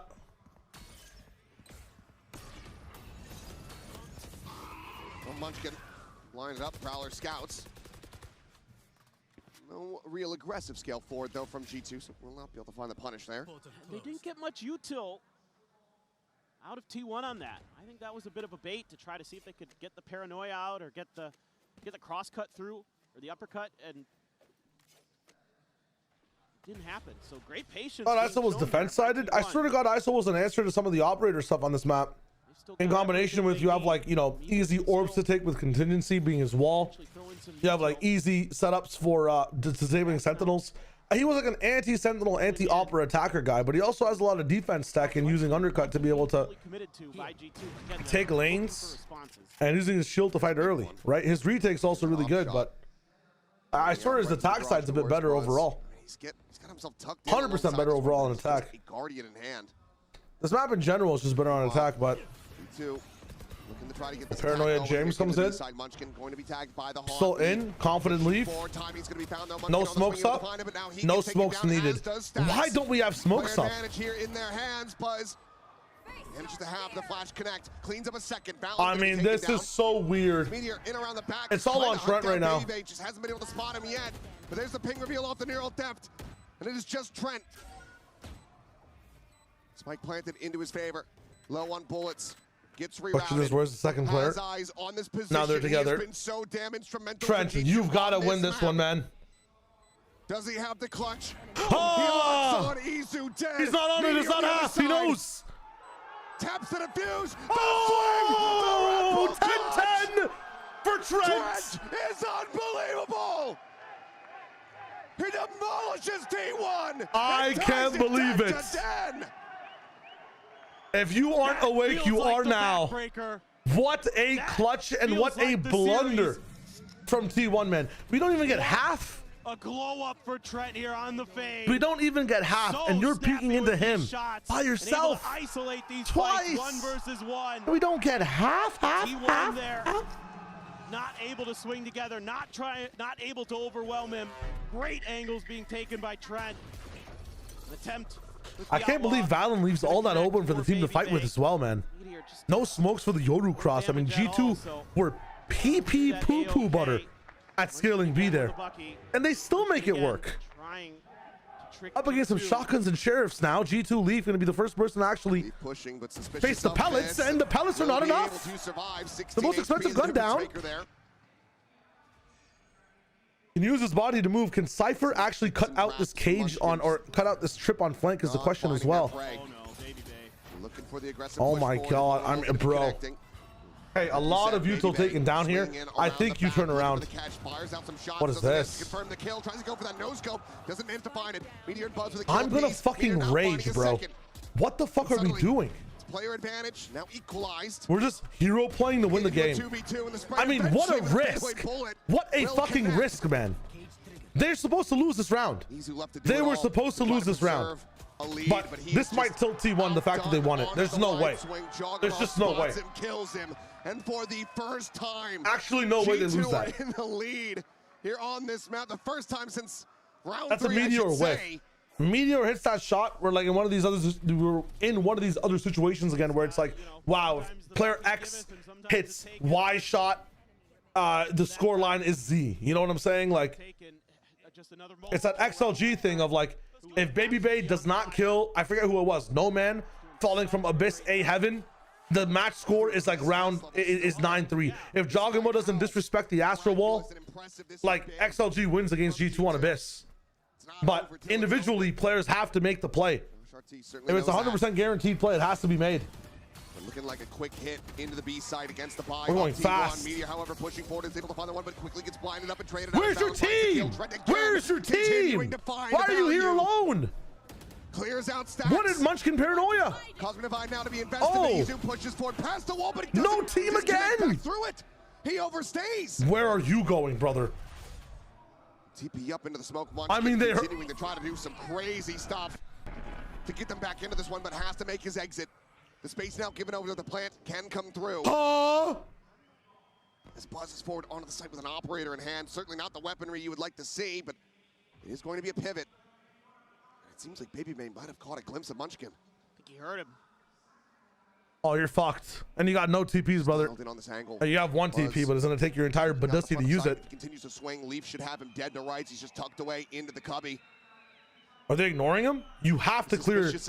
You have to clear it. You have to clear it. You have to clear it. In the backside, Munchkin finds the one. The catch is there. Trent again, having to do it all. 4K, win this one up. Can he get himself another 4K? Can he be that guy? Can he be the hero? The swing coming in, and Buzz denies him. T1 able to find. So sad. At long last, a round win in this half. They will keep it neck and neck. So sad. 11-11. Holy shit, we got a banger. It just felt like Trent was going to do it again, and I'm shocked he didn't. I thought he had it. Chasing that Prowler. Izu going for the It's funny, the more individual the game gets, right, the better chance T1 has. The more team play there is, the more individually G2 shine. Oh boy, did it take Such weird win conditions for both teams. Did not feel comfortable. One blotch of green. Such a strange game. 11-11. Trent 2 kills away from dropping 30. So we're gonna see Munchkin. Is that you or Valorant? I guarantee you Valorant is not sourcing Star Wars modes, guys. I guarantee you. I think it might be me. Okay, undercut comes in fast. G2 slowing their approach a little bit. So T1 are thinking that G2 are on this line again in terms of like where they are on the map. But they've swapped to be a little bit slower than that on tempo. A little bit further back. Not too much time going to be remaining on this gate crash either. I'm wondering if they could have got this angle and if T1 are worried about it. I guess not. You probably end up leaving one here and then re-exploring this side if you're G2. Oh no, they're actually pace changing and going straight for this A-head. I understand there's an op here though. Hex spotting out plenty with that drone. Oh, no, okay, so you leave one. There it is. There's the one embed. And then you re-explore. Push and pull on the map. And then he has the option to TP out or get this pick if it comes to him. Investment is a really, really big investment here on protecting A from T1. Yoru ends up TPing out. And the read from T1 is amazing. 3 people on C. Baby Bay dead. I mean, yeah, this one is I don't know about this one, guys. Once again, G2 going to be rerouted. 20 seconds. Are we saving? Going straight for B. If G2 win this round, 12 seconds remaining. Looks like they're going to try to sprint this one forward onto the B side. Haunts into the back. Gets the reveal on the I will recreate a TikTok. Having to be committed to. But there's a drive. Nice. And that's the round done. That's the round. Meteor's done it again. Wins Damn. out the fight, runs down the clock, and T1 start coming alive in the very last moment in the 11th hour. As they get Holy shit. to map point. There are no timeouts for either team, by the way. On the map, it's, you know, having that operator there No to clear a timeouts little for bit of either space, team. And this time they're hard committing towards the C site. You tuck Izu into an unexpected corner. That gets some value. You get a spray through the smokes that gets a connection. Little lucky for sure, but you Meteor need finally the wins one. Yeah, no. T1. Meteor finally does win one there. when it doesn't matter at all. He can stop you from planting with the ult and win the round that way. When you're not playing against an ISO, sometimes it's those little micro plays you often forget about. Oh my God. They have pushed down mid so far. Oh, they see everything. They see everything. Skill, skill, skill. Skill A, skill A, skill A. But Spike is solo. Okay, Buzz backs up. Oh, hard skill. A's found. It's a full retake round. And Baby Bay's watching the flank against Itsu. One of the most important fights is going to happen first. Hold, Baby Bay, hold. There it is. He knows that he's here. Flood coming in fast. Shield not procced. Eye doesn't see much either. Buzz protected from Baby Bay. The flank did not come in. No two-layered flank. Itsu up near the back. Leaf wins his one. 3 men over on spawn. And Chalk is getting active with running back. Itsu with a 2K. 1v5. He's an ace clutch to bring this map to its end, and we are going OT. Okay. Best ult in the situation. Baby Bay giving it a 1. Would love to try to hold this one up to half, but he cannot. Jogamo. Oh my God. The time, however, still getting away from him, and Baby. Let's go. Has the finisher. Here we go again. Familiar territory for these two teams. I mean, the idea of the Buzz long like decloak makes no sense if you're gonna break the trip. That's what you're looking If you at. break the trip, people will look back, right? They will look back here. Like, Baby Bay will not be in this position if you don't break that trip and flank. So the idea here is I would love Buzz to decloak and work with Itsu on the flank. If Buzz dies, Itsu gets a free trade. You see how much Baby Bay had to invest to look to long? Imagine if Itsu peaked at that time, but Itsu left. Why did Itsu leave? I don't understand. Itsu was shooting, but I think he threw the round as well, unless Buzz went for a solo play and then consult Itsu beforehand. That's some disconnected gameplay, man. Hoping for an aggressive push out for mid. You got those flashes there. Okay, G2 weak on this side, taking fights, not finding anything. Second flash coming in. Lots of util used to get what? What do we get out of this? We've lost like half our flashes, a player, majority of our stars, Great awareness there from T1. Remember, and on the other side, we've done damage to Meteor. G2 played this map. That's about it. They've lost shields. Around, it's actually going to be And one flash for Buzz. What an aggressive angle here. But now you're pushing. I don't know. Now you just let the round do its thing. I mean, Baby Bay is activated though. He can't be tripped by this shield anymore.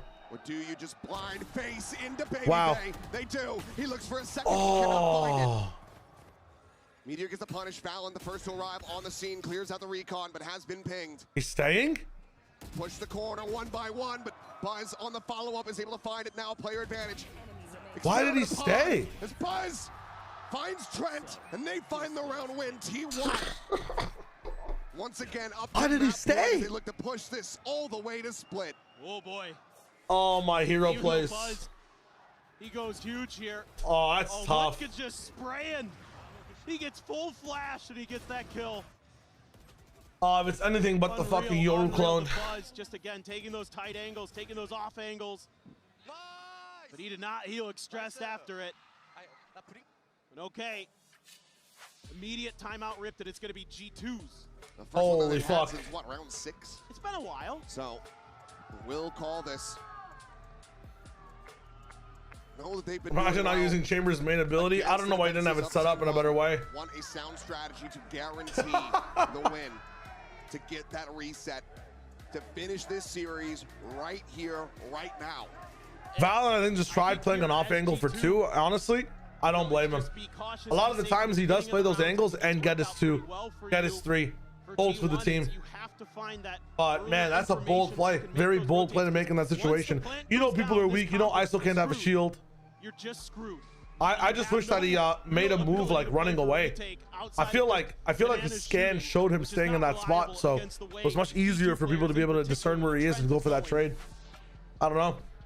Tough. All about that ability to be in the right place at the right time to shut down the Come on now. before they really can get going, to get those early advantages as T1. But that's why I want to see G2 play safe. I want to see them make sure they don't give that stuff up, where they're able to work the map, they're able to find those gaps, because there will be gaps here. Just a matter of where they will be. Trips, one in garage, one on the B plant. Again, the ops, both sides this time. Buzz and Baby Bay. Could be a big change up in Buzz, about to peek in to Leaf here on the side, and Leaf has the headshot right through the corner of the wall. Early advantage in their hands. Meteor now going to be overwhelmed in mid. Jogamo to take him down. And it seems like we're slated to go to another round. Going for it again. Break a trip. Zizou able to scale all the way down C long. Sorry, I was distracted. Mark on the opposite side of that wall will hold him at bay. And now you've got so many options here as G2. You can scale a little bit. Jogamo's going to go find that there's some open space, but they're committing hard towards A. I mean, it's going to be a miracle for T1. Stacks there around the corner. Stacked in with Munchkin, but the AWP is taking point. The shot ends up going No, wide, Trent saves the entire team. All right, MVP of the match. This guy he will make noise. Has saved the entire team again. T-Ren 2. It's a flawless. I need to see the opening of this. My bad. I got a nodie on my phone I have to look at. I want to see this from Trent's POV. He's up to 31. This is filthy. Yeah, Buzz saw the shoulder, and he went for the swing, and I think Leaf might have seen him too, and was ready with the fire. Ooh, they line up for him there nicely. Beautiful from G2, doing everything they need to do. Patience, find that early pick, and that basically makes the comp crumble. Holy T1 timeout. Oh my god. The next couple of rounds for sure. I would have to assume that a lot of this is about the defender's side round, but Highest lose in one map in franchising era? What was it, like 42 or something? No, there's no way. 36? Maybe the players just feel Anybody know? rattled. Could be KDG might just trying to rally him mentally. I mean, I could see that Buzz was stressed the hell out after he got that 3. Was it actually 47? You know, this Well, I guess like OTs and OT the fuck up, right? That was yelling at you at Masters Bangkok when they got their win. Haven't really seen that much here today. It's Taro Kid is insane right now. even keel. I mean, yes, they're yelling, yes, they're getting hyped, but haven't really seen them kind of go for those pop-offs. Stacks now an Odin. Miracle, it kind of does, yeah. Some of it's his fault, though. I'm not gonna lie. Some of these 1v5s. On the attacker side. Oh, on attacker side, no. So maybe able to catch him off guard. Was Osmos versus Sun on Lotus 47. God damn. Out of the entire world? You're telling me that fucking 21 to 22 map? Or the, what was it, 26 to 24? The Foots on Ascent didn't have more than 40 kills on someone? Really? That's crazy. Forward. Baby Bay going to be spotted in sewers. So he has the trip set up in case there's a more aggressive push coming through. Lots of good space taken by T1 actually on both sides using the util. They got the short angle off, they got the garage angle off, pot shots on a jog. He has Molly though. It does come in. They've traded some good util too. I thought E2 was a lurker from G2. I was about to freak out. Yeah, they know that someone's in here now as well. They know that there's two. Lots of very good A space as well. They can really just crunch a B hit if it happens. Immediately get like A link pressure from the TP. Oh, we're actually giving things up here for Leaf. He's going all the way back to A link instead. I mean, 45 seconds and you have two people on C. With flashes and stuns and sucks, there's no way. Does Valen have another? Yeah, Valen has one more star as well. He could smoke pull here. Around the corner. The Nebula trying to force them to push their way out of this one. No. Gonna be cleared. Buzz swinging forward, able to find one Meteor. Finds Jogamo as well. Stack's now going to be taking out a Meteor, starting to take Fucking over. Disgusting character. Does get blinded up and Leaf arriving, able to find okay, what does this mean? 2v2? 2v2 now. Let the shield deplete. Let the shield deplete. Get G2 up to match point. And doesn't matter. Found Meteor. It's down to Izu. Please, please, please speak together. Eats some early damage. Speak together, baby. Oh, 7 HP. Let's go. Gets the better of him. And oh my God. G2. They get up to 14. It takes Andre, man. Let's go. Huge on the outside of the site. The wins. Oh, damn, the tilt. Even though Leaf is having a bit of a rough map overall. That's such a rough shot onto the Yoru, bro. T1 very nice. They're able to clear what they need to. They get the trade. So much util. The fact that we still find some on Jog side is insane. The fact that they fucking lock in for that angle as well is nuts. But honestly, in that round, I'm very impressed by T1 scaling there. Like Cam for or just their map presence, the way they gain space on the map. Cam for short, Dart for garage, and you play off the Dart as well to get in. Force their molly, force some of their earlier smokes. G2 just had an amazing read, man. Oh my God. This is such a banger from both teams. Triple stack at B again, trying to counteract. I think at the end of it, like, you know, the scaling from T1 kind of fell off, but I'll flash into a face, but G2 similarly playing this patiently. And they were going for the same thing that G2 tried to do to them. Okay, so we cleared mid again. G2 also what is the idea here? Why am I sensing a garage finish that's about to get botched? Oh, okay, we're starting to move towards it. How about you take the space and at 35 you move back over to A on some risky shit, on some Fnatic type shit. Itsu, what are we doing here? What are we doing here? How about in 20 seconds we move over to A? A is open right now. Mucho gusta A. A, G2, go A. Oh, they're gonna C split? Wait, they moved off a window. Now Itsu's alone. Itsu has not adjusted his position. There's the reveal. Holds his own for the my bad for the Windows menu. Thrown in from behind. He's looking for a second. Oh my God. Shot on the Trent. Spike still on the floor, but Baby Bay able to win out that fight. And Meteor going to be taken down by Leaf. Look at the time. This bot though. Buzz coming in, breaking it down. Close up in the round as well. No chance. Spike still down. 20 seconds. Valen has to make a move. Picks it up. Pizza box. Making the site. Is delivery free? No, it comes with the cost of Leaf. 13 seconds. Valen 1v3. The push comes in. He gets tagged up. No chance. Taken down. Itsu. Oh my God. Oh my goodness, it's Buzz the hero again here for T1. Buzz? At midnight. Buzz? He has come alive. And we are burning the midnight oil right now, and we may be going to split, we'll have to see, but it's crazy to me that both these teams get defender side wins. Oh my God. Patience, great timing, but Izu able to hold the line. I called an 18-16, and we'll see about that one. And massive. Yeah, why isn't he flash scaling off the dog is an interesting question, but sometimes you gotta have your rifle out to be able to peek window as well and clear it. Everything has been burned. It is just down to the players. This Baby Bay again going to be spotted. Cam forward, spotting out that operator Leaf, lingering up, and Izu not registering finally whatsoever. Leaf's been doing that every single round. It's never been cleared. It finally gets value. Means you're losing the double tap. But they have supplemented Trent to be in this position because Leaf teleports back. Map gets sparsely spread out for a second, and this time Valen does not have the same support on site. It's just him.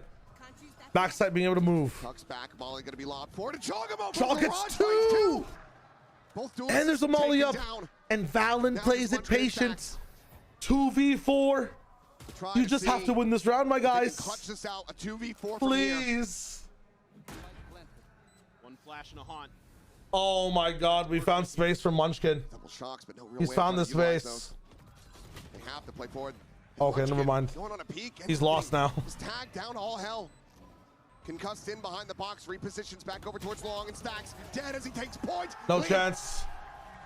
Nice from G2, but now Leaf's position's been found. Win out the round here from the defender's side. Error, sometimes yes. I do wonder, but this one's popping off. This one's popping off for the moment. Two kills that completely nullify this hit from T1. Also losing Izu early there. I never looked that way. Just never saw him out of the corner. Oh my God, Jogamo. Oh, I missed it. Fuck me. Brilliant. I will watch it back later. But an angle unaccounted for. Something that's been plaguing T1 times in this series. Once again, puts them in a dire position. And just how far can we go with this? At what point does something have to give? At what point can one of these teams get those back-to-back round wins? Some of these players have been in some pretty grueling overtimes at global events before. And grueling overtimes versus each other. Uh-huh. Blaze wall set up, Haunt over the top, looking for a spot, nothing gonna be seen, but this is a stacked site for T1. Nobody else can come in with this. Curveball out, Oh my God. It manages to break Meteor. Fucking Jog! He's so good, he's so good, man, he's so good. So much more. Brent, you're a prophet. Please. This looks like it should be the moment for G2 to punch their ticket into the playoffs, and Baby Bay will get them there. Oh my God. 16-14. What a map and what perseverance from this America squad. Holy shit. T1, their old demon once again, and eliminate them from Masters Santiago. Insanity. Everybody had to level up there, man. We had insane rounds from Baby Base Op. We had such value from Jogimo. We got the craziest clutches from Trent we've ever seen. They had trouble with against oh man, and T1 played that so well too, man. The way they were working the map, finally adapting, running some fakes, taking space one side, ending on the other. Itsu putting his life on the line, bro. Oh, and they don't get to go to playoffs. That's so rough. So rough. An insane amount of rounds on that attacker's side. What a hate. Well, a rivalry has been stoked even more between these two teams. I cannot wait to see them play in London as well. And I hope they face each other in like even better circumstances, man. I swear to God, Van Silly. Thank you for the raid, my friend. They live to fight another day. They once again are in through to the playoffs. I hope the watch party experience was amazing. In contention to find their I can't believe T1 has to get eliminated and have to watch all gamers in playoffs. Karius, you can roast me for saying this later, but I feel like you'll have a lot of fun watching all gamers, trust me. You can roast me for this later, but they got some shooters, man. They got some shooters. Got to be excited. You're a fan. Now, what are the draws? So, I got thank you, Vance, again, my friend. If we're not biased towards G2 on my watch party, Shayo, I would see. I think about the opposite personally, but. And Malik, I was in the business, bro. I was in the business. What are some of the best matches we could find in this one? I think Nongshim versus NRG is a good shout. G2 versus BBL, I would love to see. AG versus like who's a weak link coming in from playoff? Not really. I'd love to see AG versus PRX actually. I feel like that could be a pretty fun muddy game. And then who's left over? Mates and Mates and who? Mates and who? Mates and Furia? And that's it. Simple as that. Thank you, Robert. Thank you, Robert. Thank you very much. Y bueno, le estuve preguntando que qué le dio la confianza para poder subirse a ese stage y jugar así como lo hizo esta vez, como lo hizo en la partida anterior. Le da las gracias a su assistant performance coach porque lo ayudó muchísimo con todo esto, con problemas y todo lo que fue en términos de performance es gracias a Robert. So now, also for my second question, last year in Champs, you guys were in playoffs. Now it's a bit different. You have Baby Bay by your side, your dad running it down, Sneak duo. It's really, really crazy. What, apart from Baby Bay, what's different also this time going into playoffs? I mean, when I see, honestly, it's just Baby Bay to me. He does a lot for me. I mean, he's my brother in my game. We do stuff together, and when he stands up and he's hype, it gets into me, and I become that dog again. So yeah.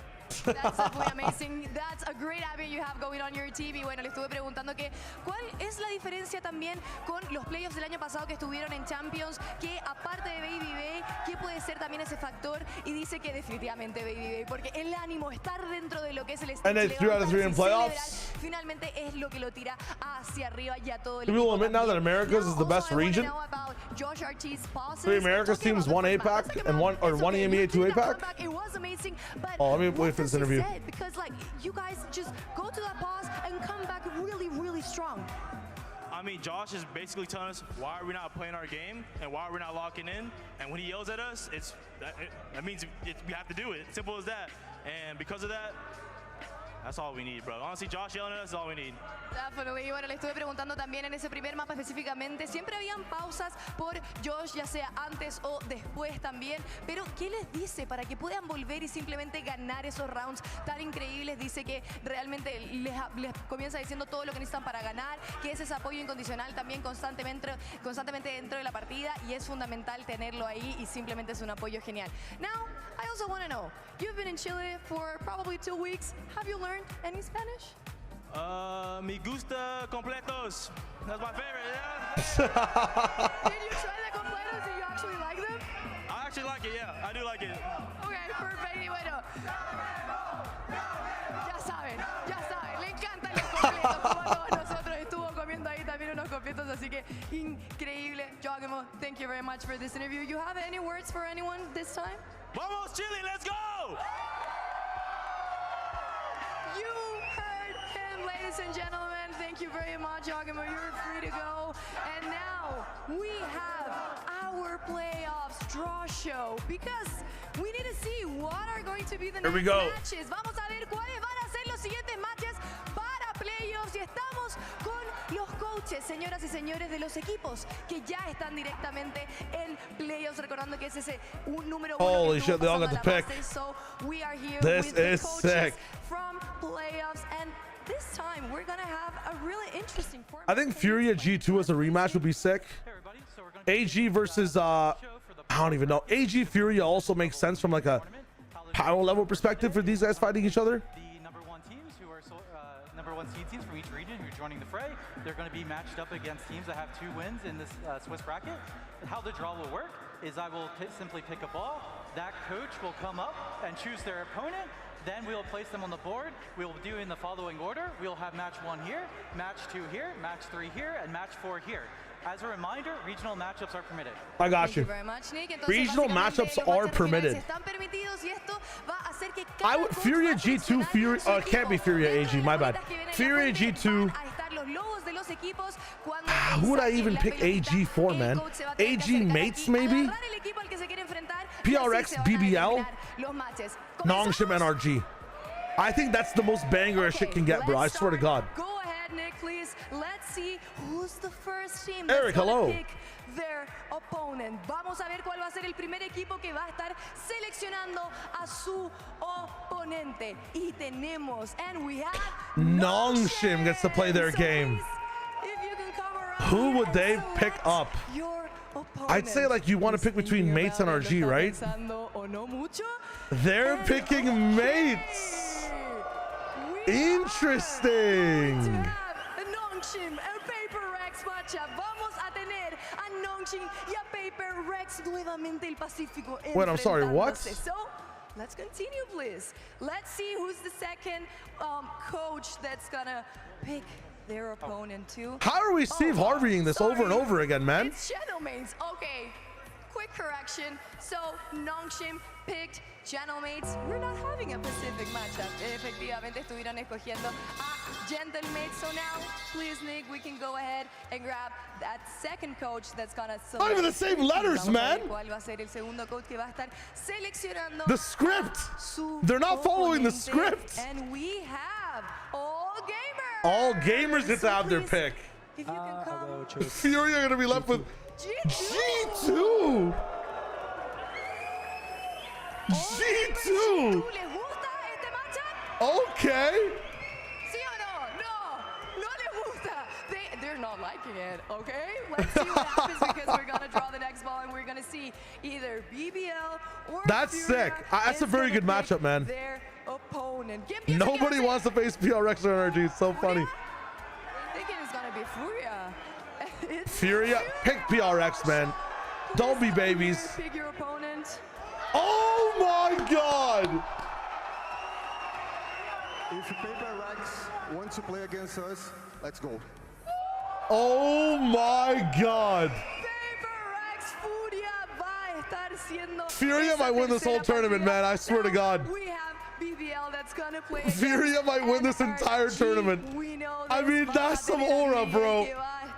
Obviamente enfrentándose contra BBL NRG. Matchup regionales. We don't have any regional matches. Anyway, I was going to pick NRG. Ooh, Wow. really well, apparently. So Everybody's happy. our matches for the playoffs, ladies and gentlemen. Also, we have a side note, Nick, please. Hey everybody, so as a reminder, these are not the final order of matches. Tune in to social media in about 10 minutes and we'll have the final schedule.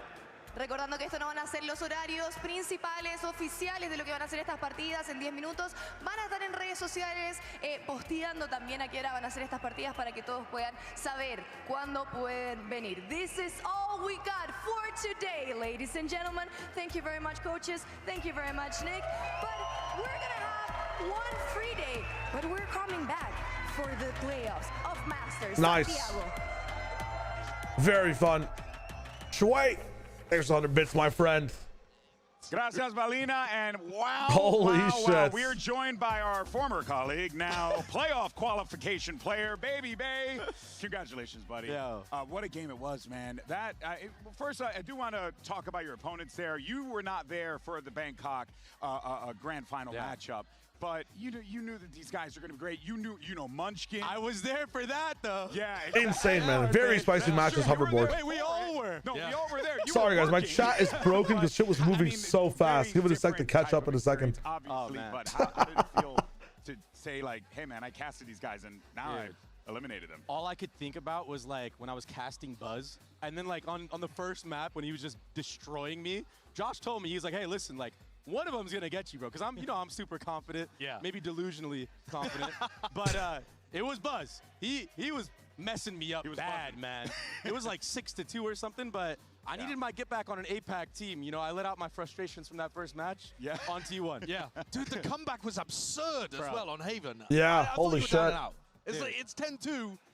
It looked over. What was that conversation? Nah. 10-2 going into the half. I was telling, even when we were getting obliterated by T1, I was like, listen, guys, like, if they did it, we can do it. You know what I mean? Like, we really can do this stuff. And then when we won that pistol, the way that we, like, maneuvered around the map, we're back. Just took max space. Oh, it was just beautiful. My bad, guys. My bad. What am I looking forward to the most? Yeah, Probably AG versus G2, man. I'm not going to lie. Yeah, it felt like once you started. I'm actually very excited to watch AG. Get, like, really active, like. I could sense the confidence. Very spicy matches coming up. There's no reaction to say that Munchkin has major issues with closing games. Basically, all of his international losses have been to big comebacks. Is it Munchkin or is it just this? You know what? It's a tagline we can definitely put down now, Adderall, right? But at the same time, like, with timeouts prevalent, with the rest of the people prevalent with him as well, like, I don't know. It might not be Munchkin. It might just be... Because that wasn't just definitely Munchkin. Like, the team was playing well, man. It came down to the players at the end of the day. It's tough. It's Haven, man. It's Haven. And as Baby Bay said, like, if one team can do it, the other team can do it too. What on earth is he doing picking Paper X? That's madness. Well, because I was, like, convinced that Paper X was going last. I think that's the Erda added to Lao. Darker, Luxo, Kaiwan Zine, Erda, Verdi. Interesting. Interesting. And you know what? I mean, They're so confident. They feel so good. PRX and become American farmers. Vivek, you might be right. This is genuinely crazy, though. Furia picking PRX is like, it gives me a sense of like these guys might actually just win this tournament. I'm not going to lie. Yo, Haza in the business. Thank you for the raid, my friend. Hope you had a dope stream. I think all the first place teams are going to lose. I think the team coming in from groups have too much momentum going into the playoffs.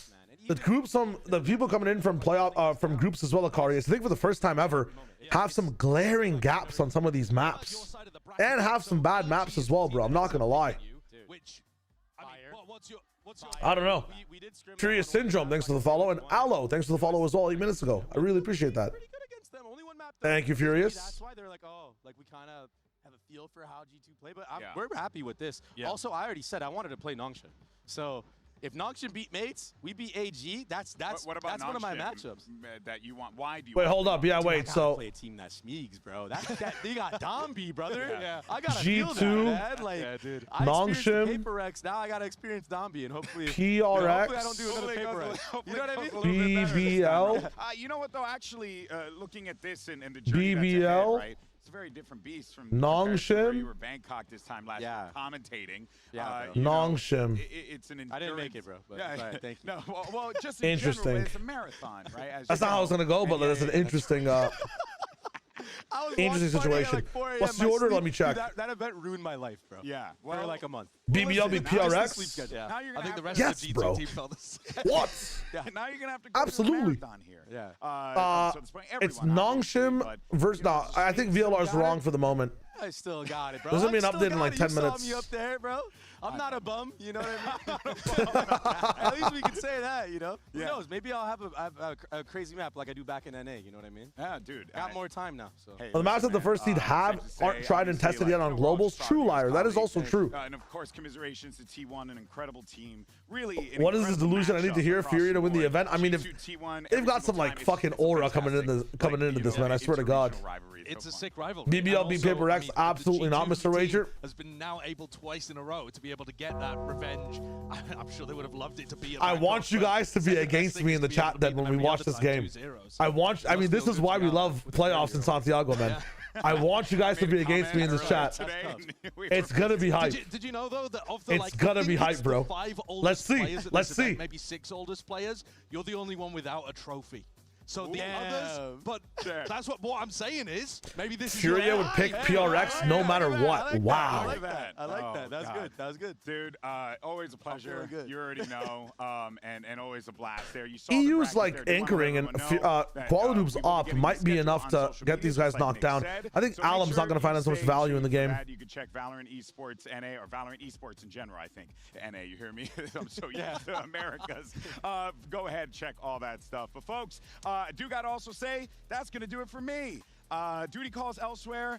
This was a dream come true in my 15 plus years of working in esports. I never thought I would ever get to work in South America, and this was something special. So, in any case, I don't want to get too sappy, but I do Hearts in the chat for GB. This guy, Mimi, Uber, they're coming in the captain's chair. It's going to be awesome. You're going to be taking over the fort.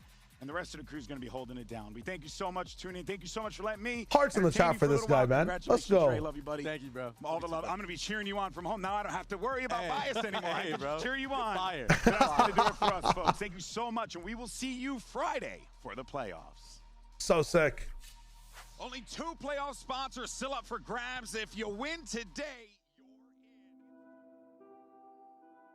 in. Holy shit. What a day. Yes, it is GB's last day hosting just for Santiago, not in general.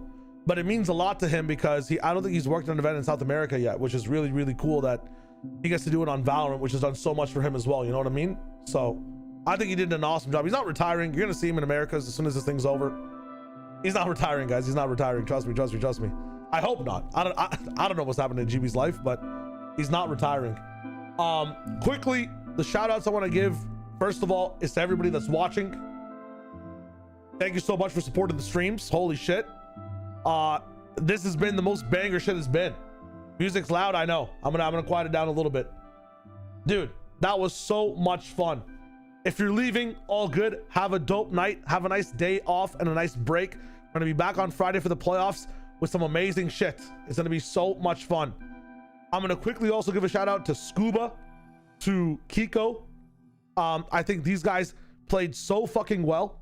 I think Scuba deserves the MVP as much as Kiko does, but Kiko really popped off. Trent popping off as well on the Haven, looking so fucking good. Oh my goodness. I'm watching the craziest. I just watched these guys jork it on stream to that weird ass pump thing. Trent absolutely popped off as well. I think Trent on the day is probably a little bit of an MVP. Wayne also was looking so good in some of these games, and Purpo should not be overlooked in the impact that he had. If you guys missed any of the games, I know it's been on the back burner for a little bit, but things are being worked on. Exclamation mark YouTube, tap in. Cool things are coming. Hashtag soon.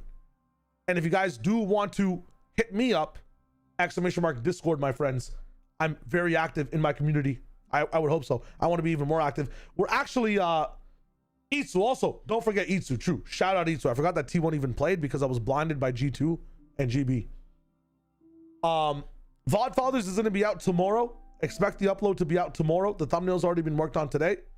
It's going to be recorded tomorrow and off tomorrow. If you want my opinions on playoffs and predictions, exclamation mark, well, YouTube, my friends. We're doing a community game day on March 12th.